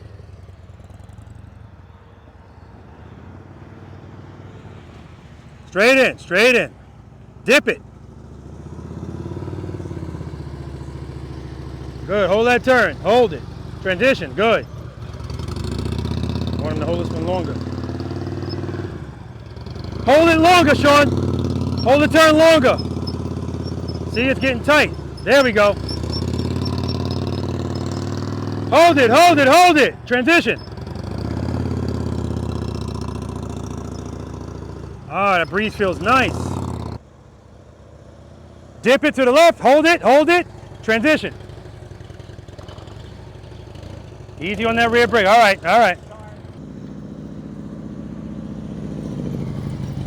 Nice. Head nice. Look at the gate you came from. Good. Hold that turn. Hold it. Ah, you're early. See how far out you are now? Hold it. Transition. Get it in there. Clutch.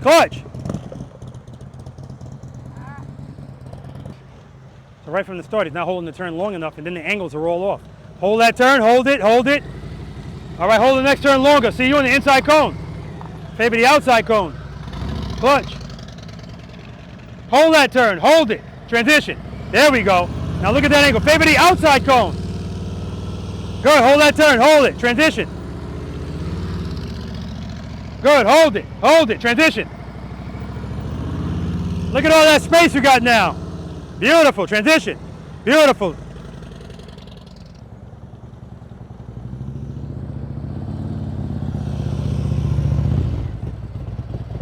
All right, you got to hold this turn. Hold it. Too early.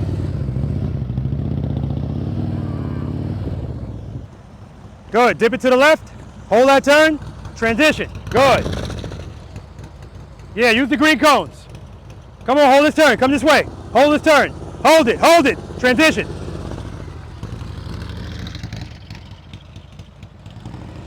Hold that turn. Hold it. Transition. There we go. We got some rain coming down here, guys, and I'm happy about it. Because it means a cloud is over us. And it's just one big cloud, so it's not like this is going to be it, but good. There we go. Nice clutch control.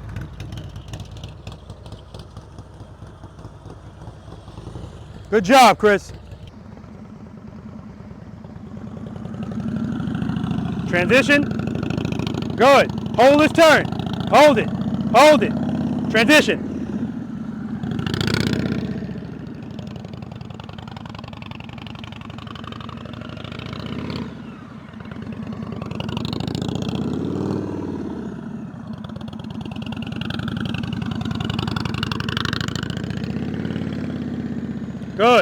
Good.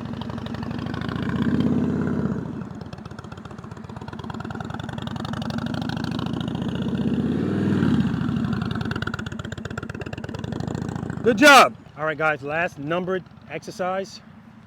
Abominable Snowman. And yes, it will be abominable today. Abominable just means the top of that snowman will be in effect. Any questions? Offset double serpentine. Again, all of the motions, that's why when you first come in, I'd say you dip to the left. That's the single serpentine, holding the turn. All you're doing in there are little figure eights. That's really all it is when you're holding those turns properly. Some of you guys were coming in and then going to the turn too early. So already it's off, but you can always correct it by buying space and time, hold the next turn. All right. Last numbered exercise, guys. Abominable snowman. Yes, it will be abominable today. That just means there's going to be somebody in the head of this snowman. I like this exercise because, well, like all of them, there's no pressure. I'm standing in the 27-foot circle. The green cones just separate the circles. If this is all you want to do, if any of it, when you come in, that's the entrance and the exit. Come in, placement. That's why I left my motorcycle here. This is where I want you to bring your motorcycle when we're making left turns. Somewhere in this vicinity. So I've done it enough to kind of be able to guess where the front wheel is on this bike, because you know I can't see it. Placement, this is your placement. I told you guys don't hug the cones over there. They're not affectionate. These cones are. They love being hugged. So I want you to hug these next two cones all the way to the top. Placement, hug them, all the way to the top. Now commit to the turn. If this is all you want to do, you can go right back out. Or you can go around twice and go right back out. That's fine. If you want to keep going, go around, go through the green cones, and come all the way to the left.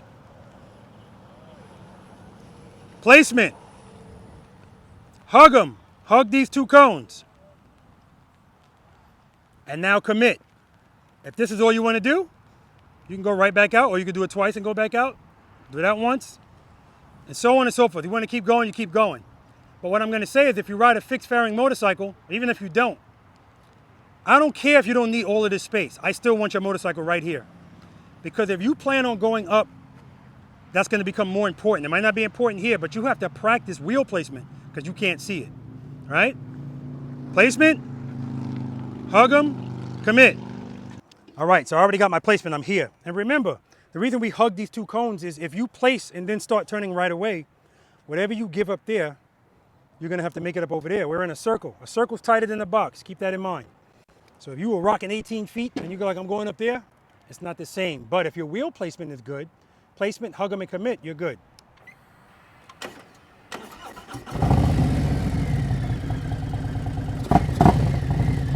All right. Placement. Hug them. Commit. Hold the turn. Hold it.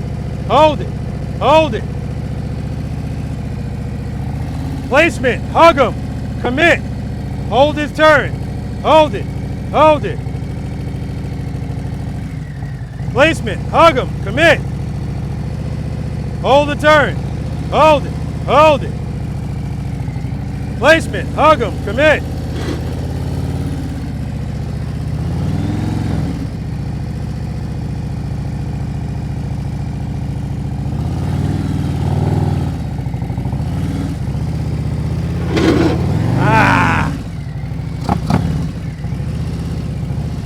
You get the drift. Let's do it.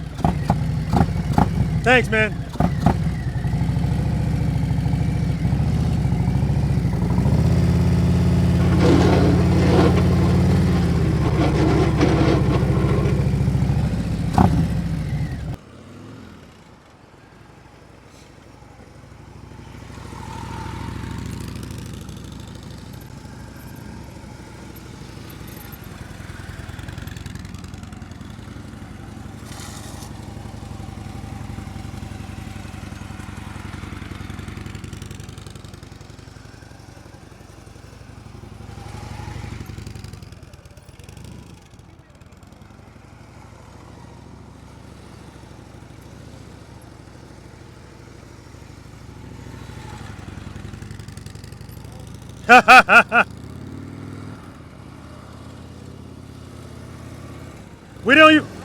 We don't usually do it this way. We only do it this once.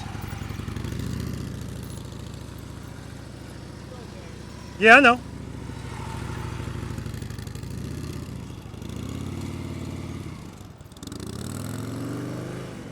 There you go. Beautiful.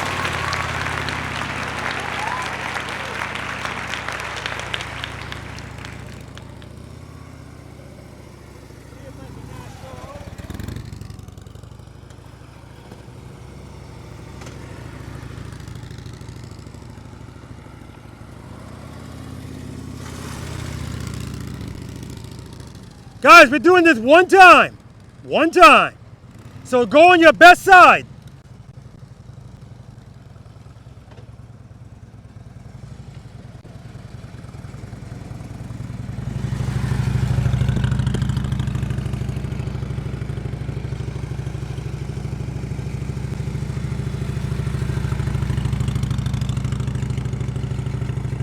Nice and easy all the time. Dave is smooth. Smooth. See what I mean, guys? We don't need to be going fast to do this. Look at his speed. Look at him. Nothing scraping. The scraping comes when you're going fast. You got to lean more.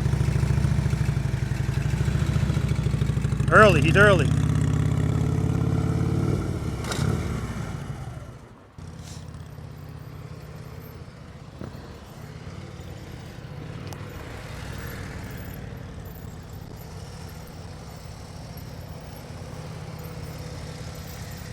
See, same thing here. Not going really fast. It's not necessary. Just keep a steady speed. He's early there, but he's good. But if he's going to go to the top, uh-oh. That's new.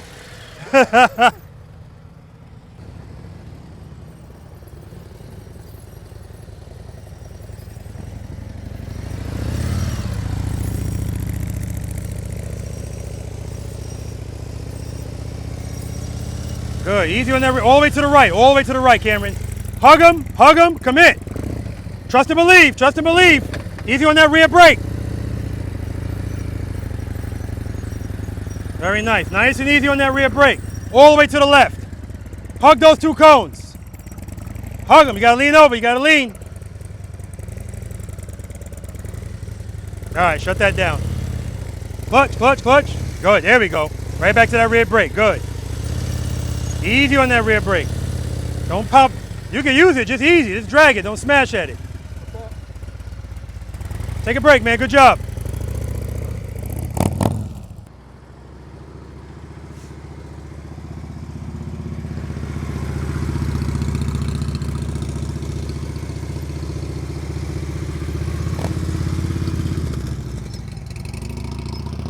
All right, so he's way off the placement.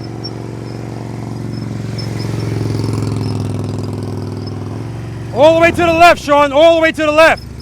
Hug him, go to the top. Commit. Easy on that rear brake. Good job, man. Good job.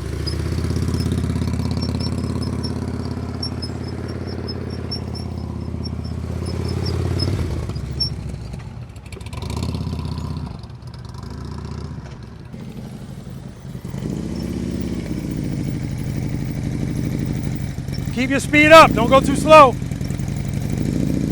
Find a good spot in the friction zone and stay there. All the way to the right. You're early. Just one time.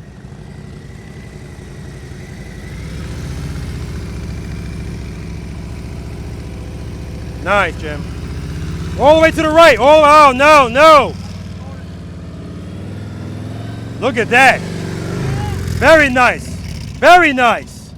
Woo! All right, guys, it's bonus time. To lean or not to lean? That's the question. Let's do it. Questions, comments? Snowman? So, put them in the comment section. I was just informed through the grapevine that Sean Downs went back over there and made an 18-foot U-turn. Because he was like, I know I could do it. So as soon as you set it up, Andy, he went over there and did it. Allegedly. I didn't see it, but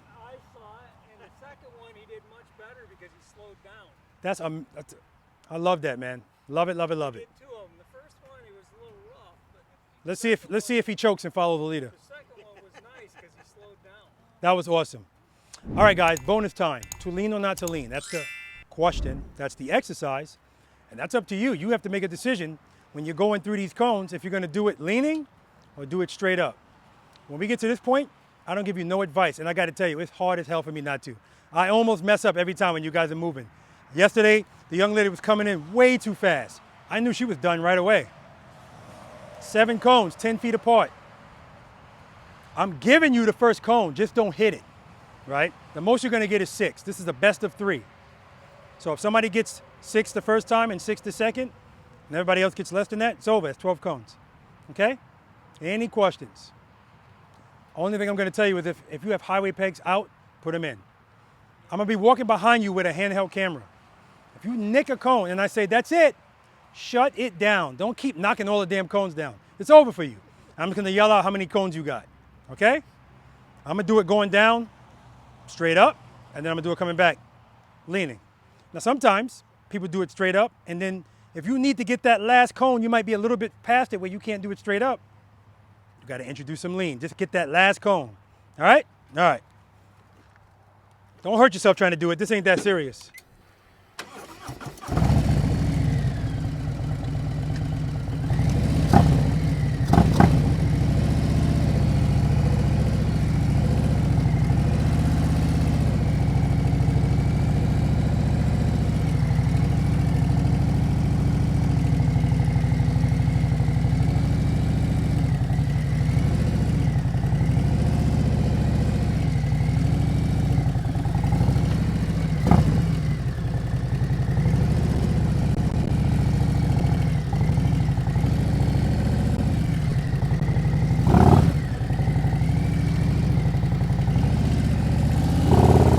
To lean or not to lean?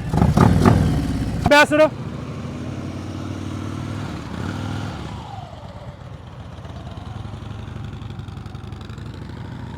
One cone, 2 cones, 3 cones,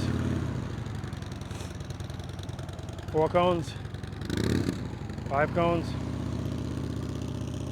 6 cones, 6 cones. Dave, don't choke today. Don't choke today.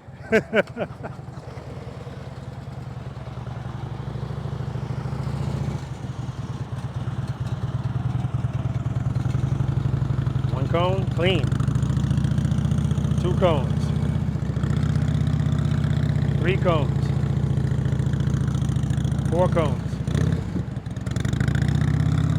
5 cones. 6 cones. 1 cone. That's it, 1 cone.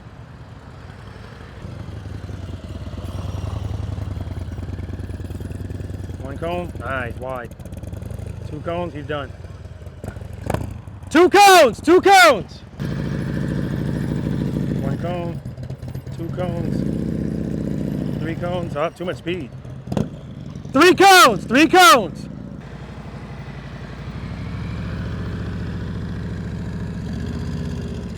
2 cones. 2 cones! All right. 1 cone. 2 cones. Good correction. 3 cones. It's going to be tight now, yep. 4 cones. If you was right on top of that other one. 5 cones. Lean this one in there, Andy. Lean it in there. 6 cones! There you go. Now, yesterday Dave choked here. 1 cone. 2 cones, 3 cones, 4 cones, 5 cones, 6 cones! All right, so now Trey is going. Everybody has to go just to be going. 2 cones, 3 cones, 3 cones! 1 cone. 1 cone! 1 cone. That's it! 1 cone! That's it! All right, everybody's eliminated except Dave and Andy. So this is it. Brakeless. No brakes. Let's do it. If I see a brake light come on, it's over.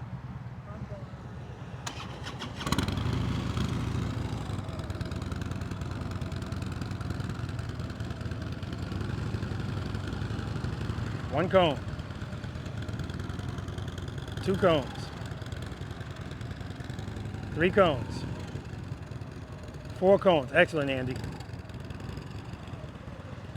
5 cones. Holy shit! 6 cones! That was awesome! Man, oh man, he put the pressure on. Woo! He said, not in my state. Oh, that was outstanding, Andy.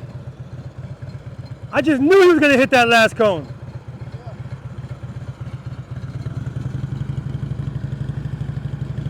One cone. cones. 2 cones. Andy, you got it, buddy. Follow the leader, guys. This is so simple. It's just us, even simpler. I'm the leader, follow me. Andy's gonna be behind me. He's gonna be behind Andy. I'll be in the back. Okay. Oh, come on. Okay. Yeah. So I was just informed by Jim that he did the 18-foot U-turn. I did. I'm loving that. That's the first time ever? Yes, sir. Look at that, man. So he said, I want to do it and show you. I said, follow the leader. You get a chance, right? So if you put a foot down, you're out. Usually I tell people to pull into the middle of the lot. We do a circle around you. It's too hot. Just pull over here and relax. If you hit a cone, you're out.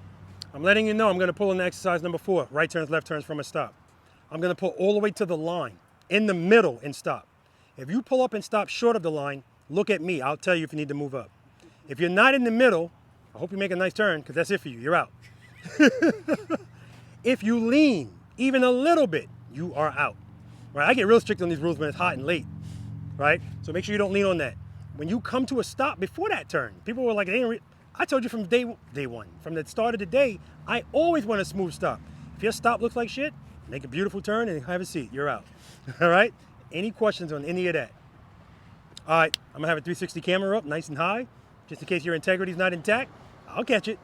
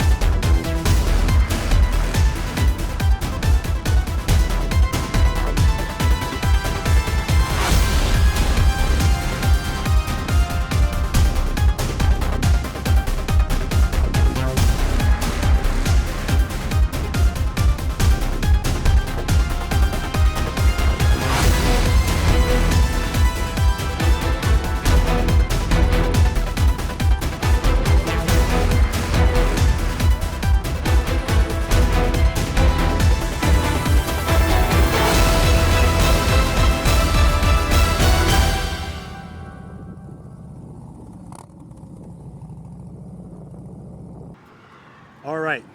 Did you enjoy yourself? Absolutely. You remember what you rated yourself when you first came out here? That's a much better answer than yesterday. I'd give us 7 today. Any change in that number? Maybe because I challenged myself a little bit more. Maybe about a 7.2, Okay. 7.3. Okay. Listen, Dave, it's always a pleasure to not just do this with you, but just to be around you, man. You're an awesome guy. Always. Appreciate you, brother. Told you when we first started this out. Anytime That's I right. come up here, I was going to make it. That's right, man. You're a man of your word. Exactly. All right, brother. Have a good one. Did you enjoy yourself? Wonderful time. Perfect day. Oh, my gosh, man. And super proud of you, man. Thank you did you. outstanding, man. You I remember what you appreciate rated it. yourself when you first Yeah, came out? Yeah, too. Any change in that number? You know, I'm going to keep it at 2. Oh, come! I knew I should have walked away. Something told me walk away. A sandbag's coming. No. Okay, maybe a 3 because I feel like there's some nuances to the technique that I need to get those nailed down. Okay. So yeah, so I'm a little bit hard on myself, but that'll keep me motivated. I respectfully disagree. All right, sir. Yeah. Good day. 2s don't do 18-foot U-turns, and the word on the street is you did an 18-foot U-turn. Yes, sir, it is. All right. You guys enjoy yourselves? Very much so. Very much so. Do you remember what you rated yourself when you first came out? I think I did a 5 or 6. Any change in your number? think I'd probably say 6 or 7 now. How about you? I think I said 4 or 5. I might be a 5 or 6 maybe now. Okay, okay. 22 up. I did some But it's nothing but practice. That's it. That's all it is, man. I'm glad you said that. Much. I appreciate it. Pleasure to meet you both, man. You'll You did great. see us again. All right. Don't say it if you don't mean it. Yeah, and cooler weather. Absolutely, man. Did you enjoy yourself? Oh, I had a blast. Yeah, man. You did great. You remember what you rated yourself when you first came out? Yeah, 5. Any change in that number? I'd say 6 or 7. Okay. Picked up some real good skills. Okay. Some good stuff to work on. Pleasure, brother. Thank you, Robert. Appreciate all right, you, man. brother. Before we go on here, did you see? I did see it. I said, don't pick up those cones yet. Let them do that first. So we're already on camera. So at the end of the day, okay. I'm super proud of you, man. I don't know what made you go in there and try to even try it. Yeah. But I'm gonna tell you something. When we were doing the figure 8, you started the next one way too early, and it put you in a bind. And I said, uh-oh, and you still made that turn. So yes, sir. I can't say I'm surprised. That was awesome. Well, the building block process, yeah. It works, and I was able to. The comfort level came around a little bit more, and it gave me that confidence to do that 18-foot turn and so forth. Yeah. Oh my God! And it's just going to get better the more you keep doing it, man. So that's awesome. So, you remember what you rated yourself when you first yes, came sir. out here? 1.5. Any change in that number? Yes, sir. What would you give yourself? I'm going to go with 3. Okay. 3.5 because I know how much work I still have to do. Okay. I respectfully disagree. It's too low. Thank you, sir. Yeah, it's too low. Have a great day. You too, man. All right, thank you. All right. All right, man. Did you enjoy yourself? I did. Let me ask you a question. Is that the first time you did an 18-foot U-turn on your bike? I've done the 20-foot, which is... Please answer the question directly. Is that the first time you did an 18-foot U-turn? I believe so, yeah. Yeah, man. Today was I don't know what the hell was going on today, man, but like near the end of the day, we had 3 people that did U-turns 18 feet for the first time. Yours was like do or die. Everybody's just doing it. So. I was like, if it ain't going to come back up, it's going to go down. And the funny part is when we were in the U-turn and you made that, I saw you were going for it, and I said to you, dude, you got that U-turn. You just need to slow down a little bit. So outstanding, man. You remember what you rated yourself when you first came out? 5. Any change in that number? Probably bump it up to a 6. Yeah, you have to, man. There's no way in the hell, man. And I'm even gonna say the 6 is a little, I'm gonna respectfully disagree with you on that. I still think it's a little low. All right. Listen, dude, I want to thank you for everything, man. Oh yeah, I appreciate you for coming out. Yeah, absolutely. I'll definitely be back, man, if you'll have me. Oh yeah, we will. All right, man. All right. All right, man. First of all, kudos to you for sticking it out and then sticking around, right? Definitely appreciate that. Now, you weren't here from the beginning, so what's your name? Anthony Moore. Where you from? High Point, North Carolina. Okay. How long have you been riding the motorcycle? 3 years. What are you riding today? What were you riding? 12 Ultra. Harley Davidson? Yes. Okay. How long have you been practicing slow speed riding? Not enough. Okay. Not enough. If you had to give yourself a rating 1 to 10, 10 being the best in slow speed, what would you give yourself? After the day, I would say 1. Okay. Okay. Listen, and that's fine. Keep practicing, all right?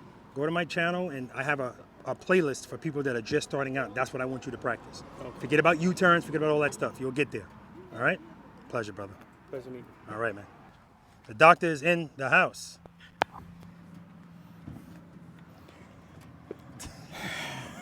It's a cigarette commercial, Robert. Apparently. How you feel, man? Tired. Yeah, man. You and me both. I'm gonna make sure I drink a 5-hour energy on the way home. You remember what you rated yourself when you first came out? 8. 8. Any change in that number?